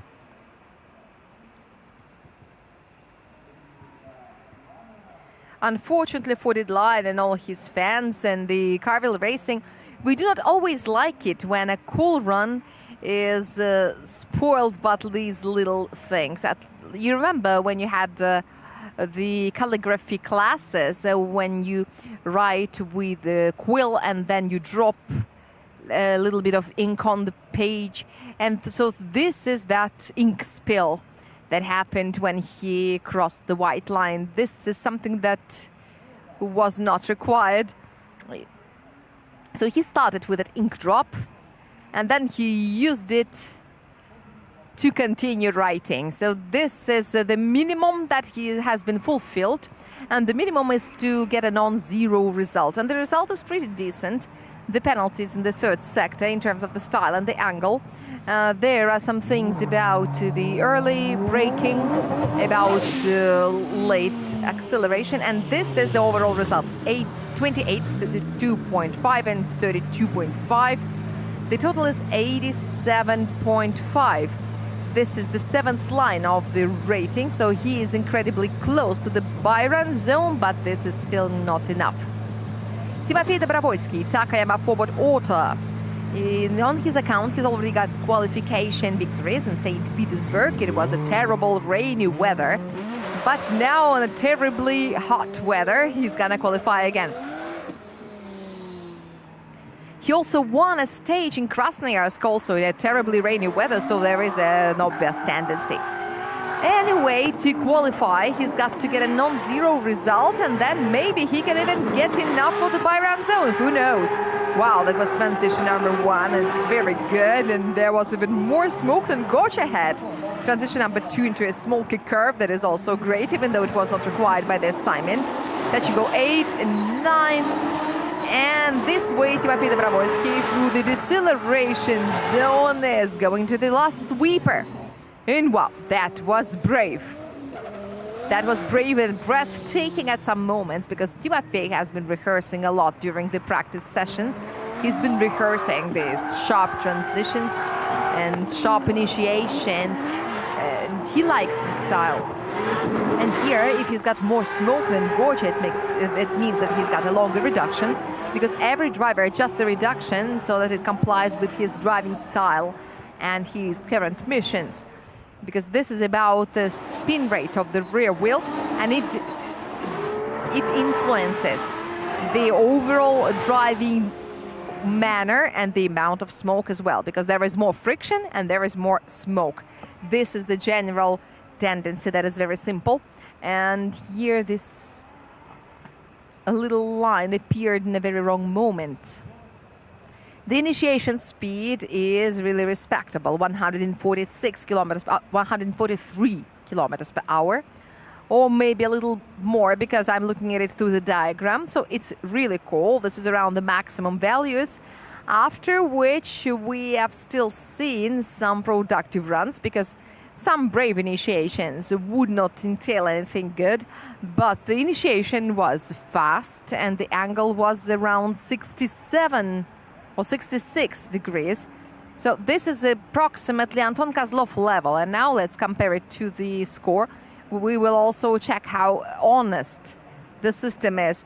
And there are no angle penalties in the second sector, which is amazing. There is one in the third sector. But I can make a conclusion. Maybe Timofey pressed the accelerator a little late, and pressing it late is better than braking early. 97 points. This is a cosplay, and it was as impressive as it looked. And this is a cosplay of Georgy Chivchan, but there will be another run, another attempt to cosplay Gocha, or maybe to make it half a point better and climb a little higher. And if Timofey has got 97.5 points in the second run, then he will be the leader, because Anton Kozlov had a 0 for the second run. He confessed that he was happy to see that 0 because he didn't want an ugly number. But I'm not sure that he is just as happy when the final results are drawn. But right now I can say that if there are no double zeros, and we don't want any double zeros, then Tommy Kiley should prepare for the top 32. Grigory Gusev and his Supra A80, wearing the colors of Lukoil Racing Drift Team, is going on his first qualification run, accompanied with an APV drone, and this is the full throttle zone, and this is the initiation. Yes, he takes touch and go 1, and look how much smoke there is emitted by Grigory Gusev. Transition number 2, and nice and beautiful curve, and here with a margin, with a distance from the white line, so the judges don't even think about the penalizations. And the final sector, now the 9 is ignored. This is something we are never happy to see, but whatever happened, did happen. It looks like the livery has been slightly upgraded. I can see this little accent on the sills, and the car looks a little camouflage, or maybe a little zebra style. But as far as the run is concerned, apart from the 9 that was missed, he also almost missed touch and go number 10, because the car went on a very broad line, on a very wide line, right in the... And this black and white thing is more of a navy theme, because we all remember that Grigory Gusev is from Nakhodka, which is a port town. And yes, there are lots of navigation signs like lighthouses or anchors. And this is a general style that he carries. For a while, I know that they experimented with the same camouflage on the ships. It was in the World War II in the Arctic maneuvers, and there were various white, black, and gray colors that were used in these ship colors. But here there is no mistake. Yes, he hardly got it. But if you recall the tendency of this year, the judges would rather not count it. Or if they do, we would be very happy. We would congratulate Grigory Gusev for not losing the 4 points. And moreover, in addition, he could have lost 4 more points, because you don't even have to be a judge to see it. It's enough to have 2 eyes in place. Because none of the rear wheels of the Supra got that little square.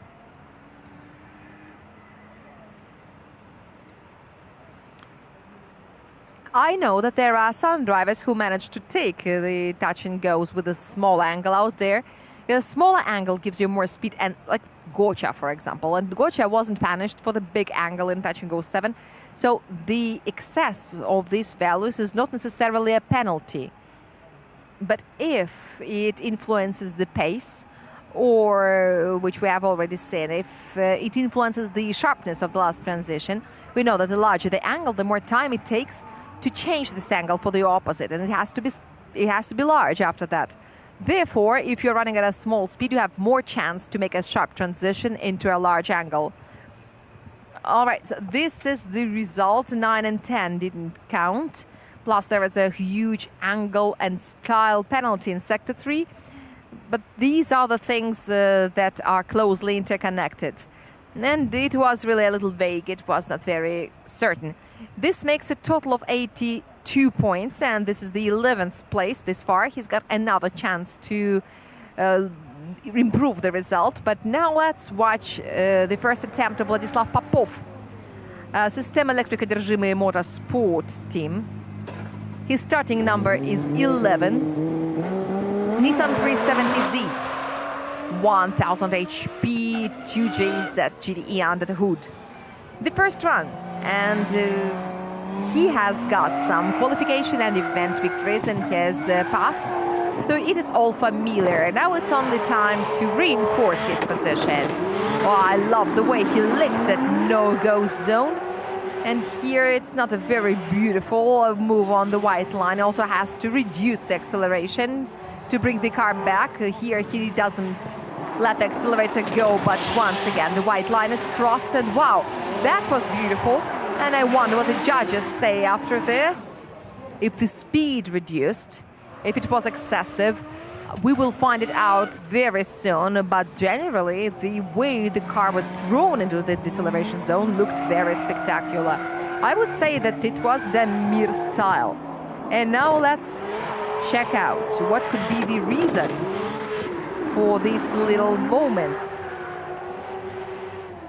But here it just worked out this way, because it looked like the driver was doing everything correctly, but some centimeters determined the destiny of the rear right and then the rear left wheel, because in 2 turns in the row he missed. There were touches with the white line, and you should be very careful with this matter in our current reality. But look how beautifully he worked through the touch and go number 1, how correctly he pushed into the right direction, how correct the vector was, but some centimeters. And also before touch and go 5, the same thing happened. And it looked like there was an angle correction in touch and go 6.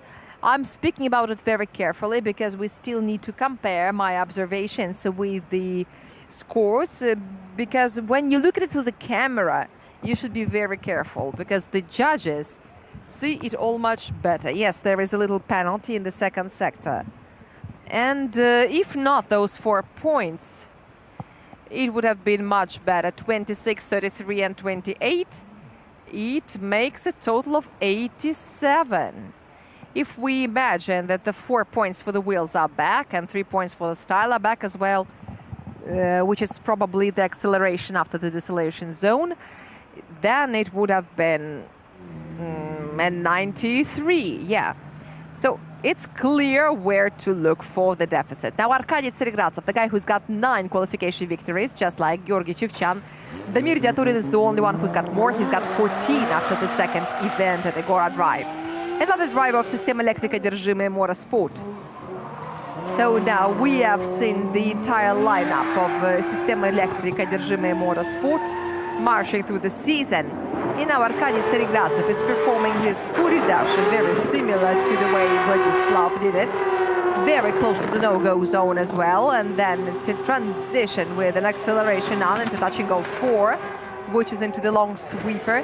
And here is the 7, careful and smooth, and here is sharper, 8 and 9. No questions about the line whatsoever, just like with the 10, and here is the finish.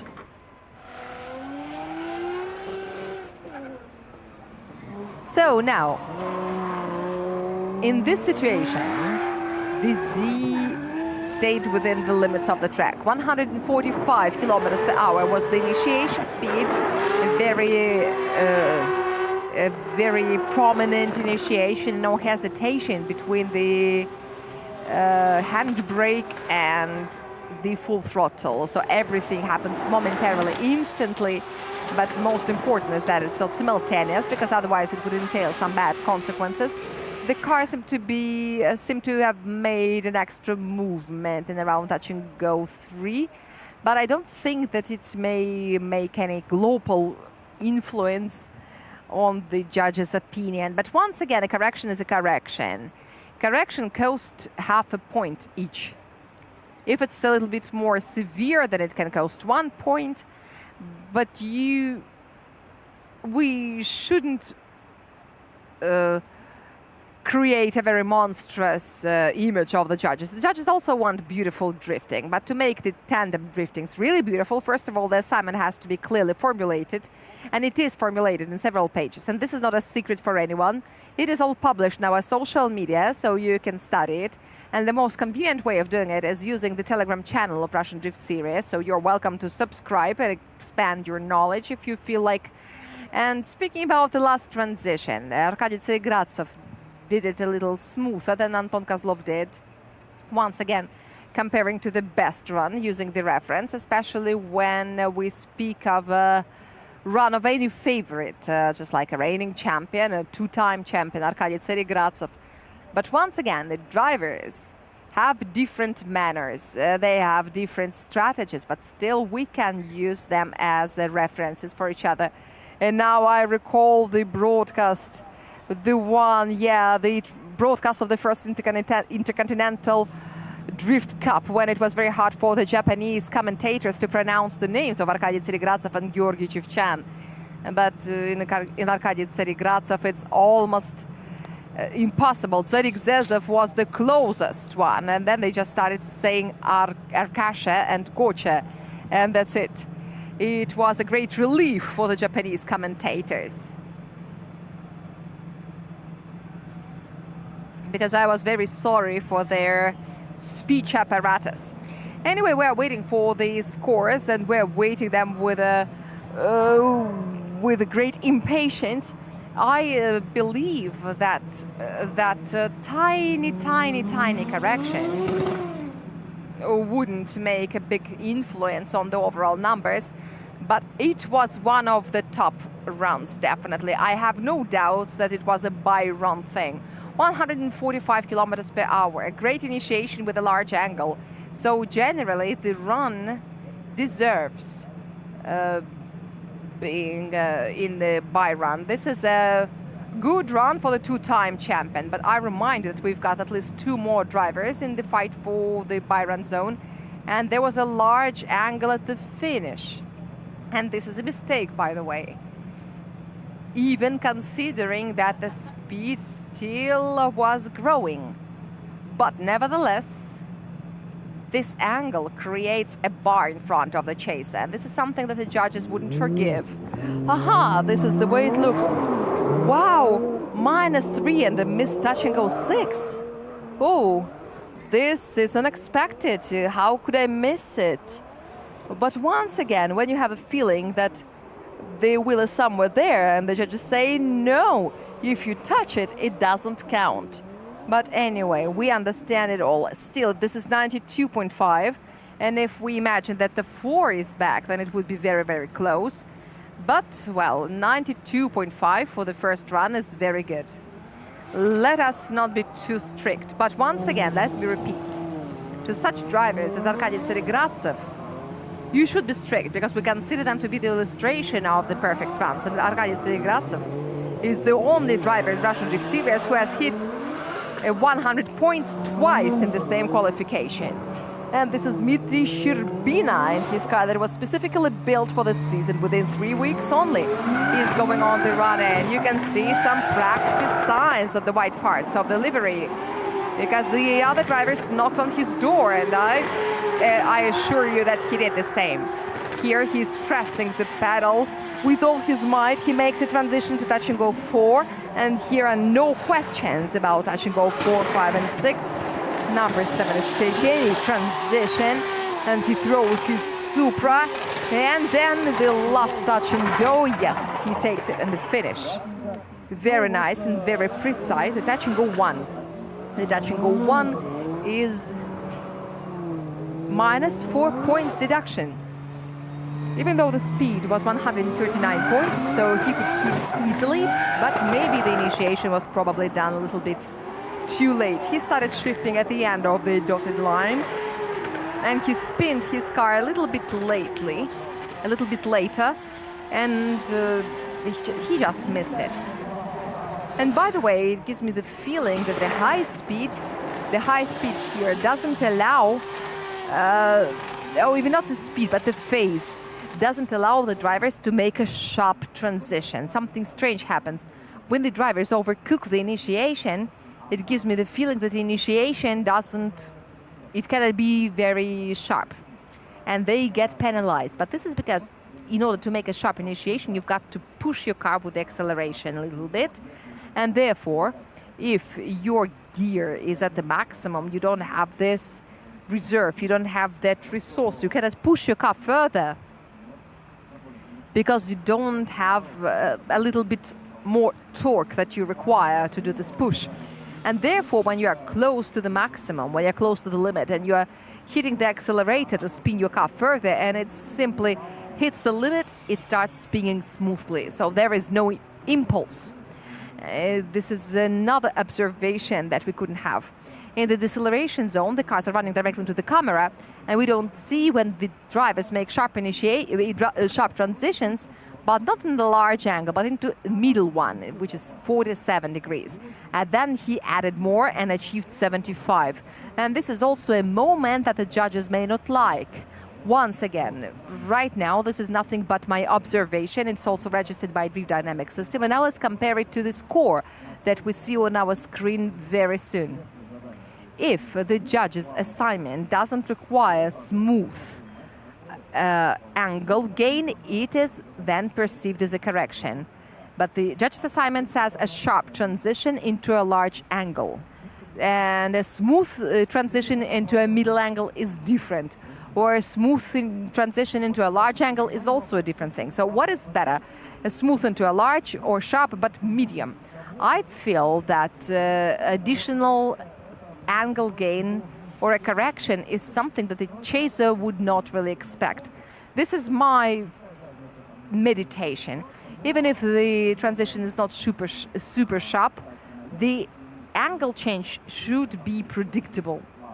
As if the leader is making a smooth transition and the chaser expects a sharp one and makes a sharp transition himself, then the chaser may find that he has nowhere to go, so he jumps on the leader unintentionally and doesn't know what to do with it. Let's take a look at the score after some theoretical contemplations.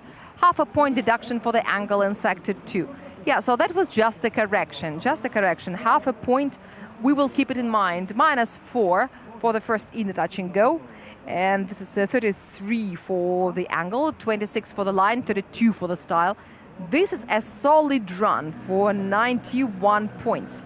A good start. Now let's imagine that the 4 points are back. It makes 95. Then the correction in the second sector registered by Drift Dynamics is a -half a point. Let's get back to the start. And at the start of this group, there was Ivan Palmin from Carville Racing. And so here he is. 87.5 was his first attempt result. And that was all really cool. A couple of little inaccuracies that Ivan will now work hard to eliminate. And now here's the patience zone, 175 meters approximately. And now here is full throttle. Unleash your beast. And now, yeah. It looks like Ivan Palmin has watched the drivers of System Electric Energymy Motorsport and decided to copy that manner. A beautiful and smoky curve to touch and go 4 to 6. Oh, wow. Would this touch and go 7 be counted? And look how beautiful he goes. Touch and goes number 9. Oh, wow. There's a problem. At the very finish, I hope that there is no serious technical problem, because you could see that Dmitry had to release the accelerator.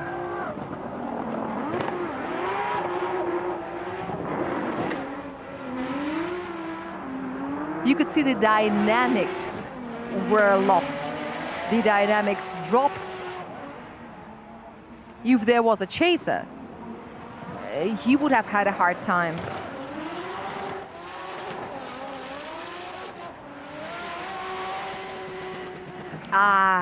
That is so bad, because he almost got there. He almost got to the finish, and the initiation was good. And line-wise, it was also very well in this run. But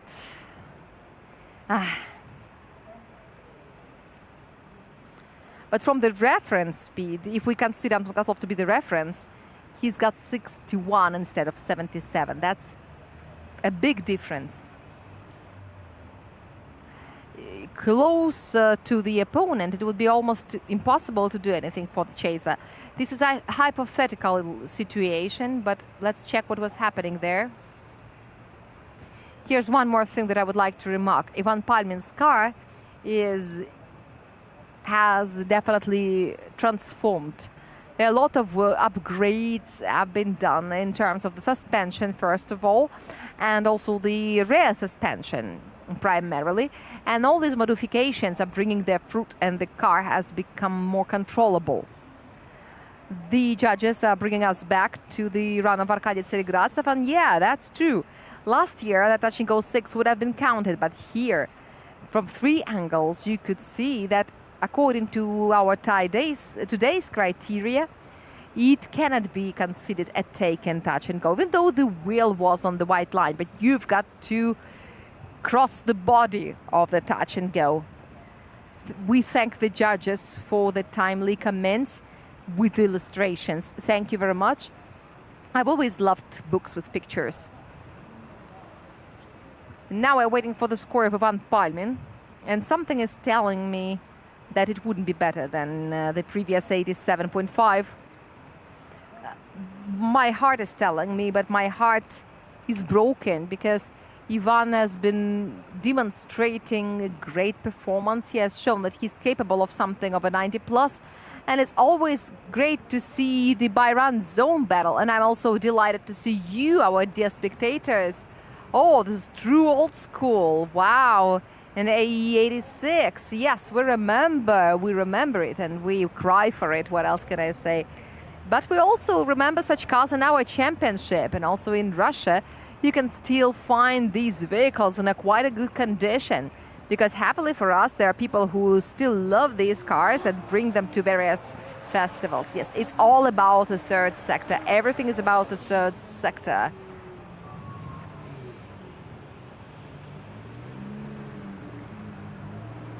Yeah, so this is 85. Oh, God. Ivan Palmin was about to make such a great improvement, but he's got a 12 points deduction, so the entire sector was deducted. But he could have had 97, like Timofey Dobrovolsky in his first run. So here's Timofey Dobrovolsky, third place, 97 points, just like Georg Chivchan, who is also driving a Forward Racing 400Z for the team of Takayama Forward Auto. So the Z's run and roll. This is the second run, and now it will be clear on which line Timofey Dobrovolsky will stand. What an initiation, and it looks like there was no damage for the speed, if I believe the picture of the camera. And now very hard fixation of the angle and a lot of smoke. He hits touch and go 7. Wow! You wanted a sharp transition, and here it is, says Timofey Dobrovolsky. Through touch and go 10 towards the finish. But where has the brand mark initiation gone? Because if we look at the replay of the two runs simultaneously, we can compare the two initiations. Oh, well, pretty similar. But the second one happened a little earlier, and both were controlled. Both looked very well, in fact. I wouldn't be surprised if our leader changes now, but I would like the initiation happen with a sound, like a whip. But this is a statement, this is a serious statement, but the diagrams of Timofey Dobrovolsky and Anton Kozlov are so similar. I know that it cannot be directly converted into any numbers, but I'm still amazed, I'm stunted, because two drivers on two different vehicles that are very different in all the ways, they have more differences than similarities, apart from the engine, that is a JZ.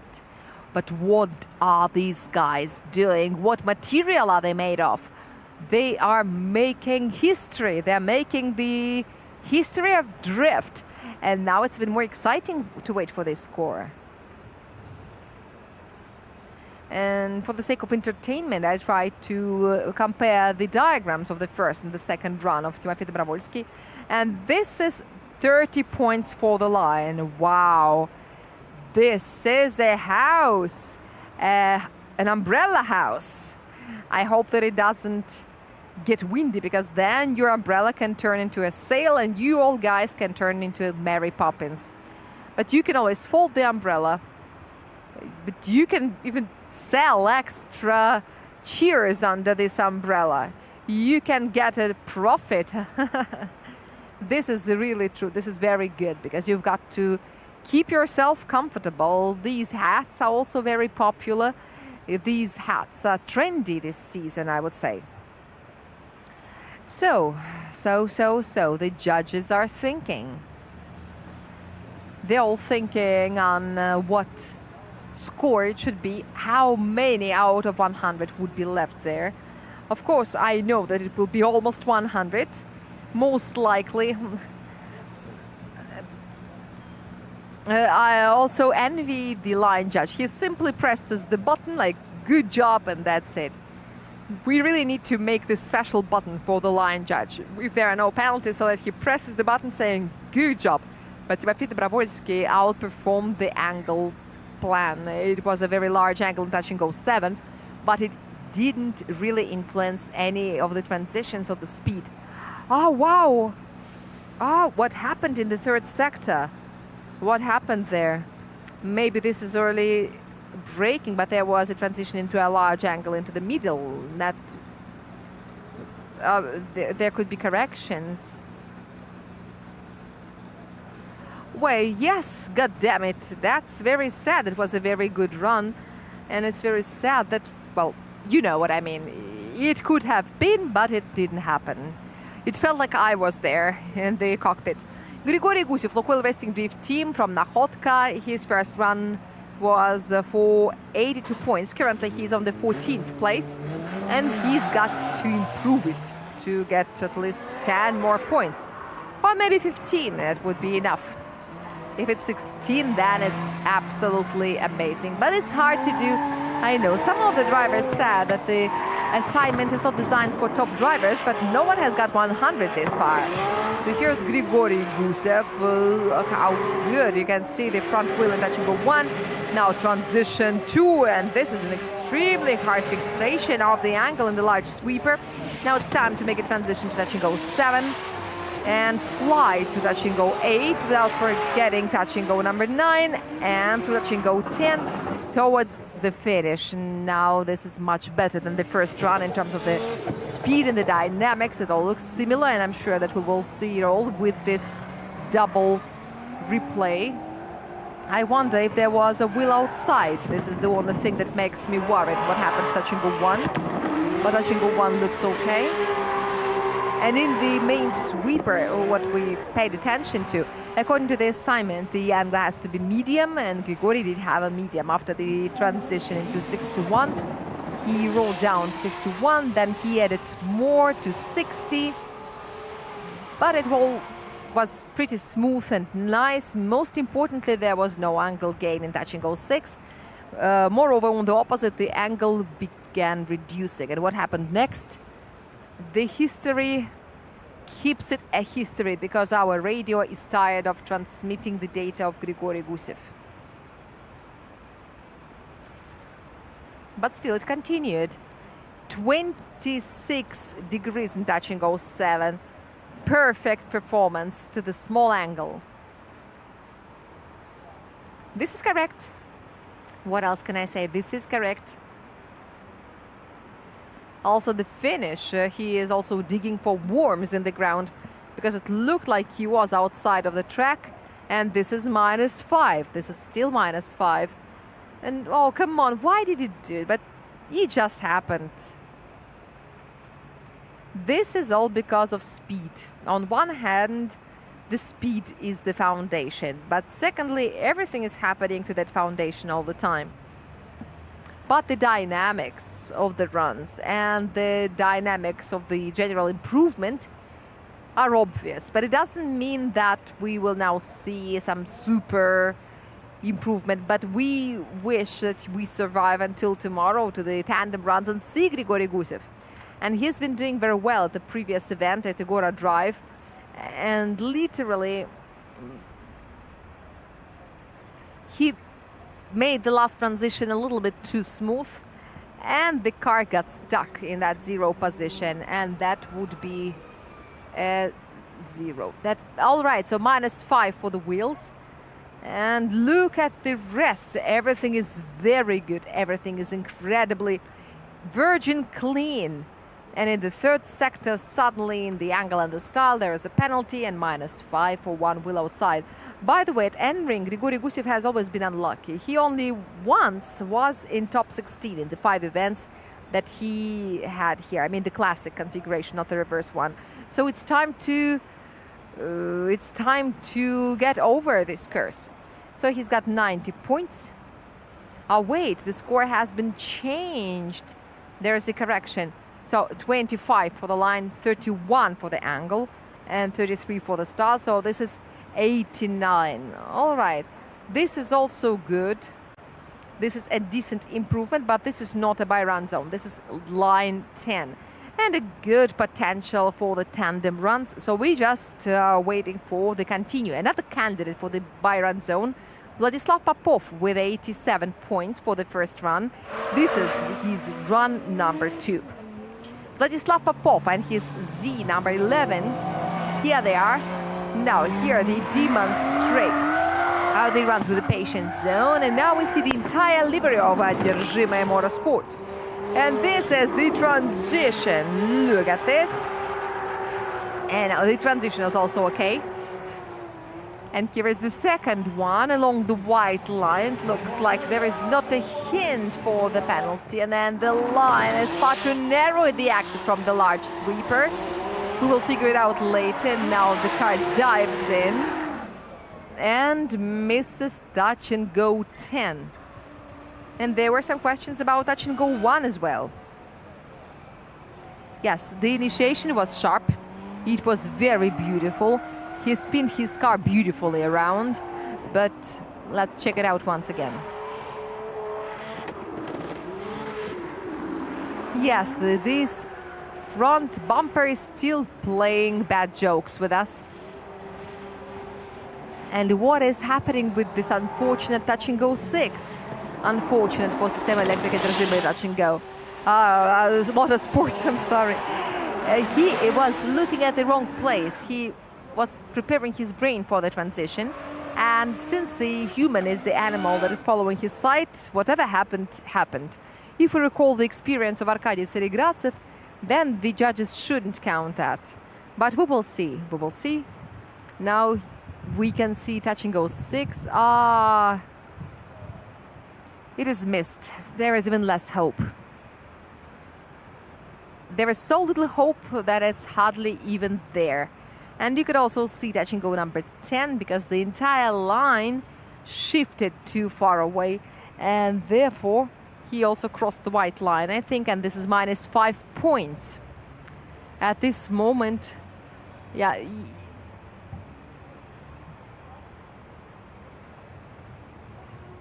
We should really, you say that the centimeters don't matter. No, the centimeters do matter. For several stages in a row, we only think about the centimeters. And these centimeters can sometimes play against the drivers. When all this comes together, you can do anything about it. You can just continue running so that you do not ruin the entire run. But if there is a dangerous situation, a truly dangerous situation, you can slightly release the acceleration to get a little grip. Or you can zero down your entire run. So you can either save whatever you've got this far, or you can simply take out your white flag and say, okay, let's admit this is a 0. So this is not going to be 30 points for the line. And that was obvious from the very beginning, unfortunately. And every time it hurts me to admit it. I wish everyone could get 100 points. But it doesn't happen. It means that the assignment is bad, because we have spoken about it many times. The assignment is needed, not only to make beautiful tandem runs, but also to determine the leader. It is needed to see the drivers qualify so that someone is better than others, so that we could see between the genius drivers and simply good ones. The ones who in the current environment with the current tire could pull it all together and less than 1 minute show the best of what he can. This is really hard to do, and sometimes the problem, the practice creates a mistaken opinion of what this or other driver does. We look at him and say, well, okay, he does it good, but there is a little inaccuracy here and there. And the hardest part of the work is when the driver, together with the spotter or spotters and his coach, have got to bring all the good parts together, then ignore the bad parts and try to collect it all within 1 point of the space and time. 4, 4, 4, and 5. And this is 13 points for the line, 28 for the angle, and 33 for the style. So the style is perfectly okay, but the other criteria are not. This is 74 points. Yes, 74. This is 13 points less than in the first run. So someone from 90 plus club will be really lucky to get such an opponent. But of course, I'm saying this sarcastically. And we are ready to proceed. We've got one more driver of System Electrica Держимый Motorsport and Dmitry Sherbina in Group 3. These are the two drivers who haven't yet completed their qualifications in Group 3. And they are not in the by run zone yet, because Arkady Sergachev has got 92.5 points. He's the 7th. There were some mistakes that are very easy to eliminate. These are the saddest ones, the worst ones. And here, this is called, we write 91, but we keep 5 more in mind. For Arkady, we write down 92.5, and we keep at least 4 in mind. And here is Arkady coming out from the burnout area. And the lights are calling him. Arkady Tseregradze, by the way, is the founder of the Rookie Winners Club, because this was here in Nizhny Novgorod in the year 2012 or 13, when he came here for the first time, and he immediately won on board his red-eyed GTR, absolutely pure GTR. Let's see what he can do in his second run. He's got things to fight for, that is absolutely sure. And there is also Group 4. There are lots of solo run experts. The Merida Turret will be won but last. And now, this is initiation performed by Arkady Tseregradze of the first transition. Very nice, with a little distance from the white line. And the second transition, and now we go counting clips. And this time, with touching 06, Arkady Tseregradze is doing everything correctly. Then the deceleration zone. Now the acceleration without reaching touching 09. And the ascent to the finish.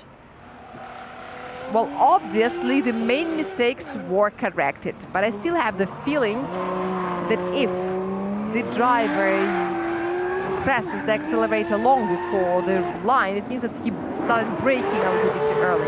But when the car is running towards us, we cannot see when the deceleration begins. But several times I've noticed that the driver is pressing it super early. It's nice, great, amazing, but he's penalized. And I guess this is because he starts braking a little too early. In the process of the transition, he starts blocking the wheel. And formally, as far as the rules are concerned, this should be classified as a mistake. But what happened here? The driver simply shifted this deceleration phase, and then he brilliantly shot out on the right line. Everything is correct and accurate. He doesn't violate any major rules, but if it's written like this in the assignment, this is what you are supposed to do, because this is what your chaser is expecting. Your opponent is expecting you to follow the judge's assignment.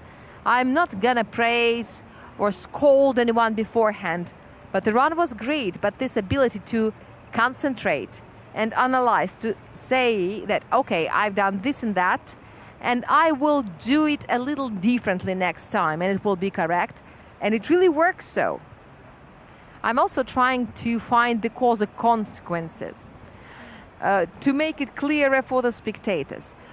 It will become obvious when you see the score. This place is the hardest, because there you're supposed to make a late transition, a sharp and late transition, and only after that you begin the deceleration. Now we can see how the maestro is steering. The steering wheel didn't even move in the last curve. Not the ascents or the tilts of the asphalt. Nothing influences the position of the steering wheel in the hands of Arkady Tseregradze. And by the way, he's holding the steering wheel with 2 hands. Or maybe he was holding it so that it doesn't move when there is that little jump on the asphalt. But it's better to keep on the safe side than to risk it. The judges are thinking, and this is a good sign. 146 kilometers per hour was the run-in speed of Arkady Tseregradze.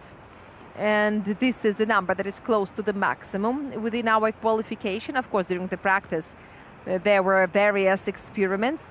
And you could also see how spectacular Arkady spinned his vehicle. And it's interesting, it's curious that Arkady is one of those drivers who didn't really notice a big difference in the tires. Just like he was running 147 or 147 the old tire, the same he did on the new one. So there is no extra grip. His grip remained mostly the same. Hello everyone, hello, hello, hello, wave your hands at us and we will wave our hands too. And here is the Z. Yeah, so the merge has been actualized. I wonder who this guy is supporting. Maybe Timofey Dobrovolsky, Takayama Ford Auto and Georgy Chivchan. We're still waiting for the score of Arkady Tseregratsev, which makes me think about some positive things.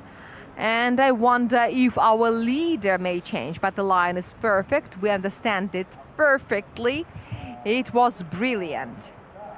Yes, and this is a time to look at our magazine, our RDS magazine. This is the reigning champion of Russian Drift Series Grand Prix. This is the second issue of our magazine. Here he is. He's got a crown on his head, so everything is correct. This magazine is already available at RDS shop here at the Autodrome and indeed on shop.drifty.ru, so you can purchase it online. So we will also meet at the festival. There we will comment the drifting competitions and we will guide you through everything that is happening. And we will have some public talks. We will have some special guests. Our headliners will also perform in front of you, standing on the stage. They will be sitting in a comfy chair and talking about various wise things. There will be not a stage, there will be a large tent so that the people could comfortably sit. But the stage is a metaphysical kind of notion. We just want our spectators to be comfortable. We're now waiting for the weather to be great at Moscow Raceway so that we can enjoy great races. There will be Start Pro Stars Challenge, and one of the lucky ones will be able to get to the Winter Cup with the support of Start Pro Stars, a mall team. And we will also have a traditional derby. And what kind of derby it's going to be, you will find it out very soon. So you will see it later. And yes, this is time to see the score of Arkady Tseregratsev. Yes, here it is. We've got a new leader with the qualification. 98 points. Everything was good. Everything was perfect.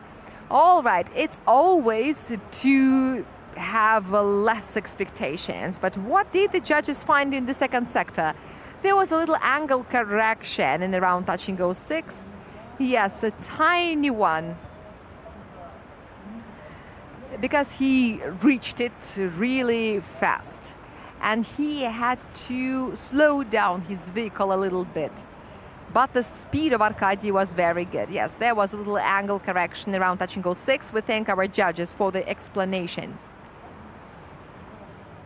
And we also explain everything to you. 98 points out of 100. We've got a new leader. And now Arkady Tseregratsev hits his teammate away from the byron zone. Well, okay, what can we do? The seats are limited. Dmitry Sherbina, 91 points, the 9th place in the protocol. And this driver represents the city of Moscow, driving a Toyota Supra A80.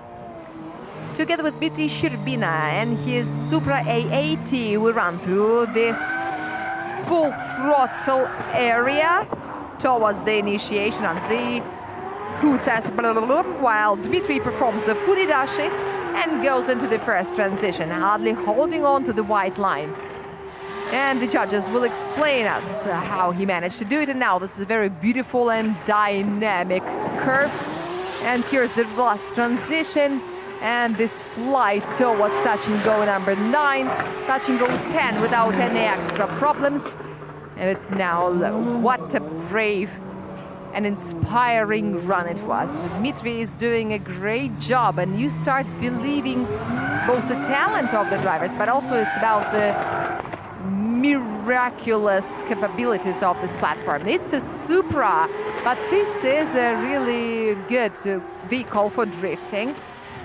But as we usually say, that a real sports car would always be comfortable in such an environment. And now we observe how in the second, well, to me, I think that Dmitry Sherbina was a little better in the second run. He had 2 wheels outside, and that is already -4. And in his attempt number 2, I didn't see any wheels outside. In terms of the line, it should be all okay. He transitioned into a small angle, then to a large, and there was a correction in the sweeper registered by our drift dynamic system. But this would be a half a point or 1 point. There will be a little penalty for this, or maybe not. And therefore, we hope.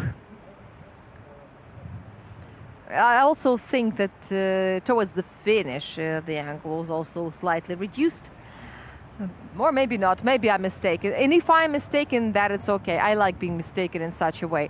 He was decreasing it gradually, and I'm always happy to see that I'm mistaken in such things, because the stability of the angles is such a thing that remains in every assignment, because the stability of the angle is required to keep to the required line, and this makes the finish safer for the chaser. This is a safety measure that the judges always apply, and I believe that they're doing it right, because in our history and in the history of our championship, we've seen some severe accidents after the finish that were caused by an excessive angle after the finish. And the drivers just couldn't control the movements of their cars, and they would crash into each other. We're waiting for the score. We're still waiting. And Arkady Tseregratsev had a little angle correction and a speed drop. 138 kilometers per hour is the speed of Dmitry Sherbina at the run-in. And we are happy to greet our dear spectators once again. It's so great that there are so many of you. Usually on Saturday we have less. We've got really lots of people. The run of Dmitry Sherbina was amazing, and he's got 95 points, and he's got 33 for the angle, 32 for the style. This is absolutely brilliant. Even though there are some little flaws, this is the perfect speed that Dmitry achieved, and he managed to take it to the finish. And he is now a candidate for the Byron zone, because Dmitry Sherbina is outrunning Roman Tivadar, hitting him out from the Byron zone. Arkady Tseregratsev, Georgy Chevchan, Timofey Dobrovolsky, and Sergei Kuznetsov. And also Dmitry Sherbina. Yes, these are the guys in the Byron zone on the eve of the tandem runs. And now here is Anton Klimko, opens group number 4. And together with Anton, we are going to the scored section of the track right now, immediately. The first touch and go is collected by the drivers from St. Petersburg. And here he overkicks the energy between touch and go 2 and 3. And now he's helping the vehicle with the left foot pedal to handle the sweeper. The last transition is touch and go 8, touch and go 9, and then the car squats on the rear axle as it runs through touch and go 10 towards the finish. I wonder if there are any reprimands, if there are any penalties for the double pedaling. But there may be, or there may be not. Now we're looking at the run of Anton Klimko. We're watching the replay. Last year, for the first time in his career, he won a qualification round. It was the reverse configuration of Moscow Raceway. You can see that one wheel was outside the track at that moment. But on the overall, I think I should remark that at some point, a pair of wings grew out of his back, and he managed to surpass his teacher, Yevgeny Losev. I think it was a really cool transition at the end. And the initiation was also correct, but it's so sad that the wheel slipped out. Thankfully, this is not a double penalty zone. And by the way, the transition was done at the speed of Arkady Tseregratsev, so it makes it very comfortable to compare the diagrams. It's not even the face, it's more about the steepness of the diagram. This is a good indicator of its quality. At least it means that my eyes are not letting me down. The angle was slightly more stable compared to Arkady Tsaregradzev, but the speed was 5 kilometers per hour less, which means that this can cause a style penalization. I hope it doesn't happen. And look at this rear steering wheel. It can be slightly confusing for an inexperienced driver, so this is why on this steering wheels, it's very important to have this little mark on top so that the driver can see where the top is. Because when you make the sharp transitions, you can sometimes get confused and mistake the top from the bottom. This steering wheel is not really super rare, but the drifting drivers do not often choose this option. But this is more about personal preferences. There was one famous circuit racer who told me that he just cannot use such steering wheels. They just feel wrong for him. There is a little deduction for Sector 2 and -5 for Sector 3 in terms of the style. I cannot really tell you what happened there, but also the diagrams look slightly weird. But this may be about the speed reduction, but I cannot tell you where exactly it happened. But it just happened somewhere. This is 87 points in total. This is the 14th place at this moment. And the next one coming is Ilya Fedorov on board his Mustang with a new engine. A new drive shaft as well. So even if you don't see Ilya Fedorov, you can always hear that he is around. I am sure that even in the town of Nizhny Novgorod, you can hear him as well. Now it sounds more pedigree, if you know what I mean. And now the sound will roar all around the region. Now here's the initiation, and here we go. He crosses the touch and go 1 with his wheel, and he makes a transition. And he corrects the angle around touch and go number 3, takes touch and go 5 and then 6, and makes a transition to touch and go 7. And wow, this is a little too narrow. Now it's time to press the pedal and unleash the beast that this car has got inside. I've spoken to Ilya. I asked him if he has got 1,000 Newton meters, and he said it was 700. And why? Because there is a certain limit in the engine, because the engine is standard this far, so it just wouldn't stand a greater load. So it was decided to limit it to 700 something HP, because otherwise it would be required to change the pistons. Here are some little details to consider, especially this part, because for some reason the car decided to jump with all the 4 wheels and almost shook the driver out into the track. There was a serious correction that was caused by this little movement, and also the wheels outside. This is all about inertia. This is the merciless witch. This is the merciless physics, and the trunk cover was supposed to change. There's some part that fell off from the car, some little thingy. Yes, we've got too much on board. Let's release the ballast. I think this is what the Mustang is telling Ilya Fedorov. I asked how much the trunk replacement would benefit. And this would be 10 kilograms on the rear. And this is already something, but changing it is also not that easy, because you've got to disassemble lots of stuff. You've got to replace the locks. But I'm concerned that to lose that much weight, you should really do this work, because it feels like holding a big weight in your hands.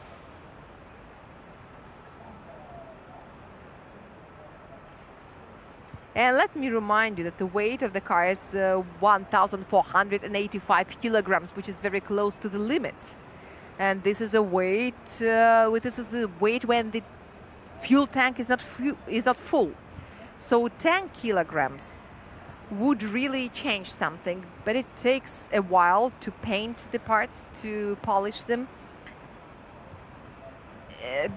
because if the part is not polished, if it's not covered with some varnish, then it may suffer from the with the sunshine. You've got to work on your car, indeed, but he's got half a season ahead, so he's got time. And also the bumpers are not such a not such a lightweight thing. There are lots of things to talk about and to think about. There's a handbrake before the deceleration zone and lots of other little inaccuracies. 20, 25 and 23, and this makes a total of 68. But after the Igora Drive event, I'm happy that this car is still with us. Yes, I am happy. This is what it feels like when your drive shaft is not that long. Piotr Borodin, Takayama Forward Auto, who this year, the first stage, rose to the podium for the first time. And I'm sure that he's not gonna stop there. I'm sure that he's gonna develop it. And he will start from his first qualification run. And his qualification last time was also very good. And he started with the by-run zone, which was definitely motivating. Now let's see if Piotr Borodin can climb to the by-run zone once again. The first run has already started. And he is already in the second sector. We will check the diagrams later to see how it worked, and look how awesomely Piotr is running through this long sweeper. The rear suspension is very articulated. We saw something similar on the car from Antivadar, and we're also slightly surprised because the S15s usually crawl on the ground, but here it also looks very good, and obviously some works have been done on the suspension, especially considering the specificity of this track. The team is continuously working, seeking new engineering solutions, because this is a multi-arm suspension that enables to make lots of adjustments, especially in the rear. And on the Z's, the subframes are custom made by the team, and I think that even on S15s, there can also be some custom-made suspensions I just didn't check. But as far as the overall run is concerned, this is Ctrl-C, Ctrl-V, as Timofey and Gocha did just the same, was done by Timofey and Roman. And now let's move to the interview point where Alicia will talk to the qualification leader, Arkady Tserigradzev. My friends, this is the guy whose name wasn't mentioned by Anton Kozlov when he was listing the people who can surpass him, but he did. Moreover, even Tommy Kiley didn't mention me in his interview. He doesn't consider me as his potential opponent. So getting an OMT with me in the final is okay, and the rest doesn't care. Who is Arkady Tserigradzev? Maybe he watched your yesterday's practice, or maybe he didn't watch me, because in the practice everything was okay. Me and Chivchan were fighting for the best speed at the entrance, and both of us did it faster than 150. And what was your speed right now? My computer showed me 149.5. This is more than last year, right? And generally more. Even on my old tire, I was running at 146 to 147. So the new tire didn't really get me faster. But I can stably drift at 148. Are all the drivers of your team stable on the new tire? Yes, they're all doing a good job, and they said that even added some more pressure. As far as I'm concerned, I didn't really change anything. I have 0.5 still. At some places it feels a little bit more dense, and makes me remember the times when we were using the Achilles, and this you take one Linglong, but it feels like Achilles, but it is not the same all the way. You're running on free wheels when one is in the air, like it was on my Skyline. No, this tire is stable and smooth, and you can qualify with the pedal to the metal. I didn't release my acceleration pedal at all. And then I came to Slava and said, "Did you see it?" "Yeah," he said. On the replay, I could see that everything was flashing with red all the way. And everything was cool, everything was fine. Yes, everyone is stable.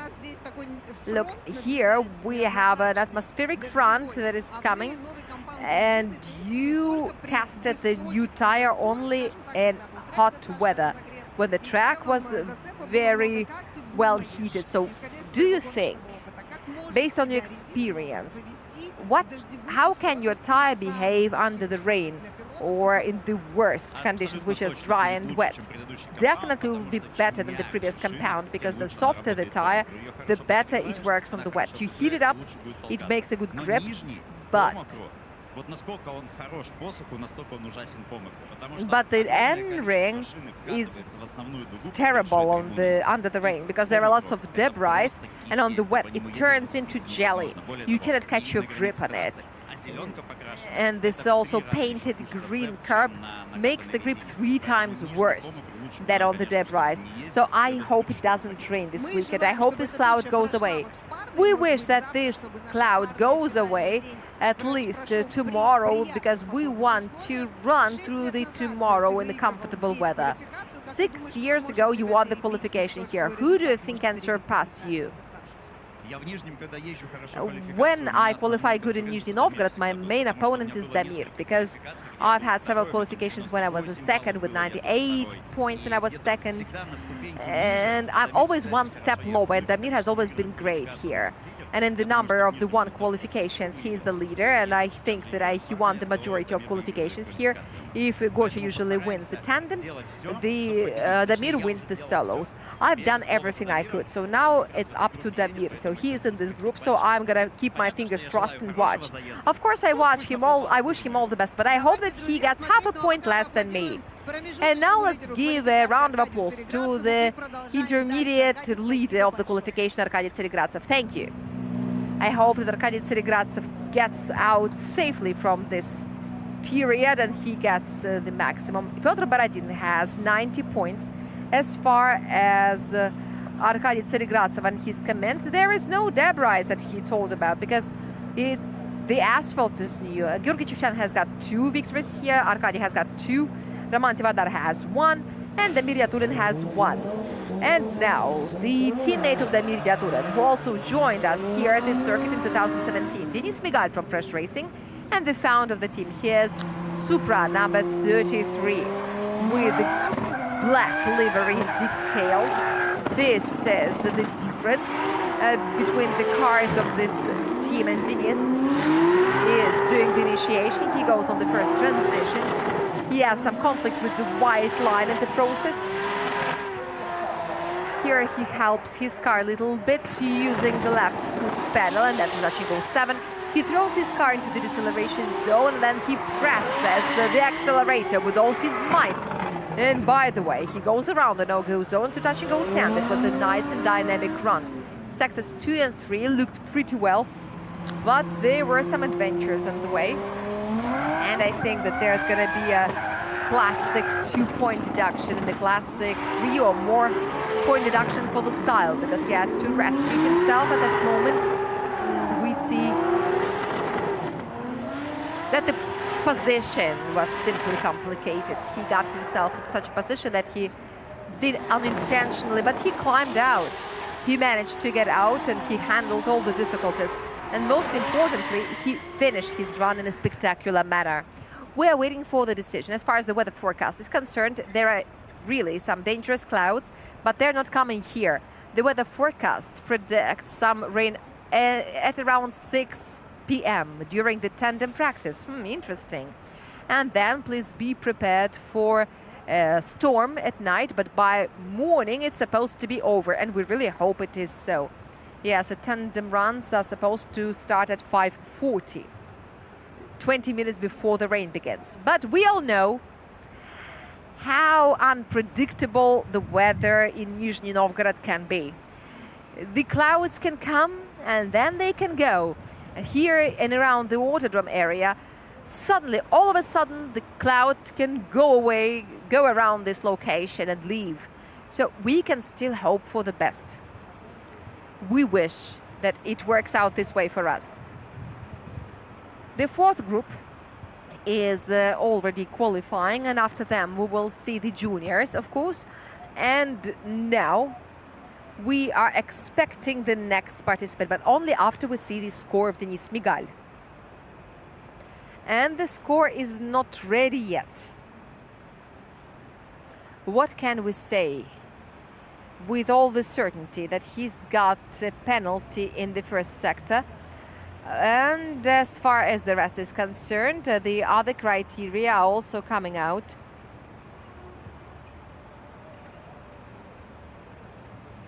Historically, unfortunately, Fresh Racing team is usually not very lucky at the NRing. And this concerns both the personal and the team results. But once again, history is a great thing, and statistics also is a great thing. We love playing with statistics. This is a great object to study. But it is even better when all these tendencies are broken. So this is the harvest. Yes, really, it's -2 for the line. And a series of deductions for the angle and the style all over the place. Style at the initiation, yes, unfortunately this is so. 28, 26.5 and 26 for the line, angle and style respectively. And we've got 80.5 in total. And Denis is on the 17th place. But I'm sure that he will do the review. And now we welcome our main qualification expert, Damir Yatulin. 14 victories in the qualification. Only one of them was taken here at the NRing. The driver from Krasnoyarsk, Damir Yatulin, driving a Supra A80, just like all of his teammates. Damir Yatulin hasn't lost a single qualification this season. 2 qualifications and 2 victories. This is his current performance, and now we'll see what happens now. The target is 98 points gained by Arkady Tseregratsov and Damir Yatulin. How early and how precisely he initiates. This is mind-blowing. Touches the white line, but this is not a hint at breaking the borders of the track, just like here in touch and go from 4 to 6. And here is that leap into the deceleration zone. Exactly into the white line. I don't know how he can hit it with such a precision. But if you want to learn it, just ask Damir. Maybe he shares his wisdom, or maybe not. This is just admiration. Well, he can tell you everything, but the question is, if you can repeat it, he can tell you, well, I do this, this, and that's it. But it takes a lot of skill to do the same. He fixes the angle in a brilliant manner. He runs straight into touch and go number 1, and then immediately number 2 and 3. Then the sweeper. Everyone has got a slightly smaller angle here around touch and go 5.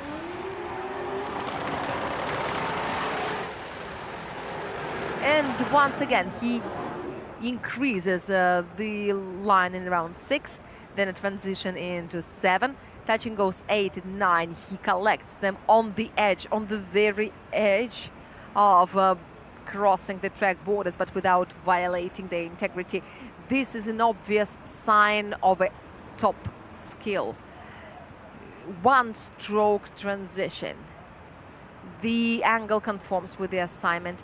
It's too bad that we haven't got the data from... no, we do have the data from Drift Dynamics. Not all of it, but, well, the most interesting part, we have got everything that concerns the initiation and the speed is brilliant. Just like Arkady Tseregratsov, but slightly faster everywhere.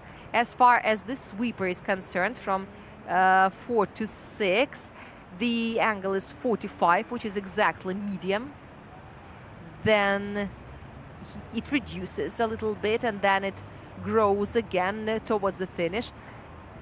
140 kilometers per hour is the initiation speed, which is quite enough to not to be penalized for this element. I remind you that the lowest limit is 135, and then you can lose 1 or 2 points. 1 point for each kilometer per hour. So if you accelerate to 135, this is a 0 penalty. All right, so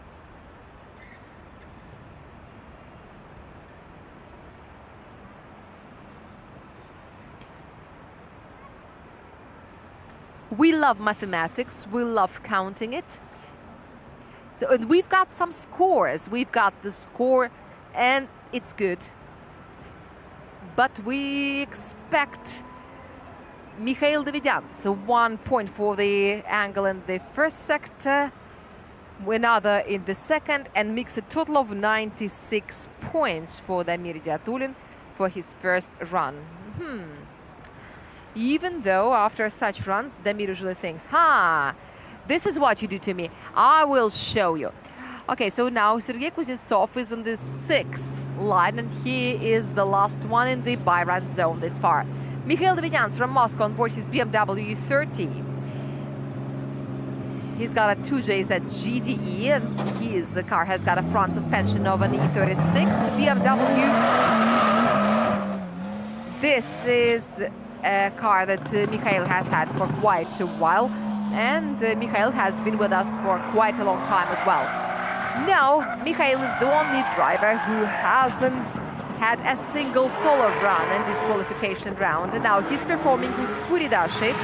Of course, compared to Damir, it looks pretty smooth. It doesn't look like a sharp one. Now he spins his vehicle around and collects all the 3 clips in the large sweeper. I remind you that from the first to the last, the distance is 115 meters, and Mikhail has already slided through the deceleration zone, and he's running to the finish.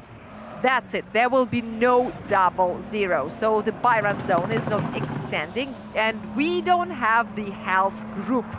We've got a lot of good health. Misha had some technical problems, and due to that problem, he didn't have his car on the parade. He had some noises in the transmission, but since he is still on the track, it means that he is doing great. His car will definitely complete both runs. If anything worries the driver, he's got a full night to work, even though it sounds a little sad. I wish good health to all the cars, and I wish all the mechanics a good and healthy sleep, so that everyone is full of strength and energy tomorrow. Tomorrow we will see all the drivers who you saw during the drivers' parade, apart from the juniors, because they've got the life of their own on the same configuration, but still separate. They're going to have 3 heats, because they're going to compete until 2 victories, because this is a boot camp. This is more about practice.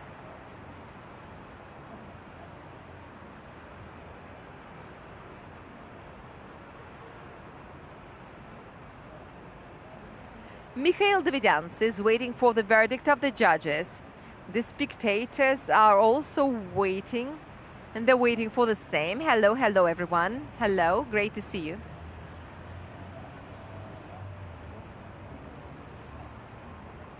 It's interesting that, yes, here's the open grandstands. Guys, can you please look up? There is our drone filming you. Please wave your hands. Wave your hands for everyone who is at home. They may have an aircon, but they don't have the ambience that we've got here at the NRing. And this is all thanks to you. I'm sure that you are happy with everything that is happening. And tomorrow, we've got something absolutely fantastic. And at least at home, they don't have the stars of the world drifting. Or you're sitting at home, there's a knock on the door, and Arkady Tsarigradsev breaks in. On board his Z. God saves me. All right, there are some painting works going on because some of the lines are erased, and we're waiting for the runs to continue. And let me remind you, my dear friends, that the general sponsor of Russian Drift Series Grand Prix is VTB Bank PJSC. Also, let me remind you that in a week, on the 20th of June, at Moscow Raceway, we've got the RDS Fest, the second one in the history. And we have a promo code for you to get a discount. So you type Galasa when you pay for the ticket, and you get a discount on tickets.drifte.ru. Here is the score of Mikhail Davidyants. Yeah, so he missed touch and go number 4, but generally it looks pretty decent. Let's take a look at the official title. 27, 31 and 30. Yeah, so he almost got to 90. 88 is still very good. So we continue watching the runs. Here's the second run of the final 4th group of the participants of Russian Drift Series Grand Prix. You can see that smoke in the burnout area. That is Anton Klimko preparing for his second attempt. He should be already called to the starting line. He had 87 points for the first attempt. And right now, his task is very simple. Just to make it 10 points better, and he will be in the buy-run zone. Yes, this is how elementary it all is. 98, 97.5, 97, 96.5, and 95. All the bind runners are close to each other. These are the top 6 drivers who will have no opponents in top 32. They may feel lonely, but starting from top 16, everything will get okay again. They won't miss the other drivers for a long time. Anton Klimko from Heat Carbon Racing, a representative of St. Petersburg, on board his BMW 2nd Series F22. 2JZ GTE Pilot Block 1030 HP, a true gentleman. Sequential transmission. He used to have a V8, a V8 broke, and he couldn't get another V8, and he got a JZ. And I think that he doesn't regret, because his performance immediately improved as soon as he started practicing. And this skill is growing, it's rising, and now we watch this initiation through touch and go 1. Wow, what a transition! I think it wasn't even required to be like this. He even had to slow down. I'm afraid that the style score may be compromised. And here the line is a little narrow, but at least the transition are so amazing. And here are the sparks coming out, so you see, I never lied to you. I told you that the exhaust pipe can make sparks, and you saw it. This is a super light titanium exhaust system, and that titanium is a metal that the drifters really love, and this titanium can make sparks as it touches the asphalt. Plus, there is a little jack stand on the bottom that can also make sparks when it touches the ground. And it's very bad that Anton Klimko had to make these things here around touch and go 2 and 3. I mean that he had to slow down seriously, because it looked like the car got captured from behind, because it's supposed to accelerate, it's supposed to shoot out, propel, but it didn't happen. But nevertheless, the run was pretty prominent and spectacular. And right now we're about to see... yeah, something is wrong with touch and go 5 and touch and go 6. This is all under question. But the deceleration zone was cool. Oh, wow. I love the way he broke into this zone in his qualification run. So let's take a look at the speed diagrams.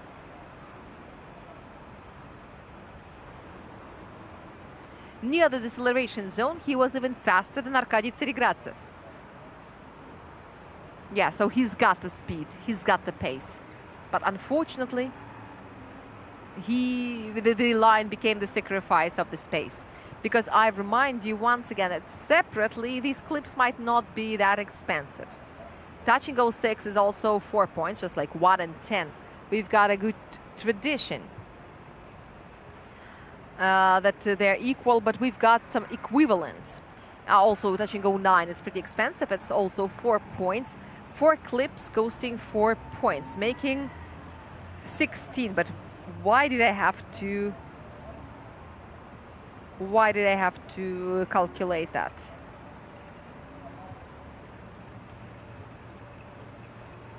It's also better to have 2 extra points compared to not having those 2 extra points. I remind you that the result of Anton Klimko is the same as Vladislav Popov. He's got 87, but Vladislav in the second run had 74. And now Anton has got to get something higher than 74 to be rated higher than Vladislav Popov. We also have Danila Vorobyov with the same result, but he's got 76 in his second run.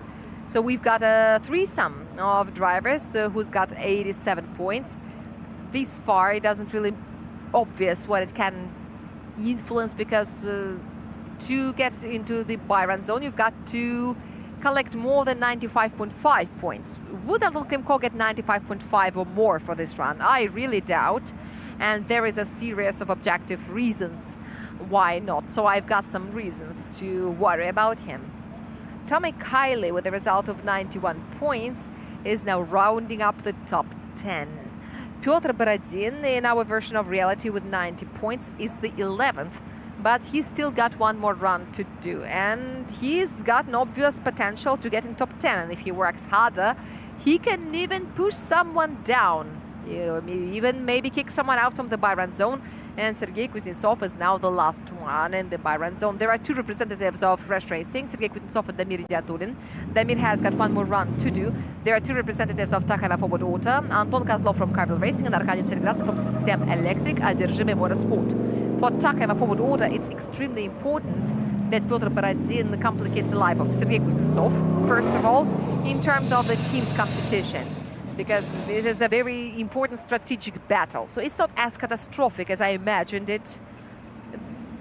No wheels penalty. There is no catastrophe at all. Yes, there are two missed touching goals. We could see it, and this is -6. But this is not a joke. 24, 34, and 28. The angle is great, and the total is 86. Too bad there is no improvement, but let's imagine that these 6 points back, it would be a 90+. Anton Kemko is in the 15th place. Congratulations, he improves his position due to his second run. And now Ilya Fyodorov, in the first run he had 68 points.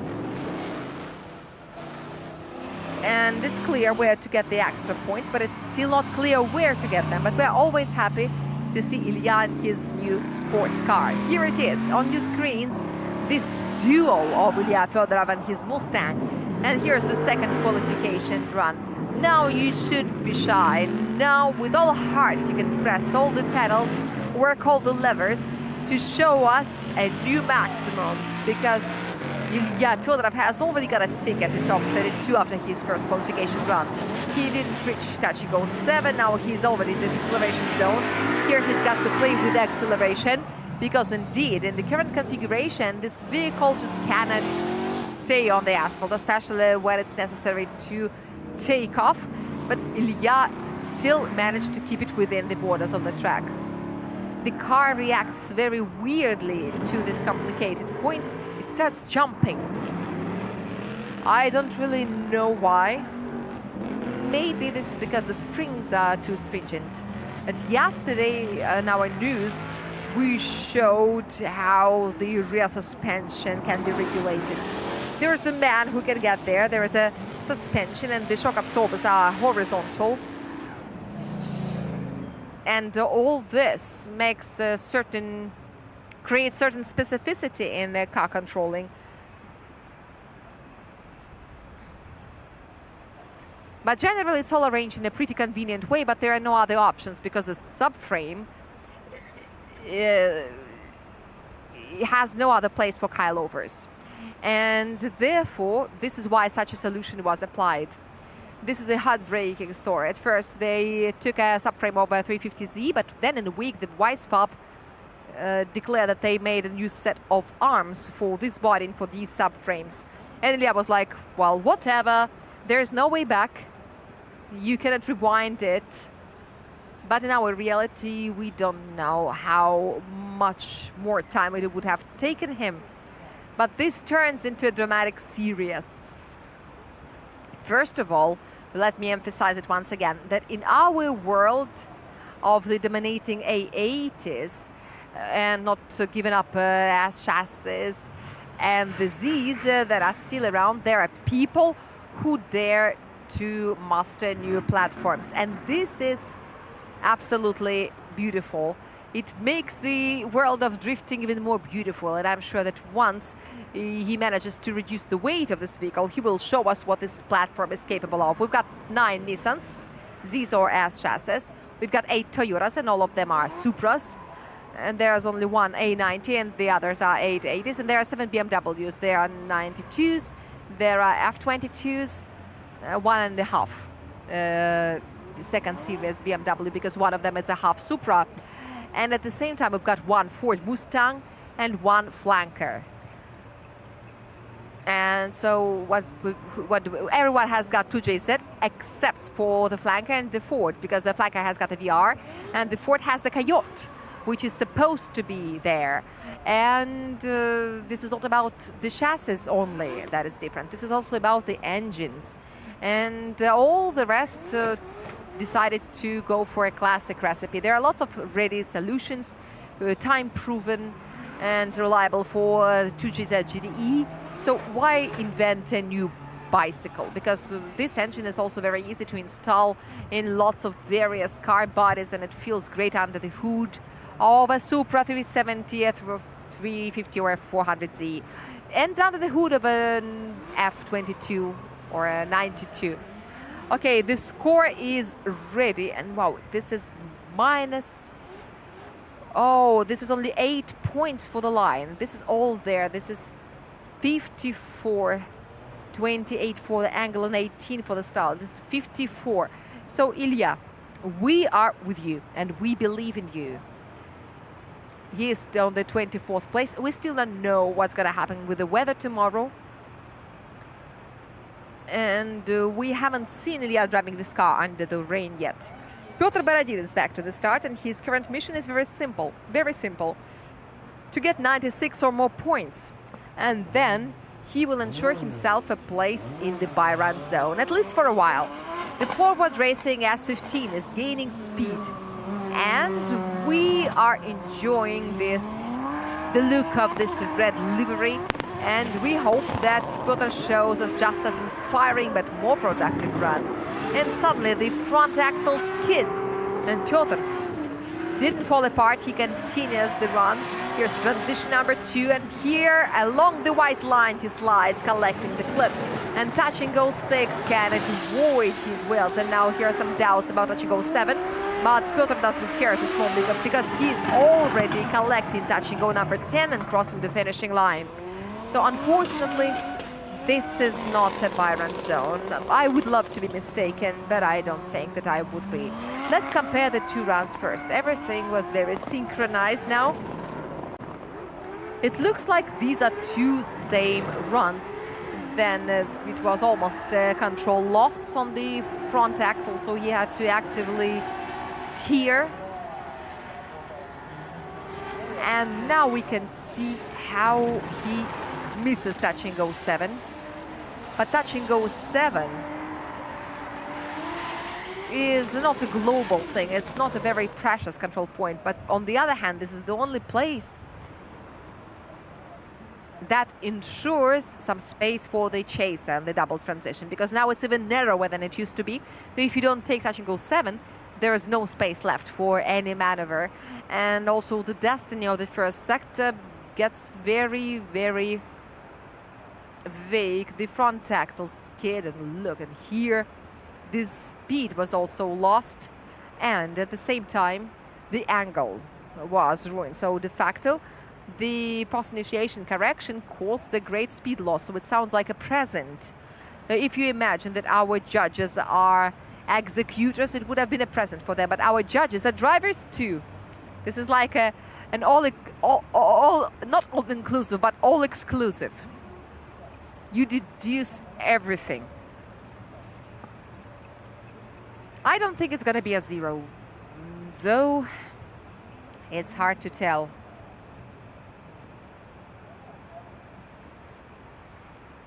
In tandem runs, it would be really, really very anxious. No, this is not a 0, for sure. There are some numbers coming up. We have some more drivers left, and after the adult drivers we will see 2 juniors who will decide who of them will choose the lane. So please wave your hands at us. It looks like the cameraman is looking for someone who is ready to wave his hand. It's very hard for the cameraman to work in such a weather. They've got to move these huge and heavy cameras around for you to see everything, including yourselves. So please support our filming team. They're really working hard for you. So the score is being prepared, and I think it should be almost ready. They are ripening. They are almost ripe and juicy. And those who can still fight for the buy-run zone. This Migal, Damir is already there, but he can get a little higher, or he can also lose his position under certain circumstances. But honestly, I don't want to offend anyone, but it is very hard to believe. at least remember that this amazing run was evaluated as 96 points. You've got to show something absolutely magical to rise higher. Now the track is in a shadow. I don't know if it's going to be helpful or not. 50%. Well, you know, even if one of the coming drivers will find himself in the by-run zone, therefore moving Sergei Kuznetsov to the 7th line, it would be 50%. It will be fresh racing drivers. Here's another important detail, which is also interesting. In by-run zone, we've got one driver of System Electric Energy Motorsport, Arkady Tseregradzev, one representative of Carville Racing, Anton Kozlov, Georgy Chevchelin, Timofey Dobrovolsky from Takema Forward Auto, Damir Dyatulin, Sergei Kuznetsov from Fresh Racing. And right now, Denis Migal is coming back to the start, waiting for his second run to start. This is 11.5 deducted from the first sector. The second sector is perfect, and the third is also not really perfect. Look. Wow. 28, 28, 28. 3 2s, 3 8s. I don't think that Piotr likes it, and neither do we. So, well, commitment has been stated. So we're waiting for the tandem run, starting with top 32. 80.5, the first run result of Denis Migal from Moscow, representing Fresh Racing. And right now, he's going on his second qualification run. One but last run of the drivers, of the adult drivers of Russian Drift Series Grand Prix. So here we go. No, one but last, second but last. For the drivers of Fresh Racing, this is one but last. Denis Migal has collected touch and go 2, touch and go 3, then he did transition smoothly as per the judge's assignment. Then he collects 4, 5 and 6 without forgetting the 7. And look what leap it was, and now it's time to do everything on time. And it looks like he did it all correctly. But then the right front wheel is a little bit closer to the inside edge of the racing track. And I hope that the judges will be merciful and they won't penalize him by 6 points. 96 is the reference point that you've got to achieve to get to the by-run zone, because Sergei Kuznetsov has got 95.5 and 89.5. Denis has got 80.5 already. And to surpass him, you've got to get at least half a point better. And repeat the result of Damir Dyatulin, who's got 96, and he is 5th. We've got a super close battle in the qualification for the top places, for the by-run zone. And this is a pretty dynamic run. Denis has done a great job. I loved it much more than the first one. As far as the line is concerned, well, yeah. The entire question was about the no-go zone and the touch-and-go 10. If the judges do not count it, we are not speaking of any by-run zone, because with 6 points penalty, you cannot get 96 points. And this is where everyone wants to get, except for Damir Dyatulin, who is already there. He's got a whole life within that community, and he's got less and less chance to fall out from that community. And since Denis Migal is not in the by-run zone, Damir Dyatulin has no chance to fall out, but we will now see the official results, because sometimes some data is coming from the drift dynamics system, and the judges may correct their opinion. So we are still waiting for the official title. So now we know the truth. -6 for the line, -6 for the start, and -7. Yes, so this is all about the initiation. It wasn't sharp enough. It was a 2-step initiation, 24, 29 and 27, making a total of 80 points. Very close to the first one. And now the next one is Damir Dyatulin and his attempt number 2. His attempt to beat Arkady Tseregradzev. This is the mission that he's got. He's got to achieve at least 98 points, and then he will become a new leader of the qualification. Let's see if he can do it. I'm absolutely convinced that he's capable of. that, and here's the question, if he manages to do so. This is a super hard question. Now, Damir Idiatulin. He is squatting on the rear axle.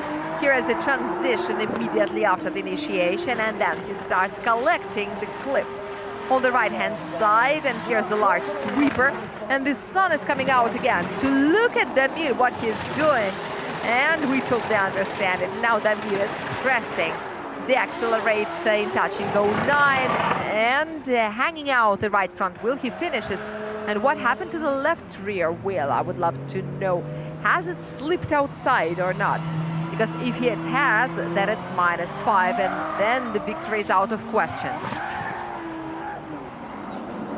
But the fact that Damir knows how to perform the judge's assignment beautifully is absolutely doubtless. We've seen it every time in the previous seasons. And once again, everything was very beautiful, very prominent, very dynamic. And here was a very interesting surge in touch and go 9 and around the deceleration zone when the steering wheel rocked right and left, and so did the wheels, so that the front axle doesn't slip anywhere. To keep the angle stable, this is an interesting technique. This is searching for the grip. And why he has to do so? Because the wise-fob suspension, even the double arm suspension,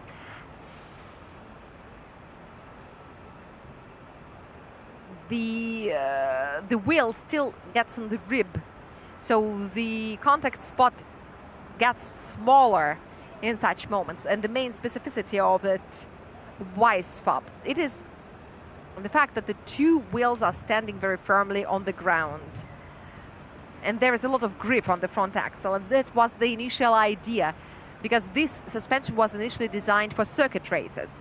As far as the rib of the wheel, you can achieve it, but we now watched the replay where you could see the entire wheel standing on the ground, which means that probably Damir wanted to press it firmly. It also depends on the caster.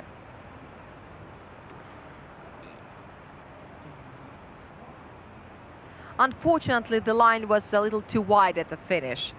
And moreover, there was a very severe deceleration around touch and go 10. You could see how he was holding his car. Yes, this is -2 for the style. So I wouldn't say congratulations to Arkady Tseregradzev, because formally we've got to watch another run, and Damir has got 88, right, 88 points. Mikhail Davidyans had 88 for the first run. I wonder if Mikhail Davidyans can get 96 in the second run like Damir did, making a mirror result. If he does, then he pushes Sergei Kuznetsov out of the Byron zone and occupies the 6th line. But can he do it? Mikhail Davidyans, representing the city of Moscow, the judge of the Open Championship of Russian Drift Series, on board his BMW E30.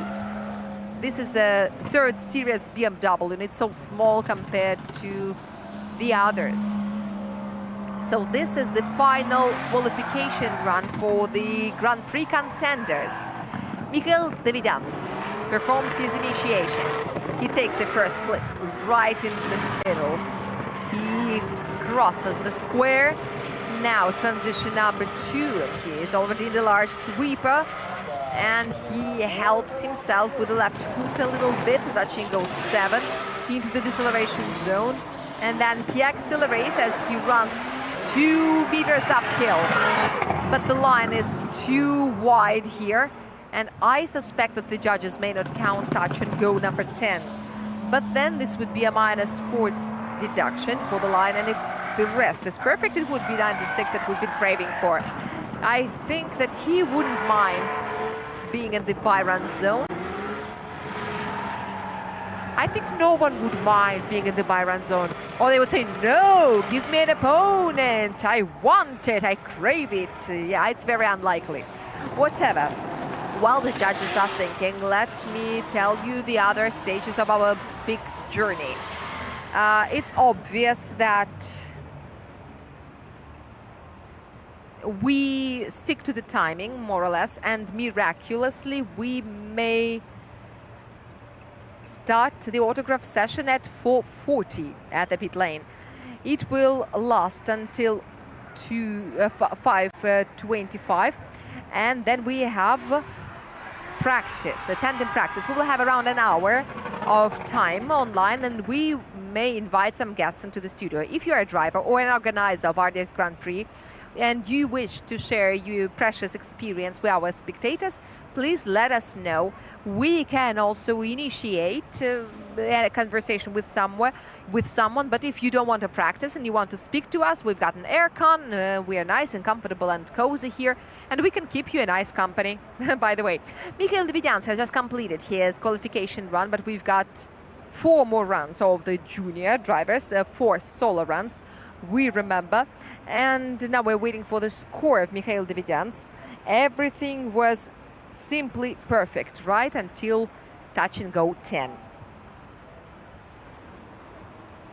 But on the overall, it was a good run. Mikhail was working hard. He was working to perform all the elements of the judges' assignment, all the elements that were required by our judges panel. I think that the judging experience is very good for a driver. At least you know how to read the rules and regulations. You can find your way around. You can understand your mission on the track. And also, importantly, now we have the analysis of the judges' decisions. And unfortunately, we should state that if our drivers read the regulations more attentively, there would have been less inquiries. But the judges are always happy and helpful to explain. There are always some drivers who are not happy because no one likes losing. No one wants to lose, and this is natural. And here is the result of Mikhail Davidyans. Some angle penalization, a small angle in the sweeper with an angle correction, therefore speed loss at the same time. And in the third sector, there is some mistakes with this speed. So this is definitely not 96, 26, 29 and 27, which makes a total of 82. So there is no improvement. Mikhail Davidyans remains on the 13th place. So congratulations to the byrunners. Arkady Tseregradzev, you are the winner of the qualification. Anton Kozlov, Georgy Chevchan, Timofey Dobrovolsky, Sergei Kuznetsov. These are the byrunners of tomorrow. They won't take time in the tandem runs on top 32, and the others will start the tandem runs in top 32 stage. It's curious that Georgy Chevchan and Timofey Dobrovolsky are 1 point apart from each other. 97-97 versus 97-96. This is absolutely mind-blowing. That was a great performance. They must have practiced. Have you heard these practices? And here are the juniors. This is the entry list of our junior boot camp. Unfortunately, there are only 2 contenders who reached the NRing Circuit. And remind you that the boot camp is held with the support of iMall Junior program. This is a program for the support of young drivers who nurtures our new generation of drifters.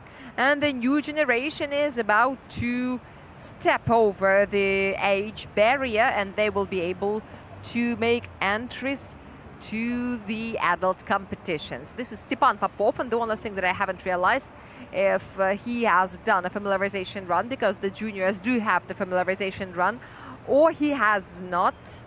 If he has, then it would be a battle run. Yes, this is a battle run.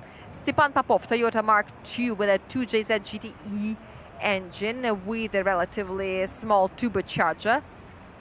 This is a Precision Turbo 6062. His age is 14 years old. And the Winter Cup, we had another junior boot camp, and he came 3rd. All juniors really surprised us with their high-quality runs. They were running at the same level as the adults. And now Stepan Popov is performing the initiation, which is very impressive. Just like this transition, and here everything is reinforced by the scale of this car body, and Stepan has got 1 wheel outside, but still he remains within the sweeper. It happens pretty often. And after that, the line is too narrow. Wow, look at the slip into the deceleration zone. And here, unfortunately, there are some penalties as well, but he takes touch and go 10. And he finishes with a result higher than a 0. So now the judges will quickly calculate it because he doesn't have the drift box, the drift dynamics box. And I think that this is just done for the simplicity of the judges. If there are any doubts, if there are corrections or angle doubts, everything will be interpreted in favor of the driver. This may be a little benefit for the young drivers. There are also some technical problems because the Grand Prix vehicles have got a technical thing that is stated by the regulations that requires the connection to the drift box. And for juniors, it was decided not to do all these cable tricks. I don't remember if the junior cars had any drift boxes in the previous event, but now they don't. Whatever. So now, here and now, they don't have the drift boxes. But there are also drift boxes that can work on batteries without connection to the onboard 12-volt system. But generally, on the overall... oh, wow, what a wobbling. Did you see it? I have studied this vehicle, just like the vehicle of Arseniy Tseregratsev. With the tiniest adjustments, these cars can easily race in RDS GP. Let's start with a turbocharger, because these are sequential transmissions. And also you need to change the reductors, change them for winters, or a gear set, or a bulldog, just to adjust them faster. Yes, there is a set of various problems. We saw Touch and Go 3, we saw the Touch and Go 6 that were missed. Wheels outside, one for the double price, one for the regular price. But what should be remarked, the angle penalizations are minimal, the style deductions are there, and this is obviously a consequence of the wrong line. But 77 points is a great result. Congratulations to Stepan Popov. Nothing is determined with this result. I just wonder on what place he would have been if he was an adult. He would be in around 20th place. Now Arseniy Tseregratsev, who was super cool in the practice, he gave his mother a ride. His mother was happy. Yesterday she was even crying, saying that she was so scared because she hasn't raced in St. Petersburg. And here she tried it, and she was truly scared. Now let's see what Arseniy Tseregratsev can do in a solo run. Look at this initiation, and here's the transition. And this is smooth, so he doesn't outperform the assignment when it's not required. There was a little angle fluctuation on the way to Touch and Go 5. And now here is a transition to Touch and Go 7. And here is a transition to Touch and Go 8. No line violations, and through Touch and Go 10 in virtuoso manner, he drives his car. Someone told me that it's hard to control Alteza, that it's not very suitable for drifting, but you can first talk to Damir Diatulin and then get back to Arseniy. But Damir finally changed his platform for a Supra A80, but I think that it was more of a team's decision. I believe that unification is always good, and unifying on Altezas doesn't make any sense. It's like shooting yourself in the knee. But objectively speaking, Damir is a very outstanding example of a driver outgrowing a platform, and then it was necessary to change it in order to develop. After some recent examples, you remember that Grigory Gusev also changed his car, he changed his Alteza, but it was almost scrap metal already. I remember that with some help of Arseniy Varavin, who we saw in RDS Europe on board a Skyline, it happened. He was in Star Pro Starzai Mall even. And what do we see here? We see lots of replays, and we see how stable, unlike Stepan Popov, works the suspension of this vehicle. And this is really very, very interesting. The speed is 100 kilometers per hour approximately.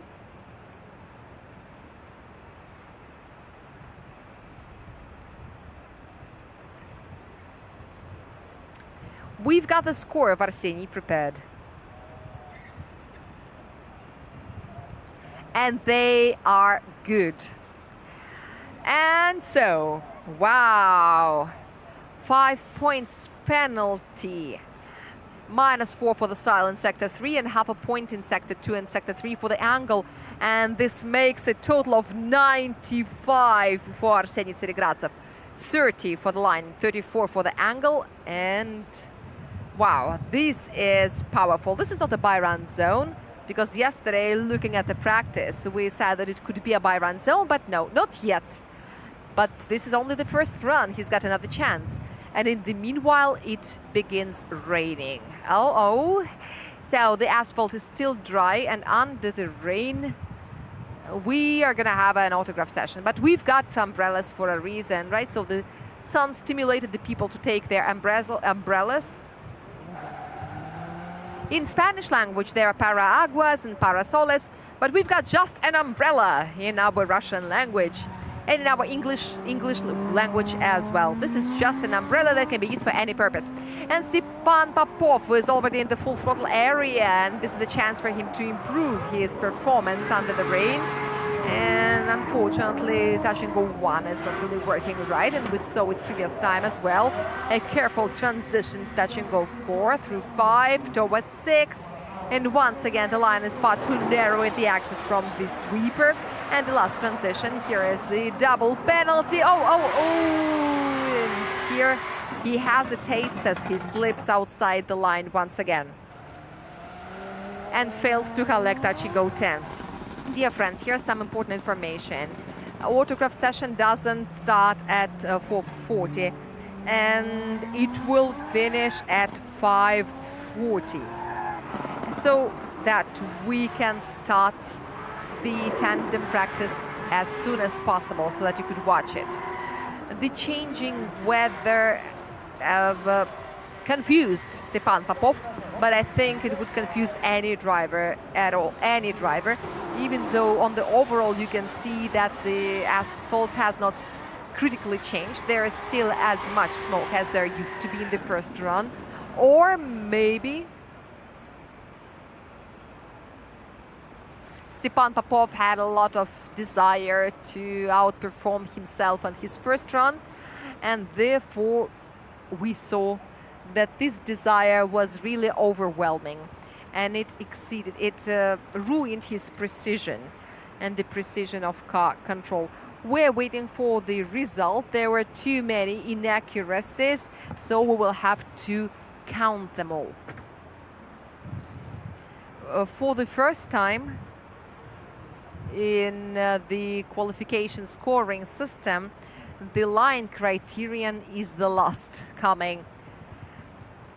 But it is necessary to count attentively which zones these were, because everything is in absolutely adult way.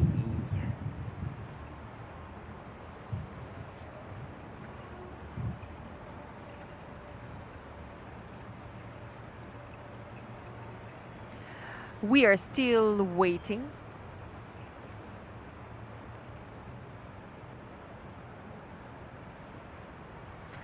We've got nothing else apart from the waiting, but the tandem practice will take place, and we will broadcast it as long as we can.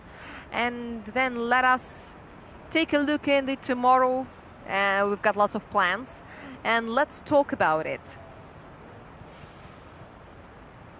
It will all begin with a warm-up.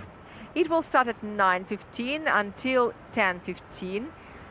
So you can check the track, touch it, and then top 32 at 10:25.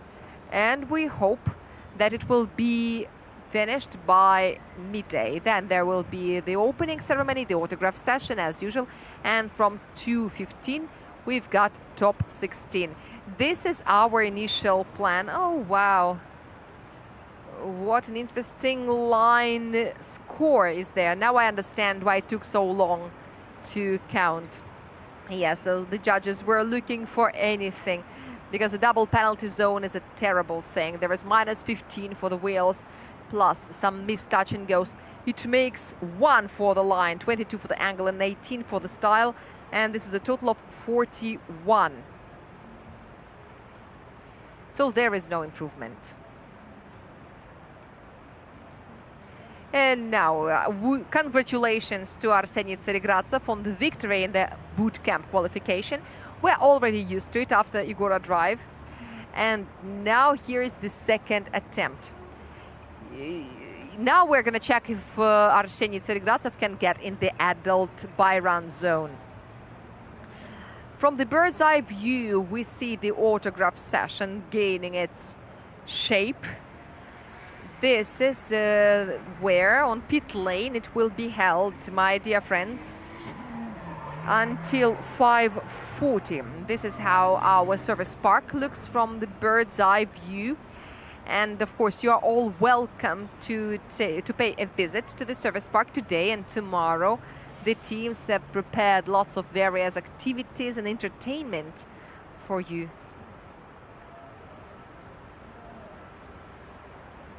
But is Arseniy going on his second run? Well, since we are still in the air, can we take a look at the start, just purely theoretically? We are looking at the TV compound and the judges. What if we look left? Can we look left? Let's fly to the start. Yes, we're flying to the start. Yes, yes, yes. Here it is. Yes. The driver's stand. Yes, and the Altezza is rolling out after the familiarization run. Why not try the track another time? Why not enjoy it another time? Here's Arseniy, and his windshield cleaners are working again. And by the way, our studio also has got some glass, and there are no drops on that glass. And here's Arseniy Tseregratsev, the leader of the boot camp. I hardly believe that he's got only 500 HP. It feels like he's got more. By the way, there can be more because there is a turbocharger, and it's a very trendy one. The newest technology, the innovative technology. All right, main thing is that Arseniy is in the cockpit. Here's the initiation, and wow! It's too bad we have no drift box here. I would love to see that angle. It looked like it was almost a backward, but he missed touch and go 3, but he collects 4, 5, and 6, and then 7, and from there he collects 8 and 9. And now he rolls down to the last sweeper to touch and go 10 towards the finish. If there hadn't been one missed clip, I would have said that it is another by Rada.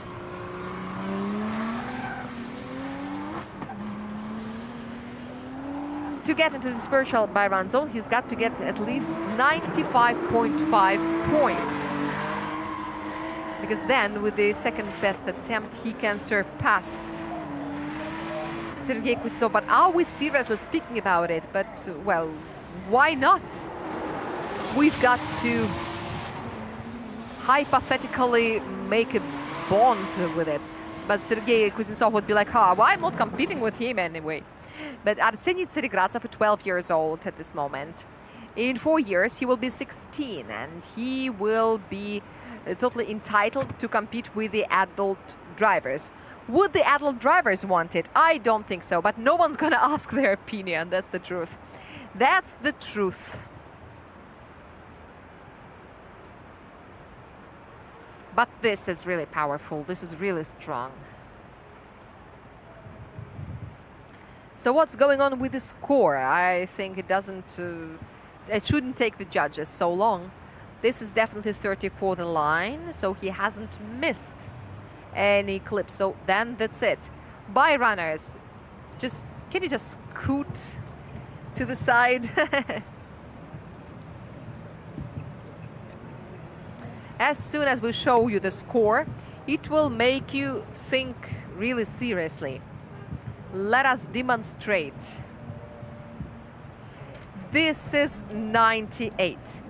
98 points for the best attempt, just like Arkady Tseregratsev. And the second attempt of Arkady was 92.5, and Arseniy has got 95. So Arseniy Tseregratsev virtually beat his father. He's virtually won the qualification. Have there been any family conflicts between Arkady and Tseregratsev, Arseniy and Arkady? We have seen it before, the previous stage, where Arseniy also beat his father. Okay, my friends, so now it's already raining. And this is the end of the qualification runs. All together, now we can move to the pit lane and meet the drivers. Don't forget to take your umbrellas or whatever you've got to protect yourself from the rain. And we will meet for the tandem practice. I think it will be approximately in an hour. And get more information on our Telegram channel. So make sure you subscribe. Here's the result of the qualification. As I told you, Arkady Serigradtsov is the winner. In the best attempt, he's got 98 points. And Novkoslov has got 97.5. Georgy Shevchan is the third with 97. Timofey Dobrovolsky has got 97 as well. Emir Detulin is the fifth with 96. And Sergei Kuznetsov has got 95.5 on the sixth line. This is our by-run zone. And this top 8 is rounded up by Dmitry Sherbina and Roman Tivadar. Then we've got Ilya Popov, Tommy Kiley, Pyotr Borodin, Grigory Gusev, Mikhail Davidyants, Ivan Palmin, Anton Klemko. And by the way, Tommy rounds up the top 10 with 91 points. The 14th is Ivan Palmin, followed by Anton Klemko, and Danila Vorobyov rounds up the top 16. His result is 87 points out of 100. Vladislav Popov only 17th with 87 points. Artem Letis is the next. Then Denis Migal, the 20th, is Anton Dmitrienko. Sergei Korneev is the 21st. Artur Zelenyy, the 22nd. Dmitry Putilin, Ilya Fedorov is on the 24th place. And the last, Andrei Astapov. And the last one is Alexander Leonov, rounds up the qualification protocol. But here's what's delighting. We have no double zeros, which means that we will see all the drivers tomorrow. We will see someone at top 32, someone will join us in top 16. And right now, the spectators online can watch the highlights of RDS Open event that was held last week in Kazan.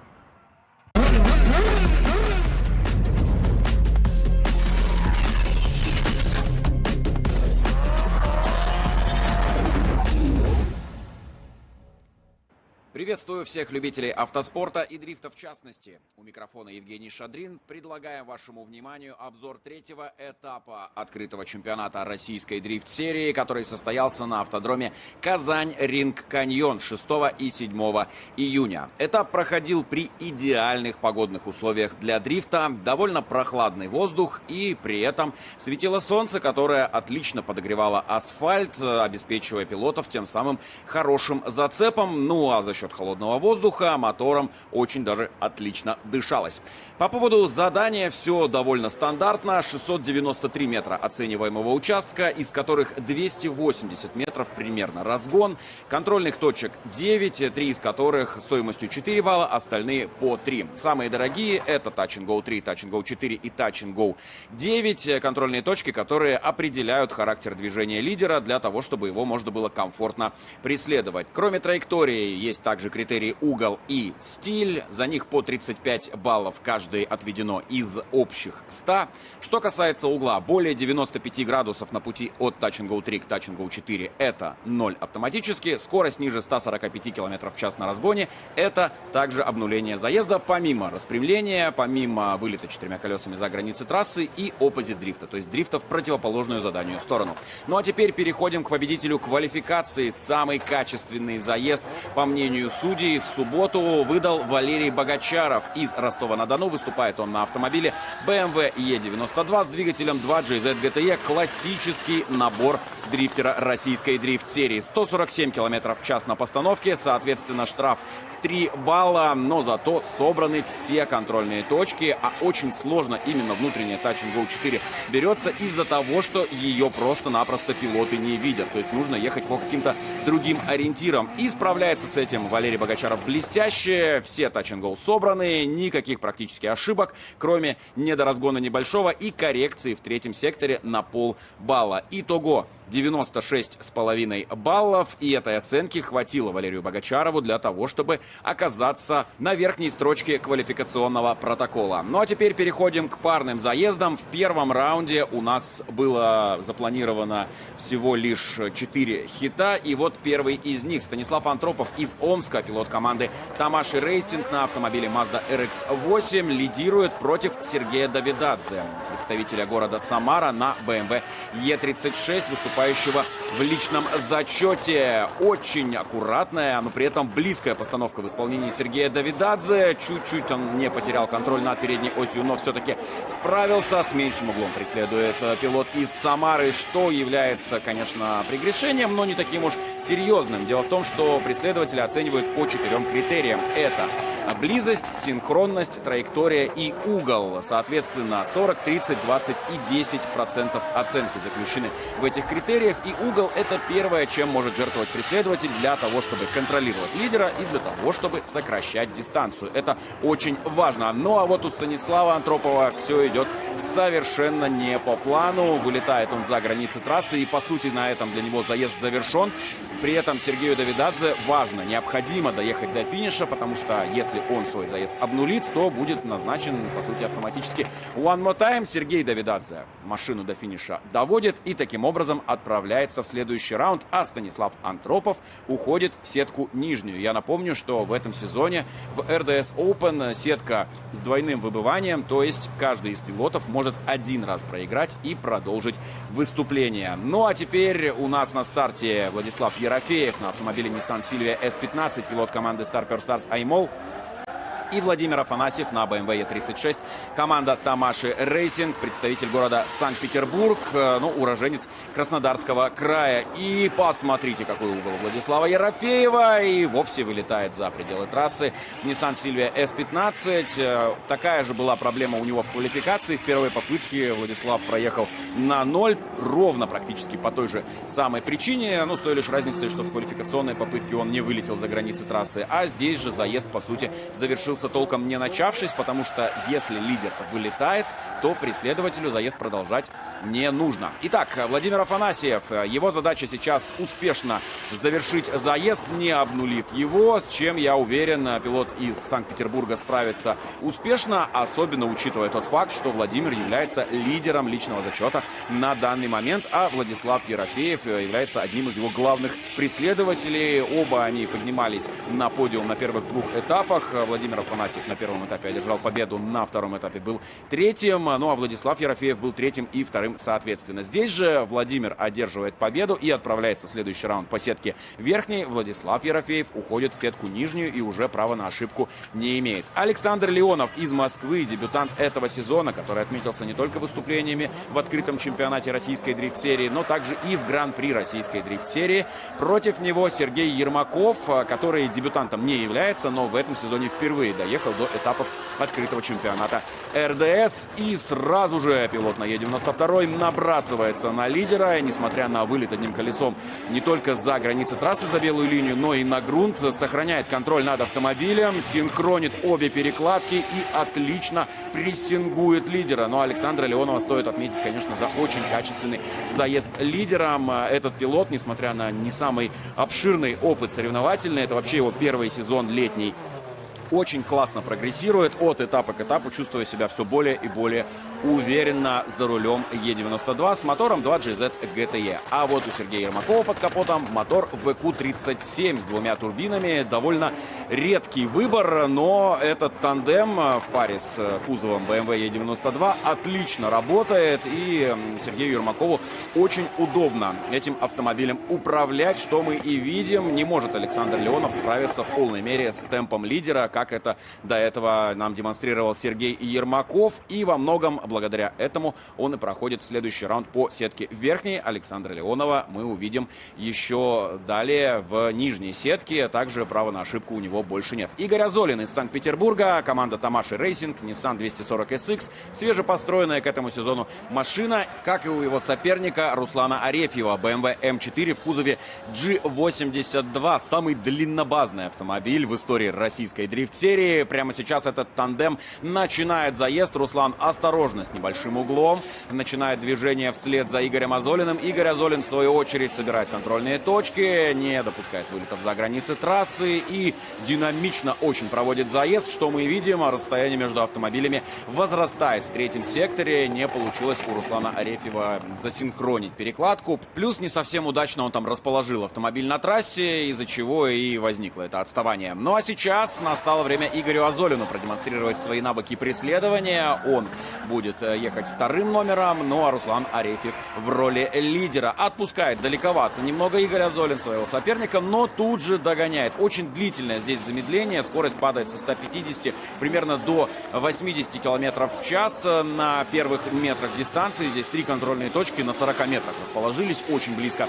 Но и не без проблем для Руслана Арефьева этот заезд проходит. Допускает он вылет одним колесом за границы трассы в районе Touch and Go 5. Все это вкупе говорит нам о том, что Игорь Азолин отправляется дальше в следующий раунд по верхней сетке. Руслан Арефьев продолжит выступление в сетке нижней. И мы, собственно, и переходим уже к раунду под номером 2. Прямо сейчас на ваших экранах сетка. Валерий Богачаров против Сергея Давидадзе. Анатолий Щербак против Владимира Афанасьева. У Сергея Ермакова, к сожалению, не было соперника во втором раунде из-за технического схода у Сергея Корнеева. Вышел из строя у него двигатель. Дмитрий Добровольский против Игоря Азолина завершат верхнюю сетку второго раунда. Ну и прямо сейчас Валерий Богачаров, победитель квалификации, против победителя второго этапа Сергея Давидадзе. Пилоты представляют города Ростов-на-Дону и Самара. Выступают оба на BMW E92 третьей серии у Валерия Богачарова. Также третья серия, но на 2 поколения старше,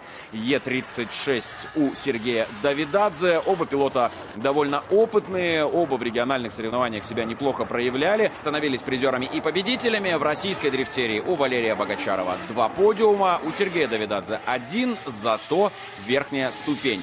В конкретном заезде пилот из Самары испытывает трудности. На перекладке там практически распрямление случилось. Это, конечно, серьезная, грубая ошибка, которая очень осложнит задачу выиграть в этом хите. Но хит, как мы знаем, состоит из 2 заездов. Вот он, второй уже начался. И до тех пор, пока второй заезд не завершен, еще абсолютно ничего не понятно. Сергей Давидадзе, смелая постановка, доворачивает автомобиль. Угол большой, чуть не потерял контроль над передней осью, но все-таки смог обуздать Е36, проехав, правда, мимо очень дорогой контрольной точки под номером 4. Внутренней, напомню, 4 балла по траектории, плюс проигнорировал еще и 8-ю и 9-ю Touch and Go, а это уже в сумме 10 баллов штрафа по траектории. С таким заездом-лидером, конечно, сложно претендовать на победу. Валерий Богачаров движется дальше по верхней сетке. Сергея Давидадзе увидим в сетке, где уже находятся пилоты с одним поражением. Анатолий Щербак, действующий чемпион РДС Open, против лидера личного зачета Владимира Афанасьева. Анатолий выступает на автомобиле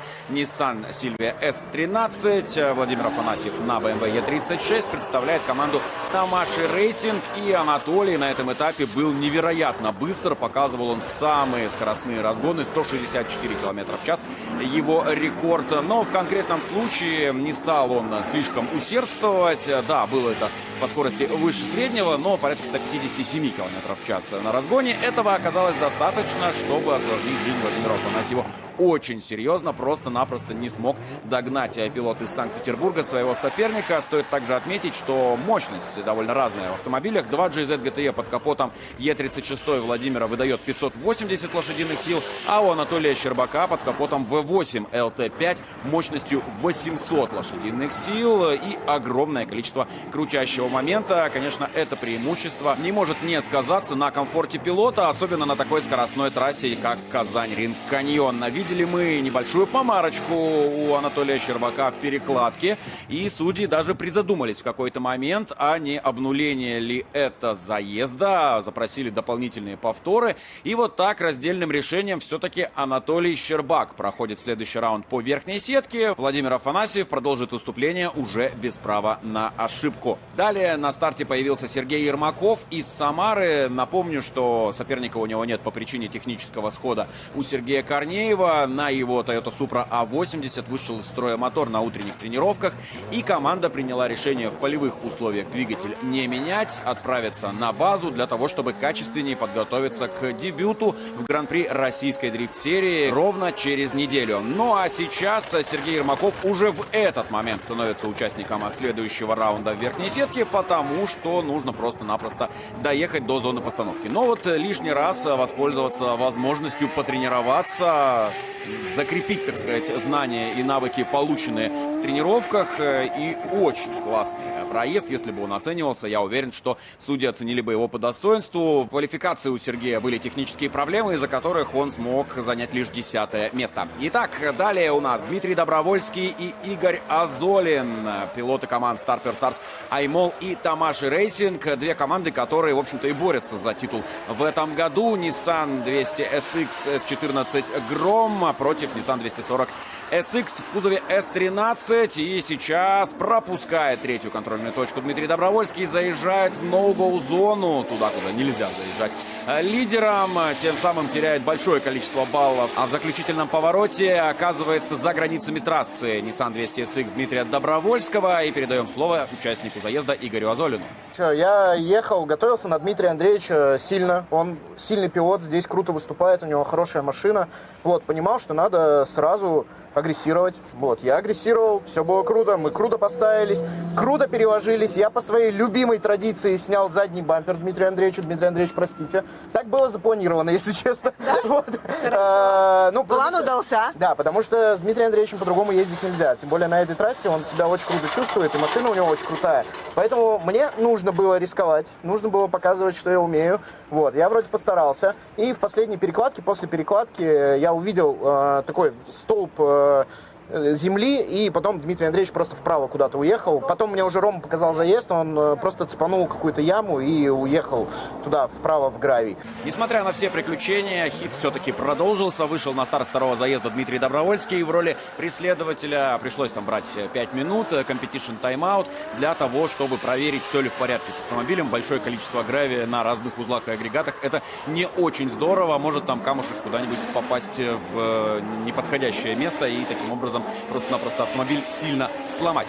Но для Игоря Азолина все оказалось довольно просто. Ему нужно было лидером не обнулить заезд, с чем, безусловно, такой опытный пилот, как Игорь, справился на отлично и благодаря этому отправился далее покорять верхнюю сетку, отправив Дмитрия Добровольского в сетку нижнюю единогласным решением судей. Но здесь это такие решения из области абсолютно очевидных. Ну а мы переходим как раз-таки к сетке нижней. Пилоты, которые уже потерпели одно поражение по ходу этапа, теперь у них права на ошибку нет. Тот, кто уступает, уже выбывает окончательно. Станислав Антропов из Тамаши Racing на Mazda RX-8 и Сергей Давидадзе из Самары BMW E36 под управлением этого пилота.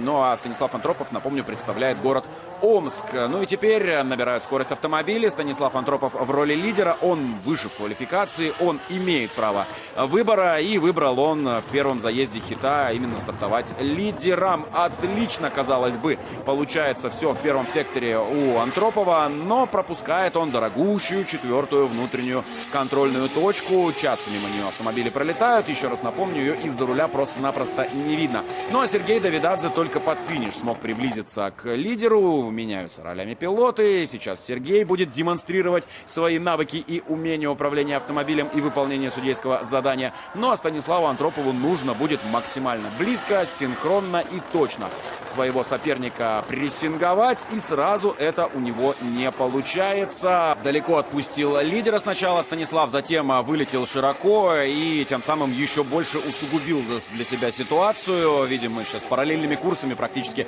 автомобили движутся. Под финиш смог таки пилот на Mazda RX-8 подобраться к лидеру, но этого оказалось недостаточно для того, чтобы продолжить выступление на третьем этапе. И Сергей Давидадзе проходит в следующий раунд нижней сетки. А мы переходим ко второй паре. Владислав Ерофеев. И вот он на ваших экранах. На автомобиле Nissan Silvia S15 он выступает. И против него Владимир Афанасьев, лидер личного зачета. Они уже встречались в первом раунде. Почему бы не повторить упражнение? Ну и снова видим мы, что проблема у Владимира Афанасьева со скоростью на разгоне. Это, опять же, сказывается дефицит мощности. У Владислава Ерофеева 750, а то и 800 лошадиных сил. У Владимира Афанасьева 580. Но Владислав немного помогает Владимиру своим вылетом и зауглением достаточно серьезным. Это большая ошибка для лидера. И таким образом, в принципе, шансы неплохие остаются у Владимира Афанасьева, чтобы выйти победителем из этой пары. Набирает скорость на этот раз Е36. Она ведет этот заезд, ведет Владислава Ерофеева за собой. Владислав с большим углом даже начинает заезд и вовремя нажимает на газ, буквально прилипая тем самым к лидеру. Синхронная перекладка первая во втором секторе автомобилей. Собирает контрольные точки Владимир Афанасьев. Вторая перекладка также синхронно абсолютно. И тут с меньшим углом немного отъезжает Владимир Афанасьев от Владислава. И таким образом судьи назначают перезаезд. Паритет. Владислав Ерофеев на самом деле отработал в большей степени свою ошибку. Отыграл, так сказать, отставание, которое у него было по итогам заезда первого. Так что снова на старт вышла эта пара. Владислав Ерофеев вновь лидирует, Владимир Афанасьев вновь преследует. И ровно та же самая картина. И, наверное, даже хуже еще дела у Владимира Афанасьева. На этот раз и гораздо дальше он оказывается, чем в первом заезде, чем в первом хите этой пары. И так до самого финиша, по большому счету, не может ничего поделать он со стремительным лидером. Ну да, первые два этапа проходили на более компактных трассах, где дефицит мощности не так сильно сказывался. Плюс в Рязани на первом этапе шел дождь, и там тоже по таким погодным условиям мощность не является определяющим фактором. Здесь же, на Казань-Ринг-каньоне, где нужно сильно разгоняться, где большие повороты,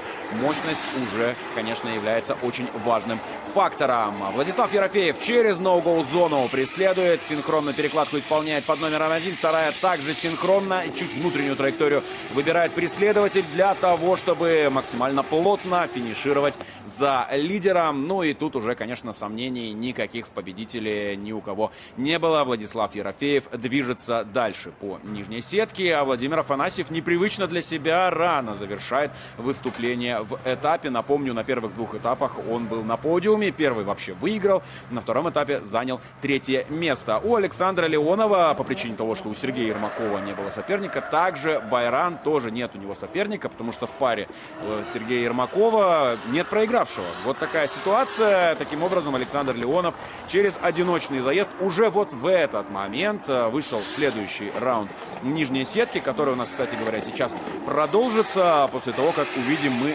заключительную пару второго раунда.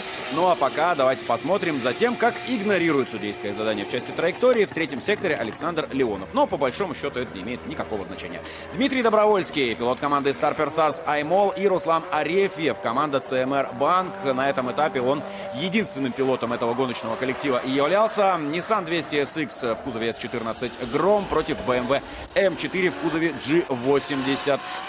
Прямо сейчас мчатся по дистанции. Синхронная постановка. Руслан Арефьев контролирует лидера через малый угол. Синхронная перекладка. Чуть-чуть, может быть, на какую-то долю секунды запоздал Руслан с этим действием. А вот дальше начались серьезные проблемы у Руслана Арефьева. Почти распрямление на перекладке и большое расстояние до лидера. В свою очередь, Дмитрий Добровольский был не безгрешен в части траектории. Во всяком случае, пропустил несколько ценных контрольных точек. Но с таким расстоянием, конечно, очень сложно претендовать на победу в хите. И сейчас Дмитрию Добровольскому нужно прессинговать обязательно Руслана Арефьева для того, чтобы убедить судейский корпус именно в том, что он достоин продолжения заездов на третьем этапе открытого чемпионата российской дрифт-серии. Руслан Арефьев ему немного помогает, заезжая передним левым колесом в ноу-гоу зону, а за такой маневр пилоты получают не 2 балла штрафа за выезд колесом, а все 6, потому что не засчитывается еще и внутренний touch-and-go. Таким образом, Дмитрий Добровольский одерживает победу в этой паре и также продвигается по сетке нижней вперед, в которой мы и остаемся. И теперь будем наблюдать за противостоянием Владислава Ерофеева и Сергея Давидадзе. Владислав будет выполнять роль лидера, Сергей Давидадзе будет преследователем. И сейчас главный вопрос: сможет ли Сергей удержаться за одним из самых мощных автомобилей чемпионата. У Владислава Ерофеева, напомню, 2 GZ GTE под капотом мощностью 800 плюс лошадиных сил. У Сергея Давидадзе, в общем-то, тоже особо дефицита в мощности нет. Но, тем не менее, 100 лошадиных сил – это разница. Ну и видим мы, как Сергею Давидадзе приходится вдогон немного ехать. Но справляется он с инерцией автомобиля. Однако снова можно сказать, что распрямление на перекладке первой, которая очень серьезные проблемы создают для Сергея Давидадзе. Судьям, конечно, тоже все не нравится. Не нравится им прежде всего не то, как пилот едет, а то, что вот такая оплошность случилась, и приходится им, в общем-то, по сути, обнулять заезд преследователя уже, по сути, в первом секторе. Итак, сейчас Сергей Давидадзе в роли лидера. Владиславу Ерофееву нужно проконтролировать скорость на спуске к Тачингоу 4. Что он делает? Просто замечательно. Синхронная перекладка, даже, по-моему, с небольшим контактом, вылетает колесом за пределы трассы Владислав Ерофеев. Никоим образом это его не смущает. Да, расстояние чуть-чуть великовато, пожалуй, в третьем секторе между автомобилями, но это уже формальность, по большому счету, потому что ошибка Сергея Давидадзе в этом хите стала решающей. Владислав Ерофеев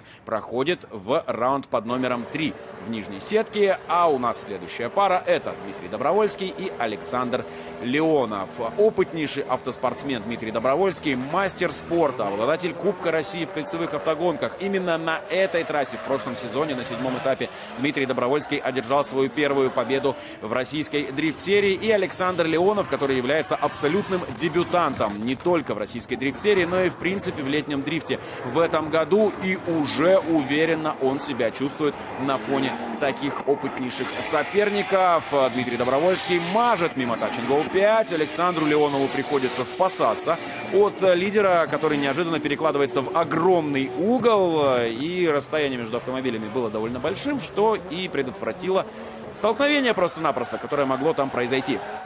Итак, довольно серьезные оплошности были допущены Дмитрием Добровольским, к сожалению, в роли лидера, причем не характерные абсолютно. Ну, а Александр Леонов сейчас должен собрать всю волю в кулак и продемонстрировать качественный заезд, с чем он справлялся просто блестяще, начиная с квалификации, в общем-то. И видимо, что снова заключительный поворот становится проблемой для преследователя. Расстояние между автомобилями просто гигантское. Дмитрий Добровольский потом поделился соображением, что остыла шина, просто долго стоял на старте, из-за этого не смог в должной мере проконтролировать он свой автомобиль.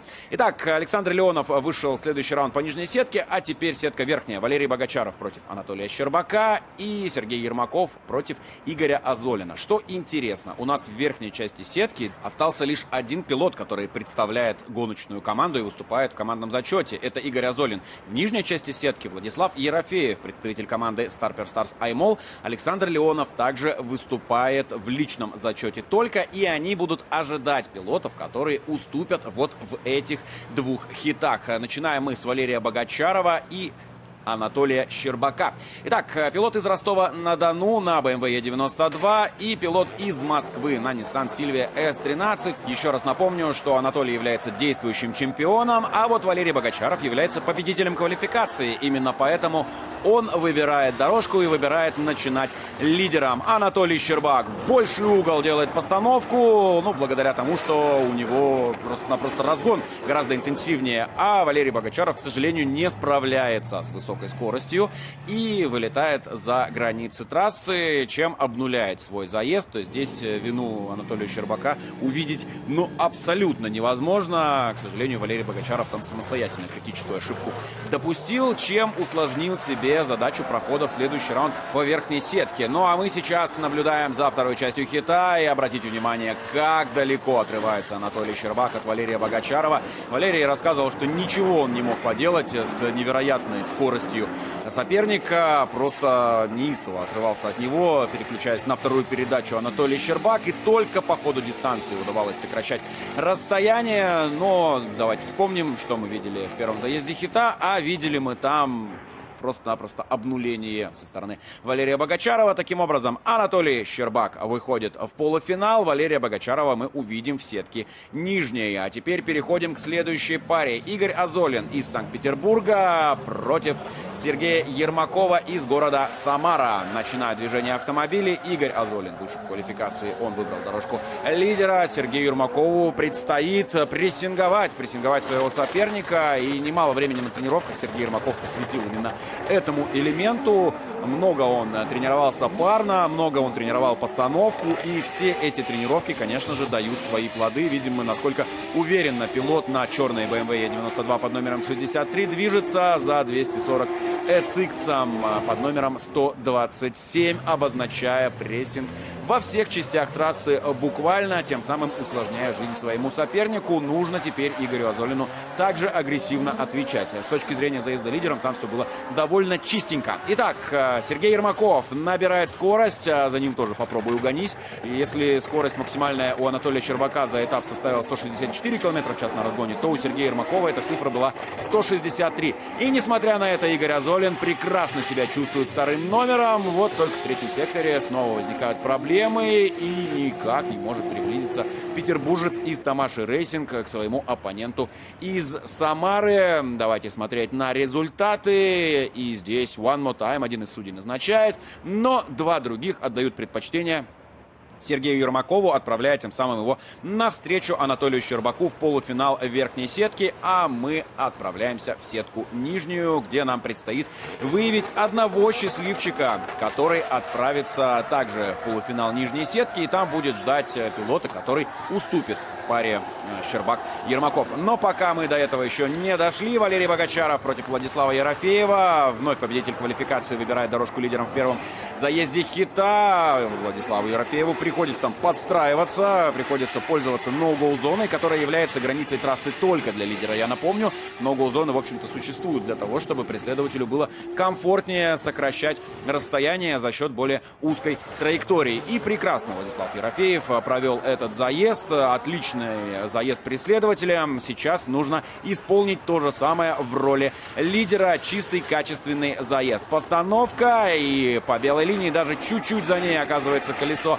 автомобиля Владислава Ерофеева. Вываливается очень широко, но спасает заезд Владислав. Дальше колесо за границами трассы у лидера. Валерий Богачаров все это блестяще отрабатывает и контролирует ситуацию, тем самым завершая заезд, который мог, в общем-то, закончиться даже и контактом. Валерий Богачаров признается победителем в этой паре. К сожалению, нестабильные заезды лидером Владислава Ерофеева не позволили ему добраться до подиума. Игорь Азолин вновь перед вами, и вместе с ним Александр Леонов на BMW E92. Вторая пара нижней сетки. Напомню, это третий раунд. И дальше победитель этой пары встречается с Валерием Богачаровым уже за право оказаться как минимум на подиуме, а возможно и в финале всего этапа. Итак, Игорь Азолин в роли лидера. Скольжение. Вовремя нажимает на газ до пунктирной линии. Александр Леонов так поодаль немного за всем этим наблюдал. Припозднился немного с перекладкой московский пилот на BMW E92. И прямо сейчас продолжается заезд. Нужно сокращать дистанцию, что получается. Но в самом-самом конце у Александра Леонова таких подарков Игорю Азолину делать не стоит. Он довольно опытный пилот и понимает он прекрасно, что нужно делать для того, чтобы в этой ситуации пройти дальше. Нужно просто быть ближе во всех частях трассы. Давайте посмотрим, как это получится у петербуржца из команды Тамаши Рейсинг. Уже с постановки понимание появляется того, что Игорь серьезно настроен. Синхронная перекладка первая во втором секторе. Также очень четко все делает пилот из Санкт-Петербурга. Дальше ошибка Александра Леонова, которая, к счастью, не приводит к контакту. Игорь Азолин все прекрасно видел, отработал, предвидел, я бы даже сказал. Но и таким образом именно Игорь Азолин оказывается победителем в этой паре. Встретится он с Валерием Богачаровым за право оказаться в полуфинале нижней сетки. И, кстати, победитель этой пары гарантирует себе подиум. Тот, кто в этой паре уступает, занимает 4-е место на этапе. Поехали! Валерий Богачаров снова выбирает дорожку лидером в первом заезде хита. Вслед за ним, ну, вернее, сейчас параллельно движется Игорь Азолин, но как только доедут до зоны постановки пилоты, нужно будет лидера выпустить вперед обязательно, что и делает Игорь Азолин. Валерий Богачаров в своем стиле очень классно начинает заезд, но все-таки мажет мимо Тачингоу 4 внутренней, которая стоит, я напомню, 4 балла по траектории. Дальше Игорь Азолин в третьем секторе начинает активно прессинговать BMW E92. Качественный, классный заезд в роли преследователя. Ну и сейчас нужно лидером Игорю Азолину быть поточнее, чем его сопернику. И тогда все карты у него в руках. И тогда вполне вероятно именно его победа. Валерию же Богачарову нужно максимально агрессивно провести заезд преследователем, что он и делает с самых первых метров дистанции. А Игорь Азолин, помимо того, что пропускает третью touch and go, еще и заезжает в ноу-гоу-зону колесом. Таким образом, у него 10 баллов штрафа по траектории только в первом секторе. А это, конечно, уже очень серьезно. И вряд ли с такими ошибками может претендовать Игорь на победу в этом хите, что мы, в общем-то, и видим. Судьи единогласно отправляют именно Валерия Богачарова дальше. Игорь Азолин занимает 4-е место на 3-м этапе открытого чемпионата российской дрифт-серии. А у нас на очереди 4-й раунд, он же полуфинал. Это 2 пилота, у которых нет поражений, больше никого не осталось. Таким образом, Анатолий Щербак и Сергей Ермаков сейчас выясняют, кто напрямую отправляется в финал, а кто будет встречаться с Валерием Богачаровым за право оказаться финалистом, но лишь с одной жизнью. Там есть некоторые тонкости, о которых чуть позже я вам поведаю. Анатолий Щербак традиционно невероятно стремителен на разгоне, но также стремителен и Сергей Ермаков. И несмотря на такое опасное заугление, Сергей справился со своей машиной и смог продолжить заезд. Да еще как смог продолжить заезд. Очень плотное, близкое преследование, огромное количество дыма. 2 V-образных мотора встретились в этой паре у остальных участников чемпионата. Моторы рядные, 6-цилиндровые, а вот у Анатолия Щербака под капотом V8 5,7 литров, у Сергея Ермакова в его Е92 мотор V6 объемом 3,7 литра с 2 турбинами. У Анатолия Щербака установлен компрессор, стандартный мотор от корвета C7. Что касается мотора под капотом автомобиля Сергея Ермакова, то это двигатель от Nissan 370Z, к которому были добавлены 2 турбины, благодаря чему выдает он 750 лошадиных сил против 800 сил под капотом Анатолия Щербака. Все это смотрится очень уверенно. Смотрим мы сейчас повторы. Красивейший заезд, огромное количество дыма, синхронные перекладки и в непосредственной, я бы даже сказал, в опасной близости Сергей Ермаков сейчас ехал за лидером, но только так можно претендовать на победу на решающих стадиях этапа. Меняются ролями пилоты. Сергей Ермаков в роли лидера, Анатолий Щербак в роли преследователя. Скорость у лидера была 161 км в час. Анатолий Щербак разогнался до 163, и вот к чему это привело. Серия контактов, из-за которых Сергей Ермаков просто не смог продолжить заезд. Если в этом месте происходит контакт на постановке в районе первых 3 touch and go, то это практически всегда вина преследователя, потому что это зона торможения. Там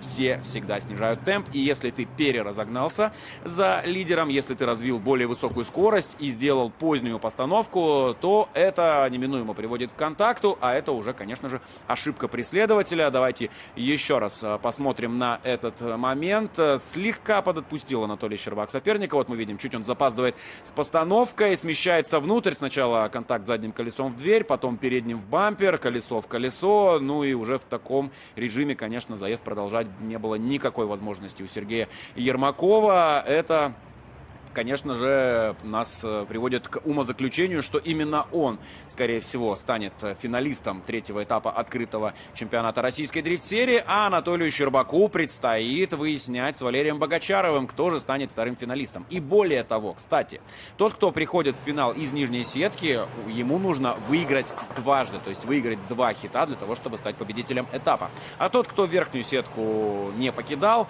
тот, в общем-то, имеет 2 жизни, то есть, побеждая 1 раз своего соперника, он сразу же становится победителем этапа. Итак, Валерий Богачаров по своему обыкновению занимает левую дорожку лидером в первом заезде хита. Ну а Анатолий Щербак будет прессинговать своего соперника из Ростова-на-Дону. Напомню, Анатолий Щербак представляет город Москва. Синхронная на этот раз постановка, но Анатолий прекрасно понимает, что у него есть преимущество в темпе относительно Е92 Валерия Богачарова, и таким образом решил он не рисковать, тем более, что Валерий Богачаров делает подарок практически Анатолию Щербаку, вылетая как минимум 1 колесом за границы трассы. Плюс в 3-м секторе Анатолий просто запрессинговал своего оппонента, тем самым, конечно, очень серьезно свое положение поправив. То есть преимущество после первого хита, после первого заезда хита совершенно точно на стороне Анатолия Щербака. Что-то странное произошло с Валерием Богачаровым. Как-то то ли запозднил он немного перекладку, то ли многовато скорости привез вот в этом моменте. Почему оказалось за границами трассы заднее левое как минимум колесо, а может быть и 2, неизвестно абсолютно, но это никоим образом не смутило Анатолия Щербака. Он спокойно, нордически преследовал своего соперника и исполнял все абсолютно синхронно с ним. Более того, с такой же траекторией и местами даже с большим углом. Но вот здесь не стал ехать за границы трассы Анатолий вслед за Валерием Богачаровым и был абсолютно в этом прав, потому что тогда для него заезд мог и вовсе закончиться. Ну а дальше уже в третьем секторе видели, что траектория и угол были одинаковые, что у лидера, что у преследователя. Таким образом, Анатолию Щербаку нужно проехать лидером чуть лучше, а учитывая всю агрессию по ходу заезда Анатолия, сложно будет Валерию Богачарову что-то противопоставить такой ситуации. Контакт там случился на постановке, видим мы, что замята дверь на автомобиле Анатолия Щербака. Ну а в третьем секторе снова проблемы. Проблемы не только у Валерия Богачарова, у многих других пилотов они тоже были. Соответственно, сложно претендовать будет на победу. Но важный момент. Тот, кто уступает в этом заезде, автоматически становится бронзовым призером этапа. Это тоже немаловажный фактор. То есть это уже пилоты, которые наверняка, вернее 100% поднимутся на подиум. Вопрос лишь в том, на какую из ступеней этого подиума они поднимутся. Но исходя из того, что мы видим в повторах, плюс там еще и распрямление у Валерия Богачарова было, скорее всего именно он окажется на третьей ступеньке пьедестала почета. Ну а Анатолию Щербаку предстоит еще одна дуэль с Сергеем Ермаковым. Пока же давайте посмотрим на повторах, как развивались события. Оказалось, все неплохо, супер агрессивно, и снова вылетает колесом за пределы трассы Валерий. Да, там не распрямление, конечно, очень маленький угол остался на перекладке, но из-за всех этих событий, конечно, Валерий Богачаров не смог плотное преследование обеспечить. Таким образом, занимает он третье место на этапе. Анатолий Щербак отправляется в главный заезд этапа. Снова он встретится с Сергеем Ермаковым. Парад финалистов.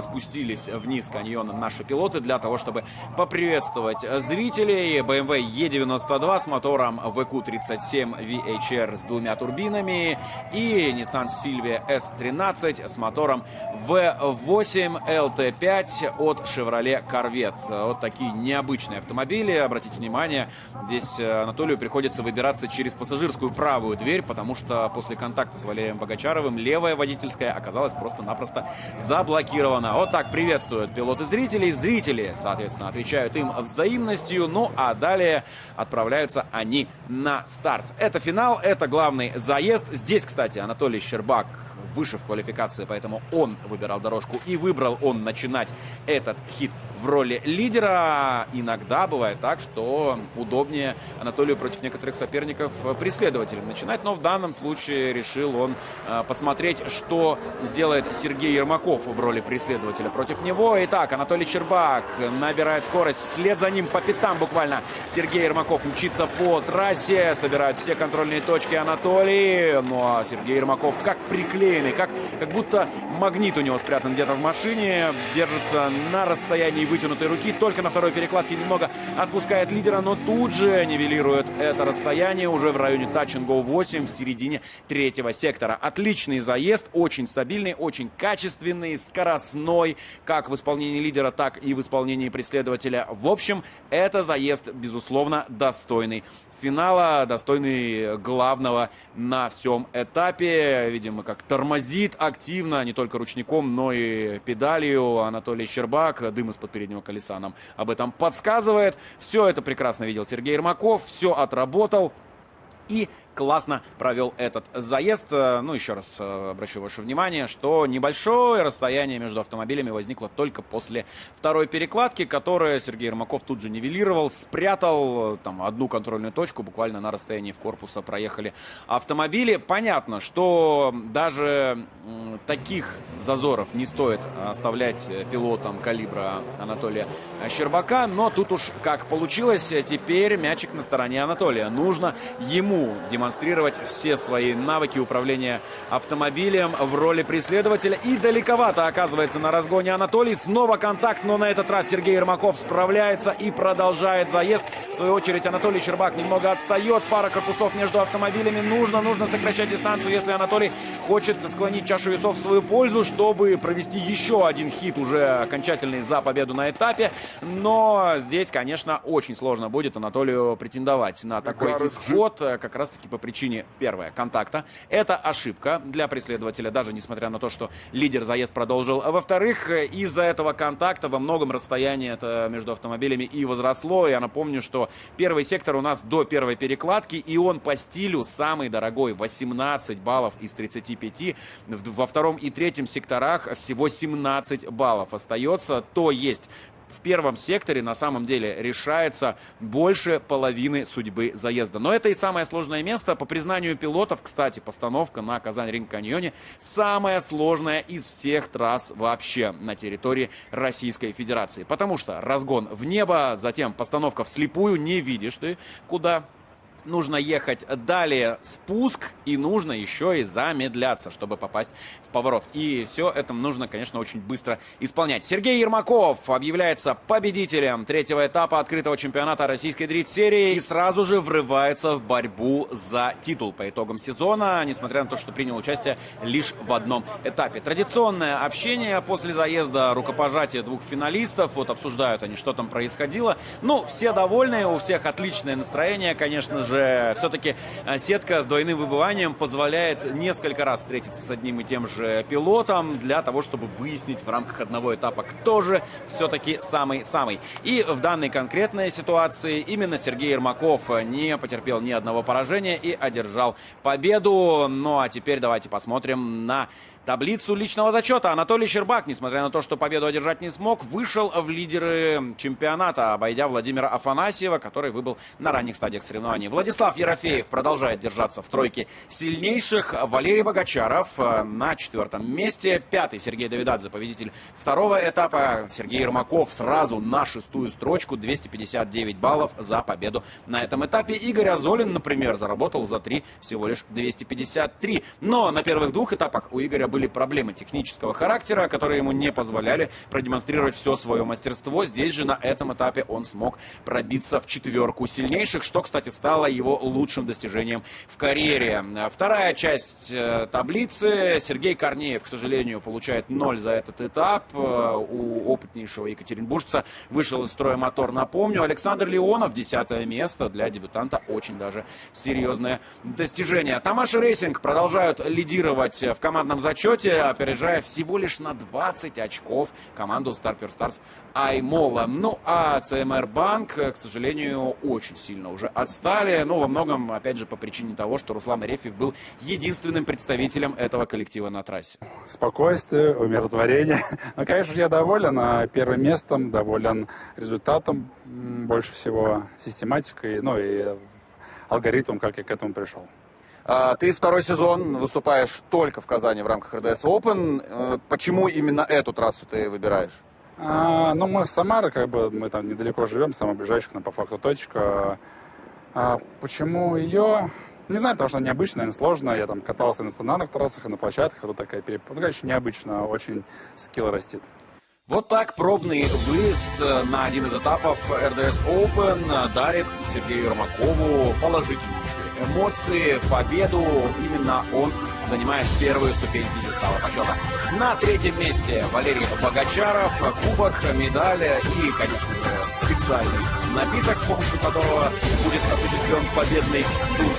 Анатолий Щербак, помимо того, что занимает вторую строчку рейтинга в рамках 3-го этапа, также он выходит в лидеры личного зачета по итогам всех 3 состоявшихся этапов и становится фаворитом, по сути, сезона. Ну и Сергей Ермаков, он тоже включается в борьбу, и если решит он продолжать выступление, то вполне может зацепиться за тройку сильнейших, ну а может и на титул по итогам сезона 2025. Вот они во всей красе, победители третьего этапа РДС Open на автодроме Казань-Ринг-Каньон.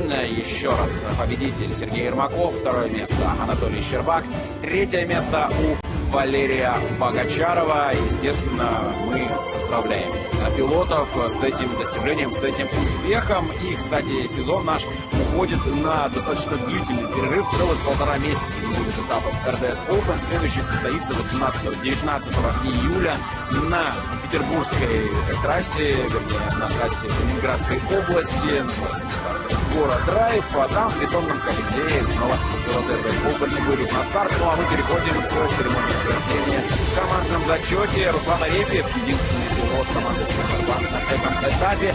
Третью ступень листового почета занимает. На вторую ступень листового почета занимает Дмитрий Добровольский и Владислав Ерофеев. Их товарищ по команде стартер Стас Аймол Сергей Корнеев уже покинул территорию соревнований для подготовки к следующему этапу. Ну а победители команда Тамаши Рейсинг, Игорь Азолин, Станислав Андропов и Владимир Афанасьев, который до этого 2 этапа подряд был настоящим локомотивом коллектива. Но вот сейчас самое большое количество баллов в таких командах у нас Игорь Азолин. Ну и вот мы видим сейчас, как обмениваются трофеями на подиуме Владислав Ерофеев и Дмитрий Добровольский. И, по всей видимости, по старшинству он там как-то распределяется. Ну и, естественно, кубок за первое место вручают команде Тамаши Рейсинг. На этом обзор третьего этапа чемпионата РДС Open завершен. Следующая гонка, еще раз напомню, 18-19 июля на автодроме Егора Драйв в бетонном Колизее. До встречи на дрифте.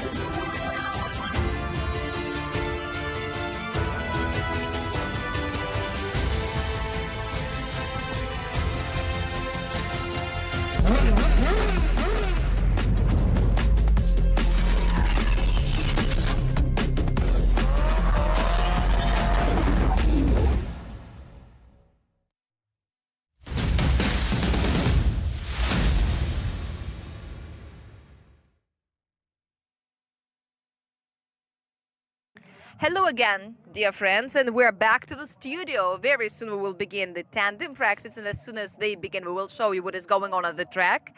And now at the studio, here is the leader of the qualification for quite a long time. And moreover, he's the vice champion of RDS GP and the winner of RDS West and RDS Europe, Anton Kozlov from Carville Racing. Hello, Anton, once again. And first of all, there are rumors that I cannot ask you about. People say that adjusting your suspension, you looked up some of the solution at the Одержимые team. So it means that, and Arkady Tseregradzev later beat you. I didn't really look it up, but I think, Arkady is telling everyone that I didn't say that he looked like a potential winner of the qualification, but Damir is a great qualification expert, and the combination of his car and himself is, I believe, one of the strongest. And his vehicle, to me, is the fastest. I really love the way it moves at the moment. Yeah, sometimes the angles are not always perfect, but this is not critical. But at the same time, this is really fast. And yes, for quite a long while, me and Arkady used to talk a lot, and he openly shared on his social media some of the adjustments of his suspension, and I made up all this jigsaw puzzle in my head. I heard something here, heard something there, and I had a picture. I also drew a draft of the suspension, drew a drawing, and I readjusted my car, and I liked what I got at the end. I would like to test Arkady's vehicle and compare.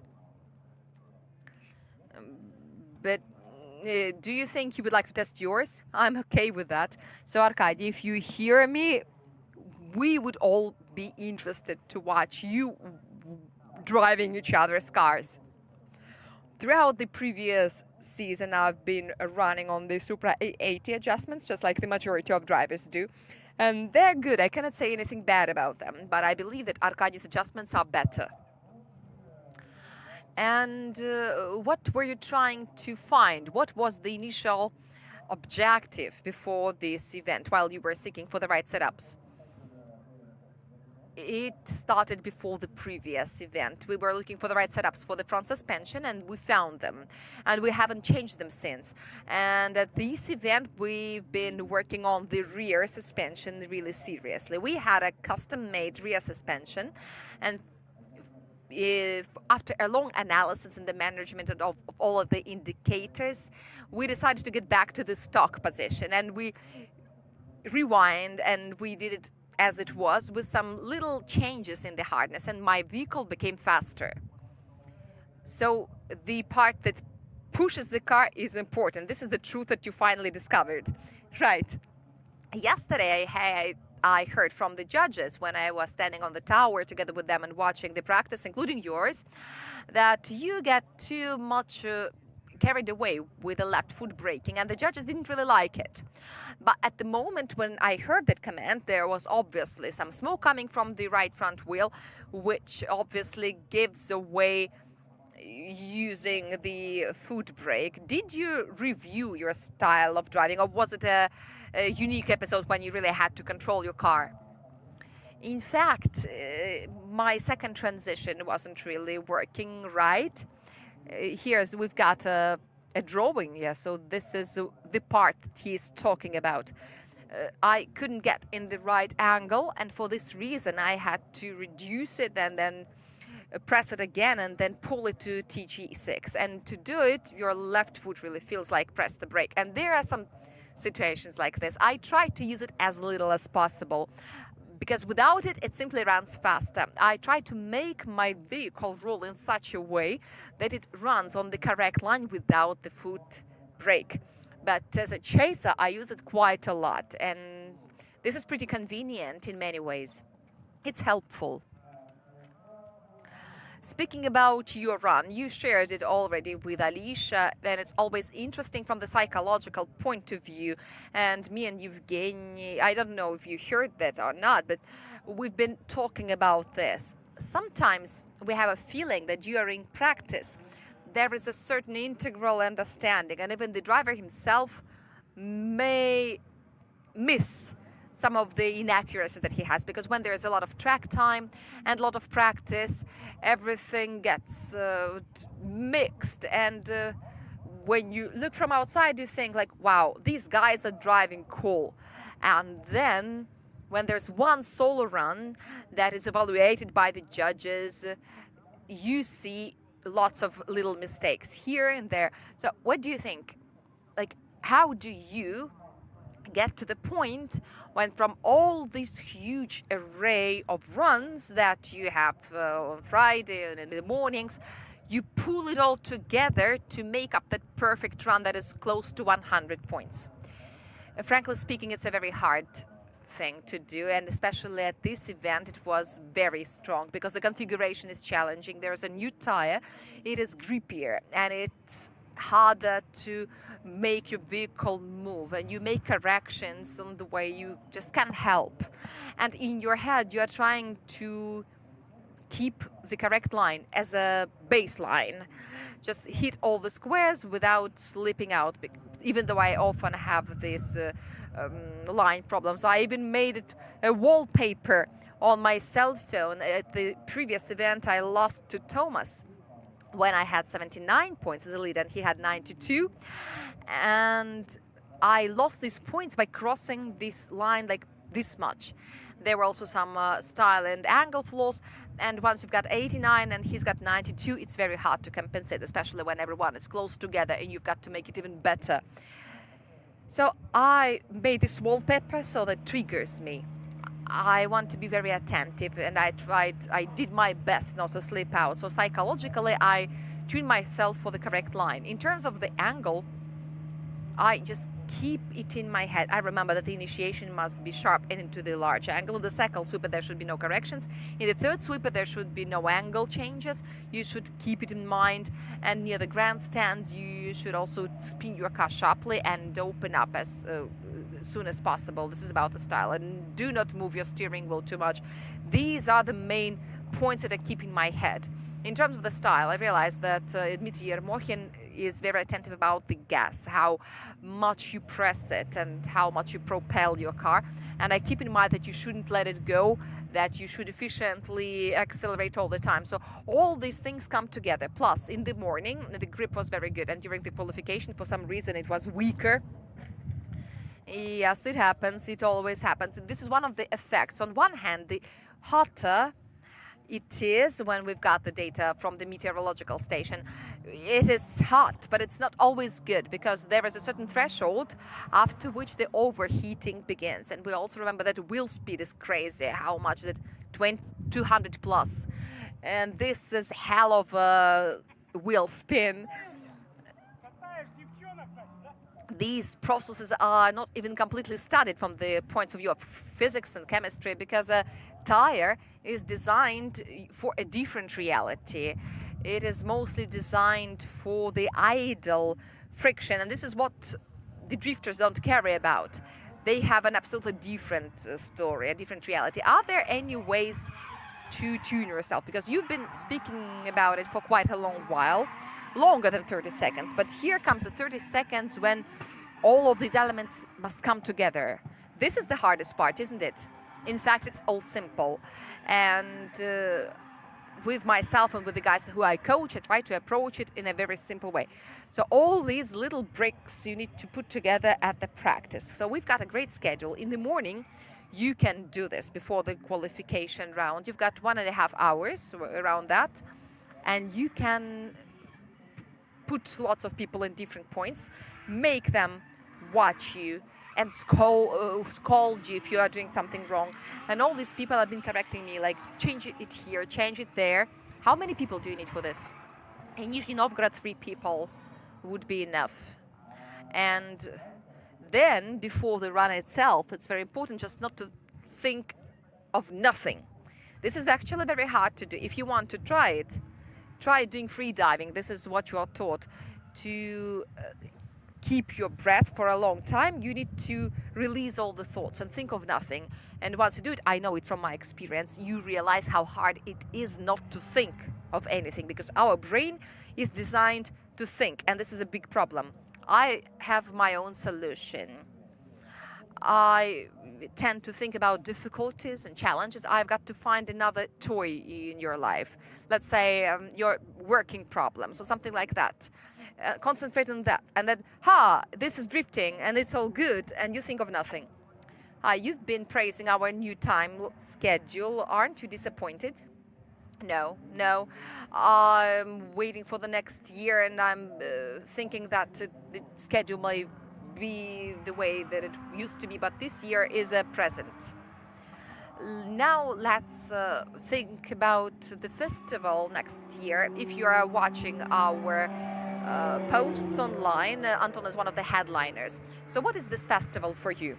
For me as an athlete, this is a practice of the final event. This is a great opportunity to practice with the top drivers, to try my skills, to adjust the reduction, to see how my vehicle behaves on this configuration, and to tackle some of the little configuration details to get new experience. So for me, I've got a purely sports objectives. For me, this is not just an event. I really tune for it. I want to fight. Last year, everyone liked the relaxed atmosphere that we had. I know that doesn't contradict your sports objectives. As far as the contacts with the spectators, what's your attitude to this? I know that this is one of your duties at the festival, but someone may be distracted by it. It may break someone's mood or someone's mindset, because the spectators want your attention. They also have certain expectations when it comes to you, and you may have your car at the repair and the setups are not ready and so on, and you may be experiencing some problems of your own, and there are spectators who expect something from you as a public person. Does this publicity get in your way as a driver? No, it absolutely doesn't, and I am not that popular as some of our drifting apostles, as we call them. I just came out from the autograph session. There is Gocha, and he's got a huge line along the pit lane, lots of people standing there. I think one of the tricks is that while you're standing in the line for Gocha's autograph, you can collect all the others. Yeah, exactly. And I haven't reached that level yet, and I think it's hard to reach now in the modern reality, because these guys are very far away. They're really awesome. And I have a very positive attitude. I always keep it in my head that every fan I talk to will be happy. I will give him a little bit of positive feeling, and he will share with his friends that this driver is cool, and this is how I can expand my audience, and the audience also enjoys communicating with me. So for me, this is a joy. So this is a mutual energy exchange. Yeah, right. I believe that this is an important part of your development. There is an opinion that the hardest stage of the competition is top 32. Do you agree?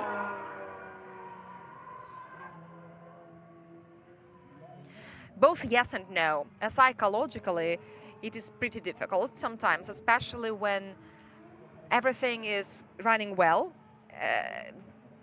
All your practice sessions are great, your qualification is great, and then in top 32, you hit an opponent, just anyway. You can be even a wild card rookie. And you're like, what should I do? Should I go close or not? Maybe not too close, because he may screw up, and I should keep at a distance. But most often, at the practice, everyone is bad, and then at the battle run, he does it perfectly and he hits your door as a chaser. So you don't know how to behave. Psychologically, it is hard sometimes. I remember I had one run with Damir when Damir won the qualification at Agora Drive. And in top 32, he hit our guest from some other country. I think it was Belarus. Litvin was his last name. Yes, perhaps. And Damir was trying to chase him, and he fell out of the track with all the four wheels. Yeah, that was a very tricky line that was waiting for him, yes, and he got there. None of them showed any super cool run to win, but with this little flaw, he lost, even though he was the favorite of the event. These are the things that you are always afraid of. You cannot let it go. This is a psychological task. You've got to build the right strategy for the run. But in terms of the skill, the hardest runs begin from top 8.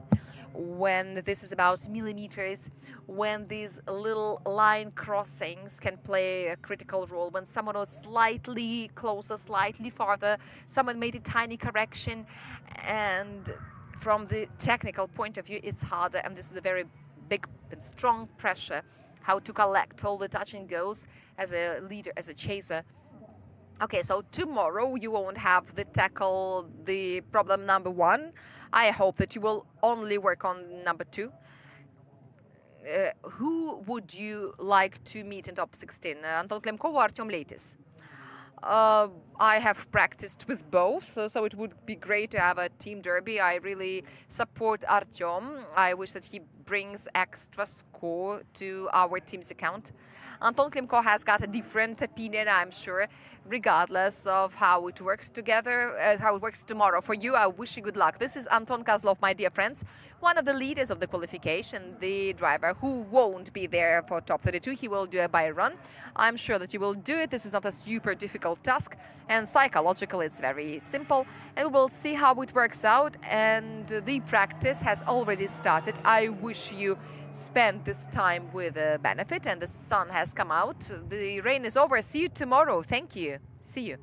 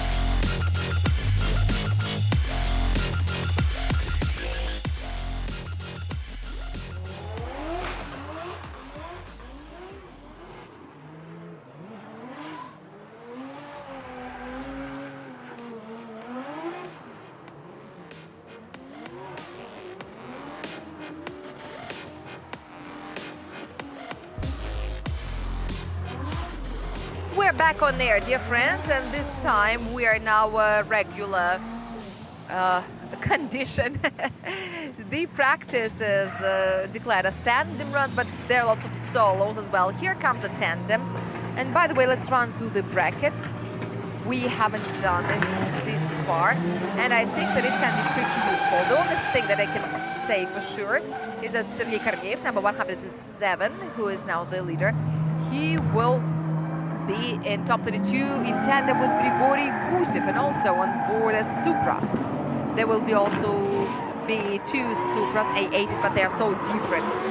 The power difference is 200 HP in favor of Denis. For him, it's quite a good chasing practice because his opponent is not the fastest one. So it's good for Denis to practice some little chasing skills. It is very helpful sometimes.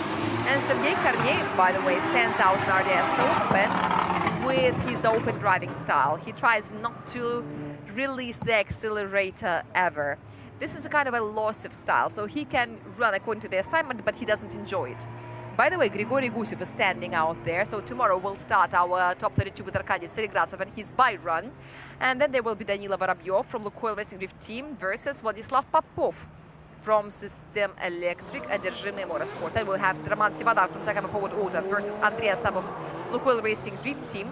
There is a history of competition, but we will tell you later. Ilya Popov from System Electric Одержимый Motorsport versus Ilya Fedorov. Even though the power difference is very different, but the battle promises to be interesting. But I'm sure that it won't be that simple for Ilya Popov. Then there will be a by run of Timofey Dobrovolsky. He totally deserved it. He almost completely repeated the scores of Georgy Chevchan, but only 1 point was lacking to get an absolute equality. Then it would be very interesting how the judges determine who is better and who is worse. Mikhail Davidyants and Anton Dmitrienko, two solo drivers, will meet in top 32. I haven't seen anything like this for a long while. This is a very rare combination.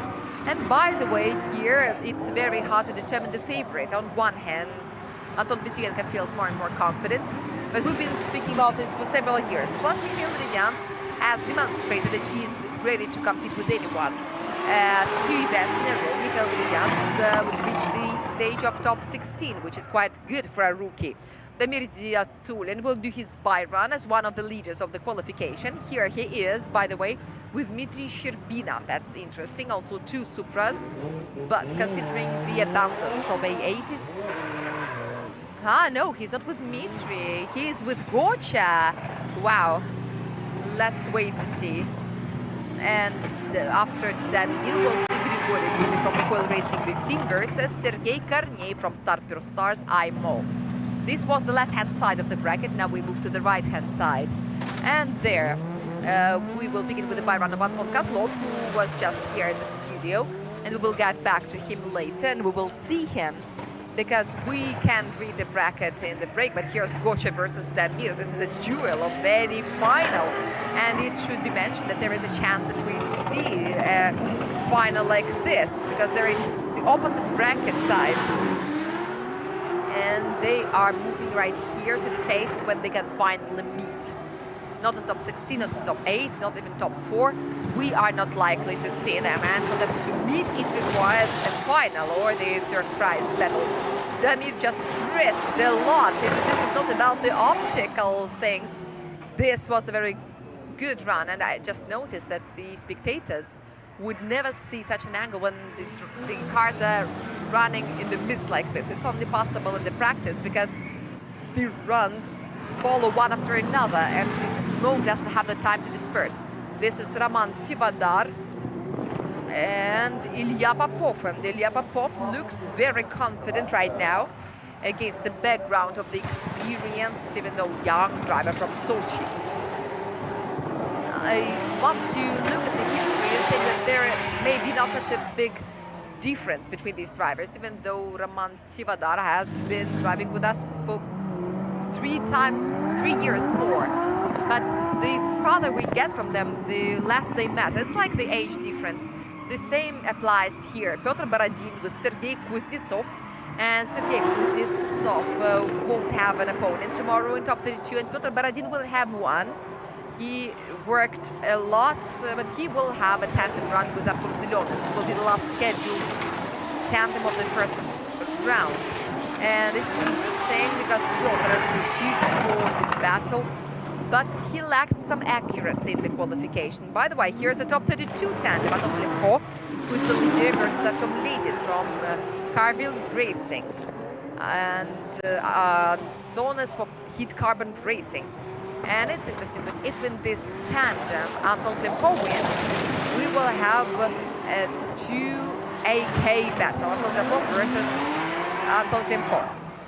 Or it can be a derby of two Carville Racing drivers. This was very hard to understand from these angles if it was Anton who over-slowed down, or Artyom was jumping in such a way that he failed to stabilize his vehicle and it got to a spin. Once Ivan Palmin gets to the solo run, we will see a reverse. And this is a situation that made me think about a mutual guilt. We've got a change in the regulations. Finally, hallelujah! After a long discussion, the drivers decided, yes, it does look like this. Anton pressed the accelerator too late, but Artyom started spinning a little earlier, but he was running after so severely. This is Sergei Kuznetsov. He is coming back. All right, so while we are watching Ivan Palmin, we have mentioned Kozlov and Klimko in latest. Then there's Dmitry Sherbina with Alexander Leonov. That is an interesting tandem, and even more interesting as we've got Tommy Kyle and Dmitry Putilin. And maybe in top 16 we will see a repetition of the St. Petersburg tandem. Plus, Dmitry Sherbina was very good, and he lacked just a little bit, a very little deficit to beat the Irish, and they had it one more time. Then there will be a by run of Gocha, and now you can see him chasing Damir Diatulin. The Siberian drives, huge speed with a wheel speed of 200 plus. So Gocha is handling Damir's speed very easily. And Damir, well, what can you expect from Damir? Just a very good lead run. Oh wow, this is Gocha's landmark chase. I'm amazed at how large the modern cars are. The Z looks like a tank near the A80. And the 370Z against the S15 looks very short. Here's Roman Tivadar hitting back. Wow. Roman Tivadar strikes back. How beautiful. Now I understand it better why Roman Tivadar very often gets back to the garage with some damaged car body elements. After Gocha's by run, there will be Ivan Palmin from Carville Racing and Denis Migal from Fresh Racing. You have seen both already, and this is a rehearsal. Yes, or not. Yes, this is a rehearsal. A rehearsal of Danila Vorobyov and Vladislav Popov. They will be tomorrow in top 32. They will be together in top 32, so they decided to practice together. This is also a foundation for a good tandem round, to practice a little bit with your opponent. This is a very good idea. You can study your opponent. This is the second part of the heat. This is also a good rehearsal of top 32. Now Artyom Letis is in front, and Anton Klimko is obviously having some technical problem.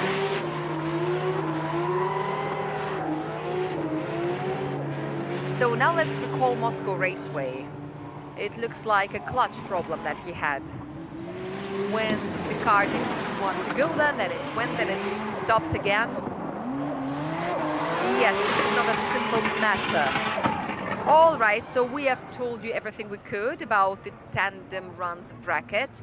And here is Dmitry Putilin with Tommy Kiley, also as ordered. And Dmitry Putilin already told you that he often feels sad when he loses and he doesn't want to lose. So he decided to challenge himself, to test himself with the leader of the first competitions and the winner of the first event, the finalist of the second, well packed in a compact Irish package. All right, so I also remember for the first time we broadcast some practice at Sochi Autodrome in 2022, but that was a full-scale top 32, even with some judgment. I remember that Many drivers wish that those practice runs would have been counted as battle ones, but no, it didn't work this way. By the way, here are the heroes of that story. Georgi Chevchan and Roman Tivadar. The drama in drifting is sometimes so merciless, it makes you wonder. So here are the two generations of forward racing. The S15 looks like a car that is going away into the past, but now with the double arm suspension, it has got a new life.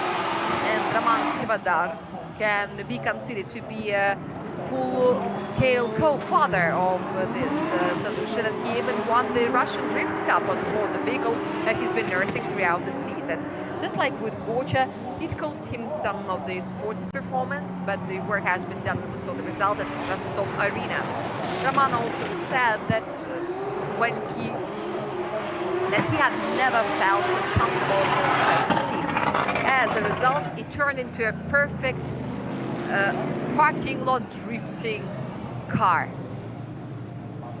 After he has started all the setups. We haven't seen Grigory Gusev, and here is Sergei Korneev. Here they go. This is a real battle tandem that we will see tomorrow, that I really hope. I hope there won't be any technical problems or accidents. Here's another important element of the practice process. The start is given by the marshal, not by the traffic lights. The marshal is holding two flags, giving the signal to start. I don't know who is running, but there is the Mirdiatulin filming them. Yes, he's running there, running after them with a phone. Korneev is doing quite well, but Gusev is going on a very wide line. And Korneev, you can see what the power difference is about. There are two car bodies between them, and these are two Supra car bodies between them. Oh, now it's much, much more. By the way, this proximity check, it works here without any additional details. I hope we never have to apply this rule, but I remind you that the difference, that a gap of 2 control points in between the two cars is only applied if these two touch and goes have different numbers. And here on this configuration, all of our touch and goes have different numbers. So it doesn't matter if it's TG2, TG3 or TG5 or TG6. It would still mean an equivalent to spinning. And it doesn't matter how many meters there are between them.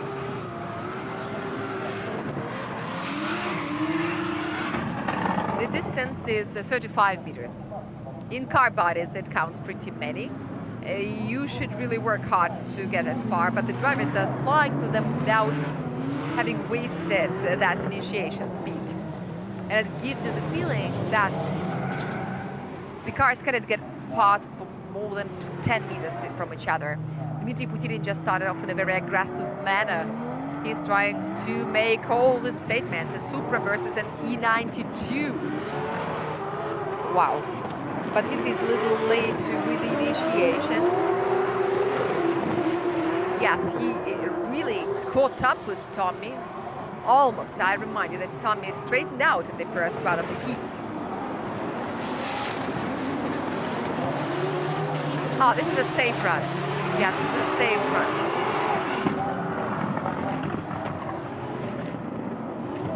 Denis Migal and Ivan Palmin are now on your screens.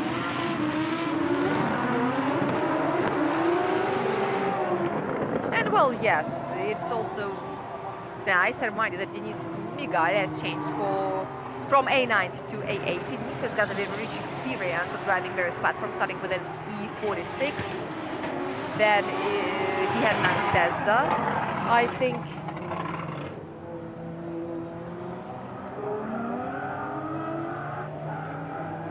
Denis Migal came to us with an E46 at first, and it was made somewhere in the Baltic. Then there were two Altezzas, the Bumblebee 2.0. Then there was a 90, Supra A90, then an A80. This is the first season in the career of Denis, when he's driving the same car for 2 years in a row, and he is one of the few drivers who miraculously avoided such a phenomena in our testing as E36 and as chassis GD86. Well, it has never been a mass car, but this is a championship car. And there was a period, a short one, when everyone thought that it was a very promising kind of platform. And this is also a rehearsal of top 32. This is our personal competition drivers that we're gonna see later. Now we will see how Grigory Gushev can help Sergei Korneev. Sergei Korneev is always very stable, and if there are any mistakes that occur, this is usually because of the excess of emotion and the passion. And this is how greatly Sergei Korneev is leading Grigory Gushev. And Grigory Gushev has driven outside the borders of the track. This is a lead run, which is very precise and like can sometimes be the determining factor. If you remember, in the earlier periods of drifting, here Ilya Fedorov with Stepan Popov. So in the earlier period, when we thought that we have just learned how to do good solo runs, so the lead runs would be good, and who is better as a chaser has done a good job. And now in GP the situation is the following: all the drivers can chase closely, and we remember that a close chaser can be forgiven in lots of little flaws. You can sacrifice your angle or a line, and this is all good. You still have a discount because you're a chaser and you're close enough. If you're close enough, one wheel outside doesn't even count. And now, all of a sudden, it's not because the lead run weighs more in the judges' evaluation, but because the mistakes of the leader can break the chase runs. And this is why we tell you the lead run score, because sometimes the difference is so big. You remember Anton Kozlov told us about his battle with Tommy Kiley. Several centimeters changed the game. You were just in the wrong position. It's not because you made a serious mistake, but it just happened. And you are losing several points. When the lead run difference is 20 points, it is impossible to compensate if your opponent is just as good and as close as you are as a chaser. Whatever you do, this is a very important thing to consider. You shouldn't also forget that the judges evaluate both the leaders and the chasers, and all these things matter. And here's a good example when, yes, now it's better. At last we had a chance to check how the logos are visible. You see, we also practiced. This is also a practice of a tandem run of us together.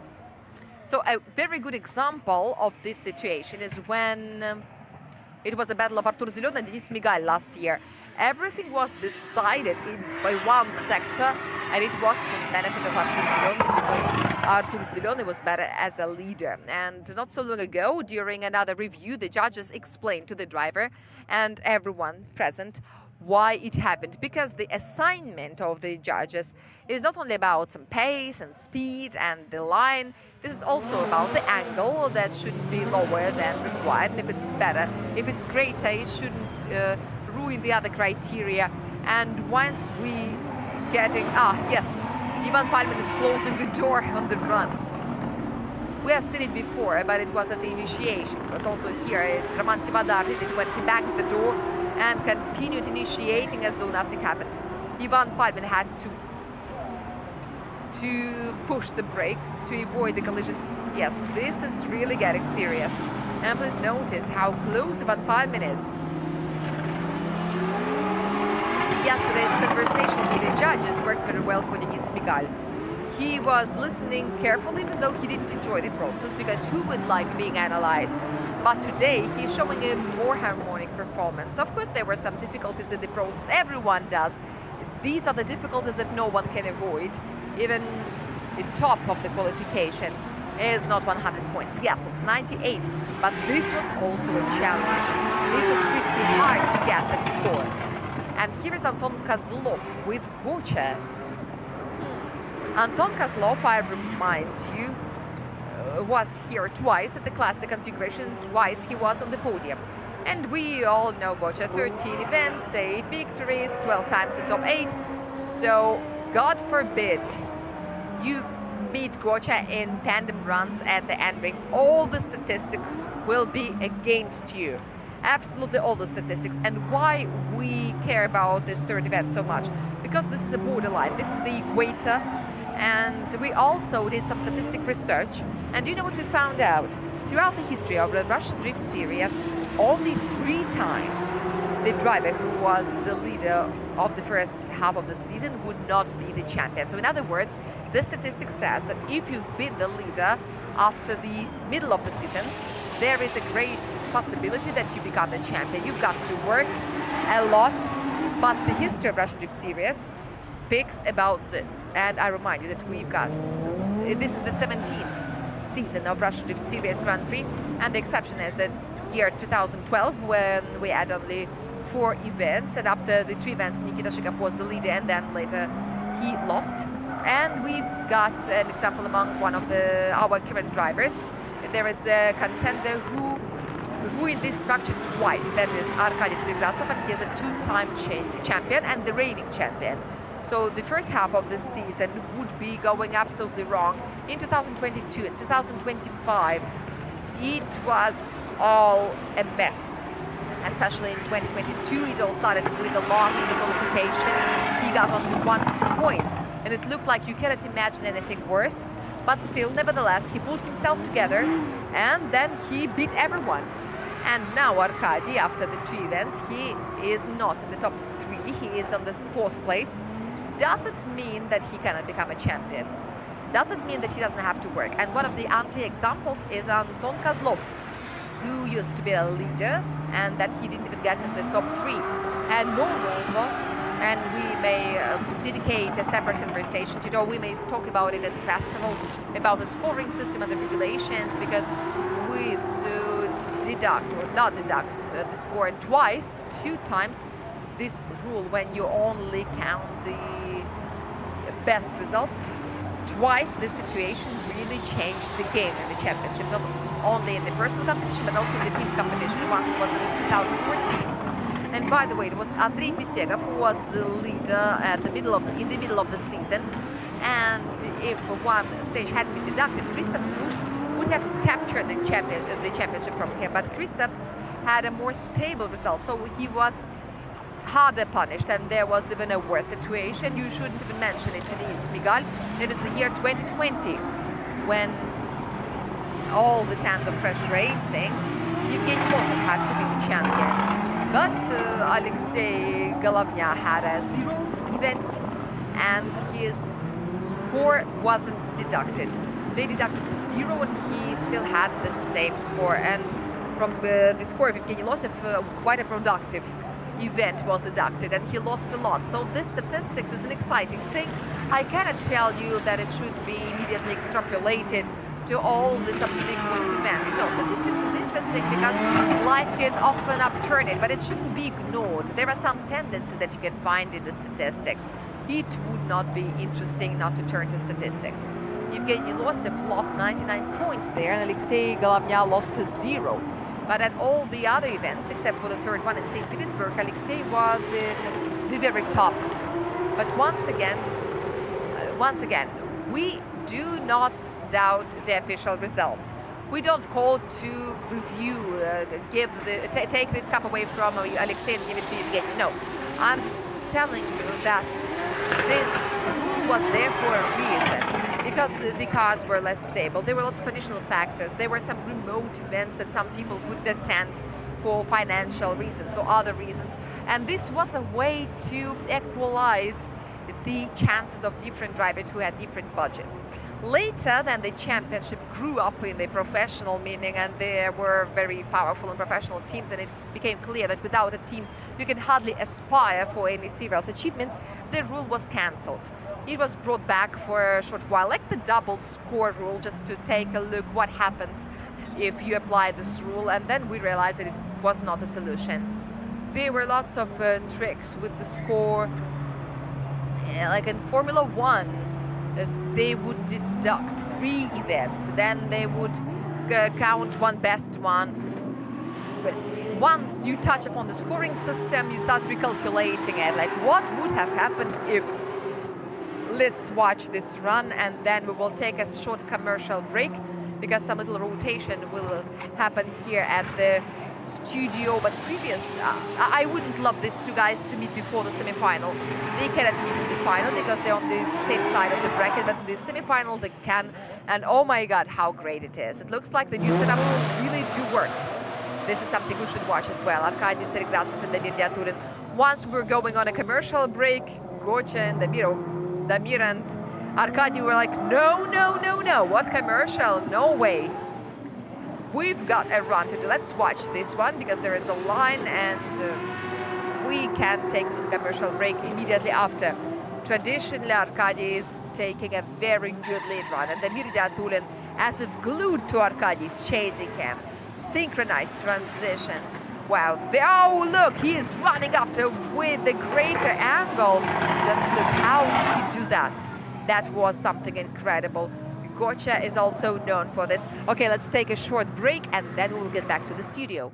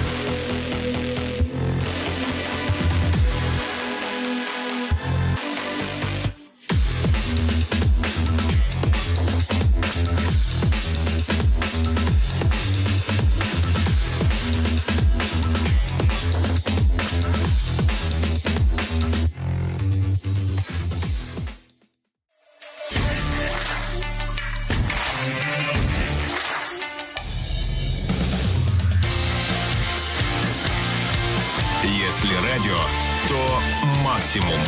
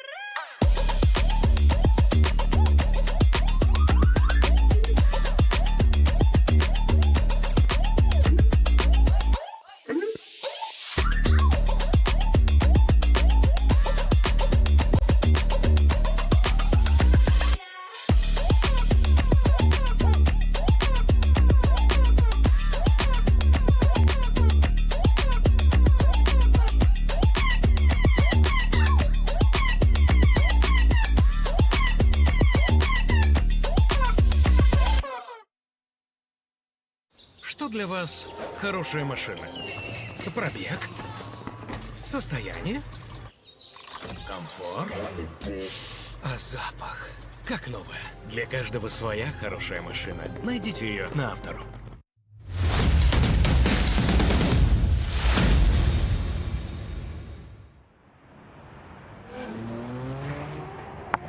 So, my friends, we're back to the studio, and this is Alicia. Hello. How is it out there? It's great. It was amazing and warm. Sometimes it was even hot, but then it was a warm summer rain, and we felt absolutely amazing. We were enjoying it so much, the spectators and the drivers, because it got a little cooler. My friends, hello. I welcome everyone who we haven't met during the day, and moreover, this is a new experience for me because I usually come to the studio of RDS Europe or RDS Open. Yes, I'm sorry.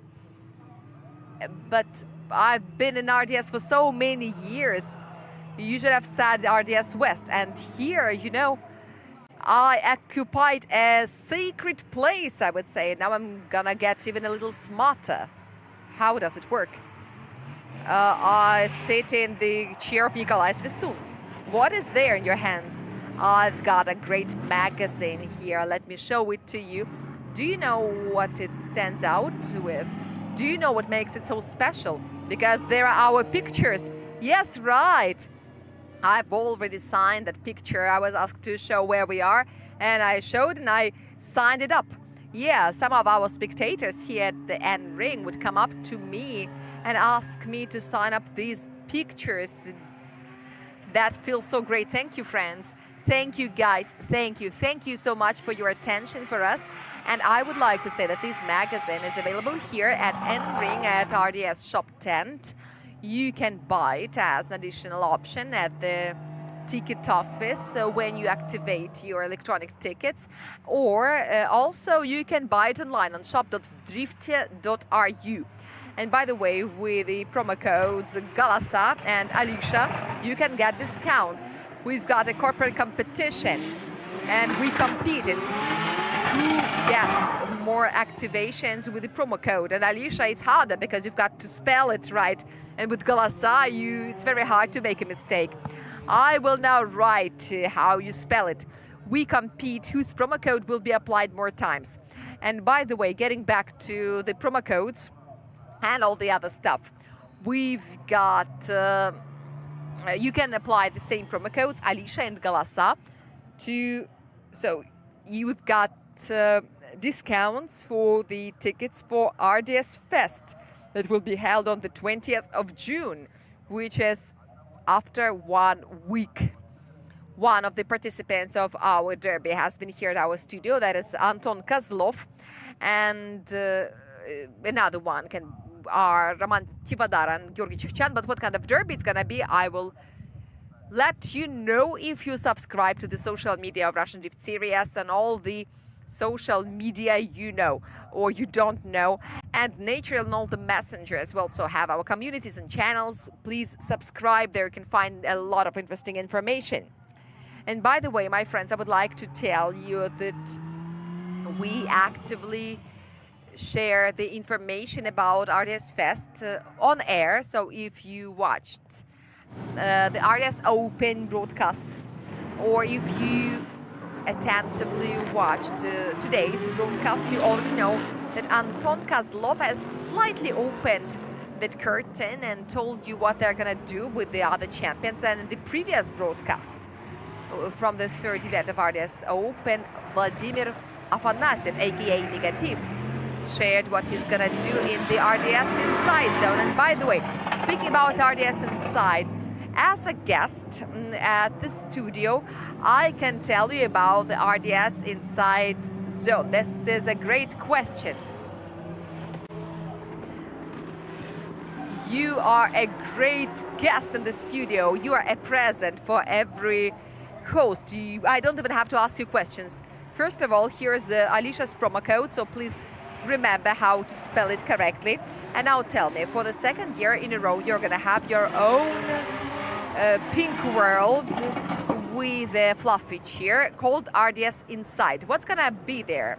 For those who watches us know and doesn't know that for 6 years there is a separate format in RDS, a format of like an inside series. It's called RDS Inside, You can find it on VK Video and on another video hosting that I cannot say. But if it's convenient for you, is it forbidden? Okay, it's YouTube. Okay, on YouTube. You can watch it on YouTube. And on RDS Inside, I show you the lives of our drivers and organizers and spectators during the RDS events. Usually these are two issues. We've got a great SMM manager, who is also the editor of RDS Inside, Vasilisa. She edits these programs greatly, and I also shoot them very well. I shouldn't be humble. And we've got the same zone in the same format. We will have it at our fest. Last year it was a trial. This is a format of public talks. We've got a spectator zone where the spectators can sit and chill. Someone can come with a cup of coffee or tea, and they watch the guests, listen to them and ask them questions. And then the guest picks the best question and gives that spectator a prize. But what makes this zone so special? As you mentioned, this is a truly relaxed zone, a lounge zone, where you can chill and talk to the guests and talk to us, to all of us. It's really pink. We've got pink chairs, a pink podium and pink chairs. And also this year there will be Russian folk culture elements, because RDS Fest is also related to Russian folk culture. But in fact, we won't unveil too much, so all the spectators who will come to RDS Fest will see it all themselves and they will enjoy it.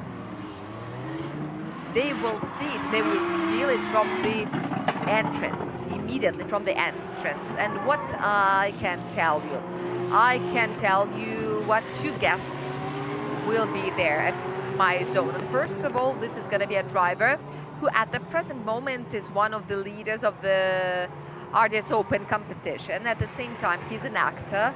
At the same time, he is a writer. If you didn't know, Vladimir Afanasyev also writes fairy tales for children. At the same time, he's a rapper and a musician. He will be a guest at my zone, and he will open the public talks at RDS Inside zone. Therefore, you can take part in the discussion of some issues that you are mostly interested in. You can ask your questions. You ask Vladimir, he will answer, and you can enjoy his work. So we will ask him to sing something, maybe. And also we will have a guest who is one of the famous bloggers. The one who will be performing a very unusual role for himself. Who are you talking about? And who are you talking about? What's the first letter? B? No. All right, so I'm not speaking about the B, I'm talking about the A. This is Anton Skritnikov, aka Forsage. He will visit my zone to talk to you, my dear friends and subscribers. He will share his plans in RDS and his plans in drifting. His life has greatly changed.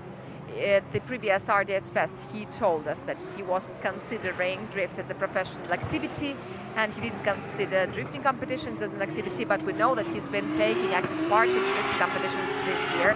So we will talk to him about this. And Evgeny, I've got another question to you.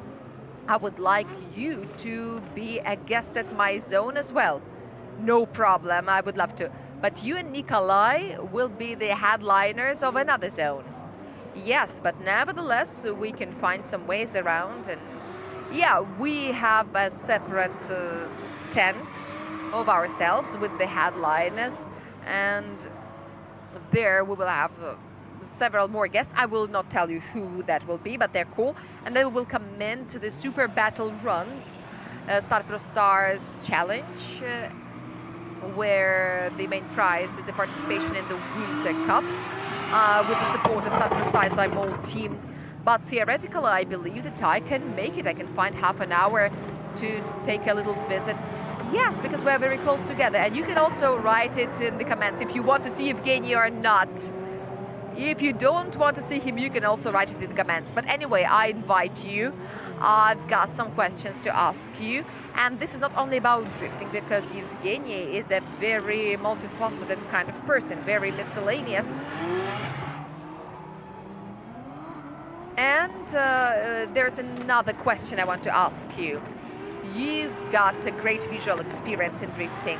You have watched so many competitions and you have watched so many practice sessions of everything. What is your most favorite platform that you look at and you think, wow, I love it. This is the feast for my eyes, and I would love to, if I were a drifter myself, I would definitely get one. This is a I've forgotten about these platforms for a while, but this season Stanislav Antropov came to RDS Open, and I realized that I really love a Mazda RX-8 as a drifting platform because it's got a very good parameters. I mean the basic parameters. It's got the right proportions, the lines and the widths. It has a very good front suspension that is structurally similar to a Toyota A Supra A80. And it simply looks very trendy, very nice and modern design, even though the car is not new. But it looks stylish and I love the way it looks. And from the cars that you see right now, do you suggest that I choose between the Z and the E30? With all my love for Mikhail Davidians, of course, I would say that these are cars of two different levels, and the forward Zs look really great. And this is also because the body kit that they use, very often the body kit changes a lot because all these extensions change the proportions of the car and they break its general essence. But the forward body kit highlights the original lines, and the car looks slightly a little bit plump, so that it can accommodate those large wheels and the front suspension. So I believe that this is a very good style. And E30 is a legend. It's a legend of motorsports. And the E30 of Mikhail Davidians is a true legend. Yeah, this is the vehicle that he started with.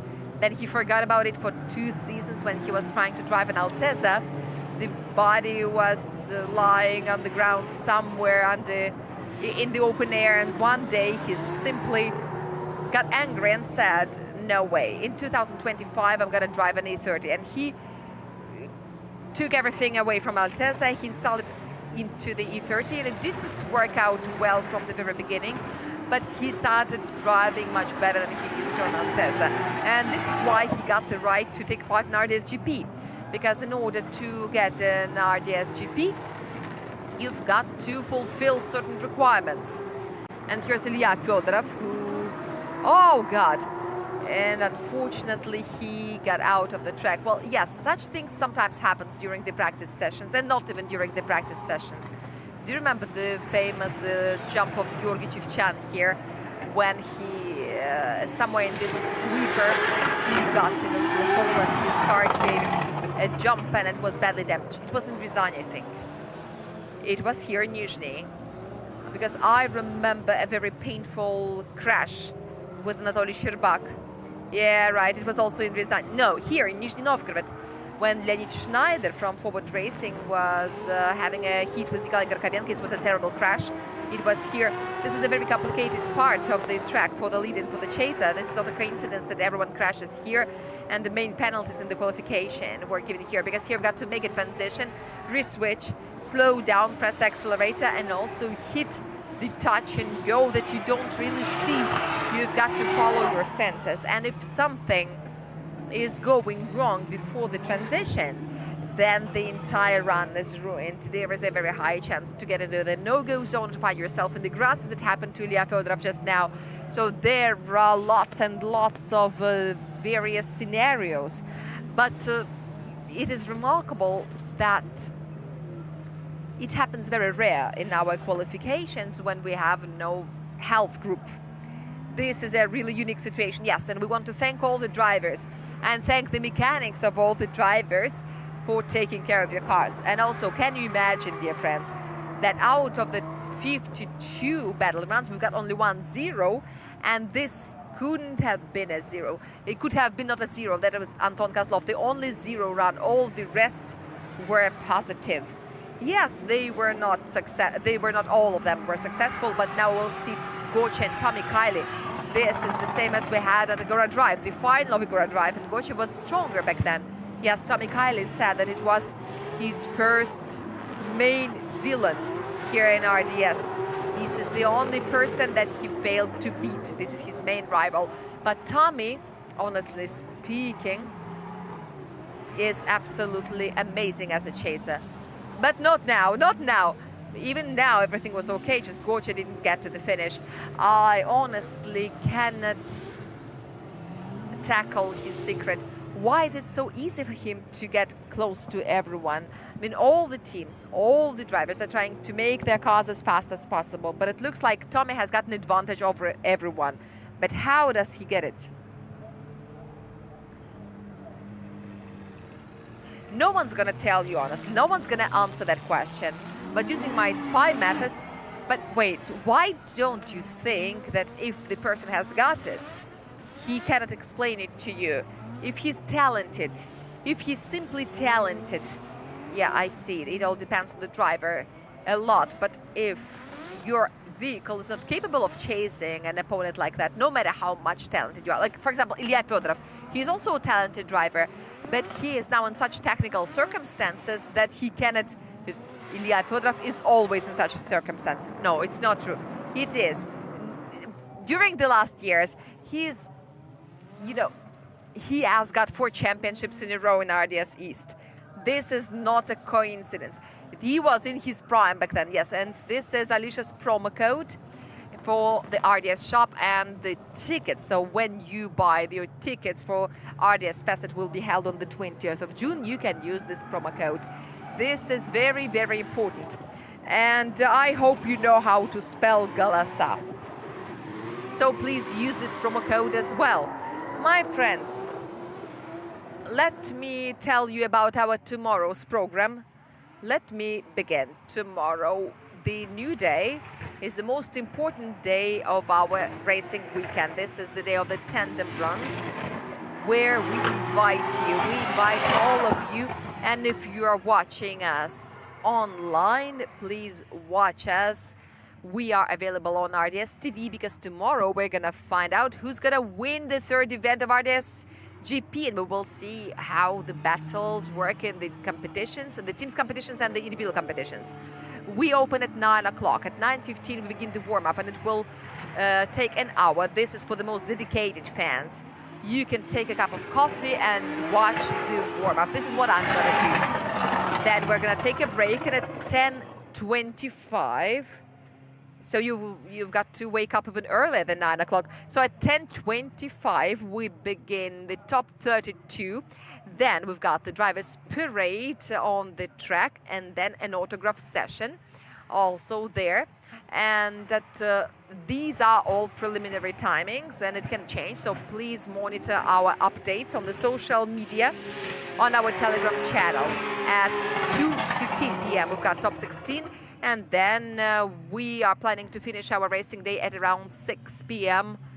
or maybe a little past 6. And the awarding ceremony is scheduled for 6 o'clock approximately. And you know that it can change due to the circumstances or the weather. Sometimes it happens.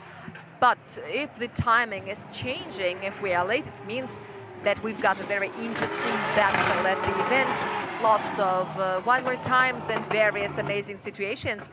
But the top qualification of our judges will allow them to determine the leader with the first attempt. This is what we hope for. This is very unlikely. I've been trying to... Oh, okay. Let me briefly remind you that tomorrow we've got the drivers' parade, and of course our traditional autograph session will be on the racing track. So please prepare everything that you want to be signed. And of course, don't forget to take the pictures with your favorite drivers. Buy the magazines. We've got special pages for autographs. So if you don't want to carry the cards, even though our drivers have very beautiful autograph cards. You can buy a magazine or you can put the cards into the magazine. So once again, I remind you that everyone is invited to RDS Fest on the 20th of June at Moscow Raceway. You can plan your trip and visit the event. This is going to be a great festival, very heartful, cozy and friendly. You can meet the drivers, you can talk to them, because they're going to be laid back and relaxed, and they will be open for conversations, so you can taste the drift. Or maybe you find new friends and new bonds. There are 2 promo codes, Galasa and Alicia. Yes, we do compete at the end of the season. We will show you the score. So, my friends, this was Evgeny Shadrin and Alicia Nikolai Svistun, and they were all beautifully translated by Katya Adamovich. See you tomorrow. Have a nice evening.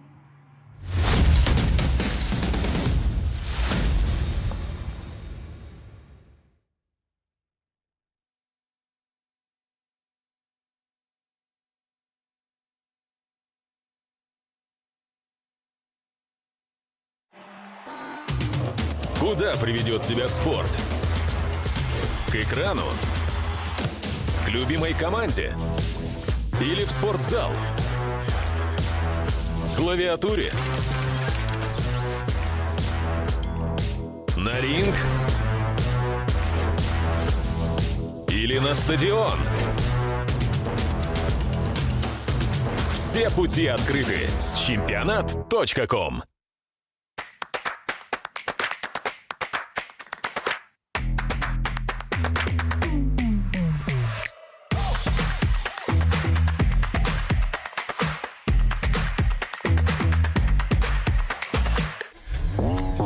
Все время в движении? Читайте Автомейл.ру. Это портал про автомобили и для автомобилистов. Здесь все самые важные новости о машинах, премьеры и тест-драйвы, штрафы и полезные статьи с советами, путешествия и истории. Будь в движении.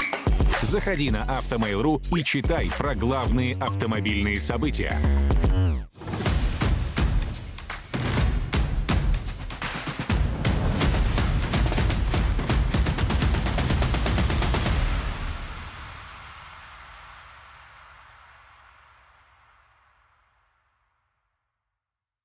Многолетний коллектив Fresh Racing продолжает свой путь в Гран-при РДС.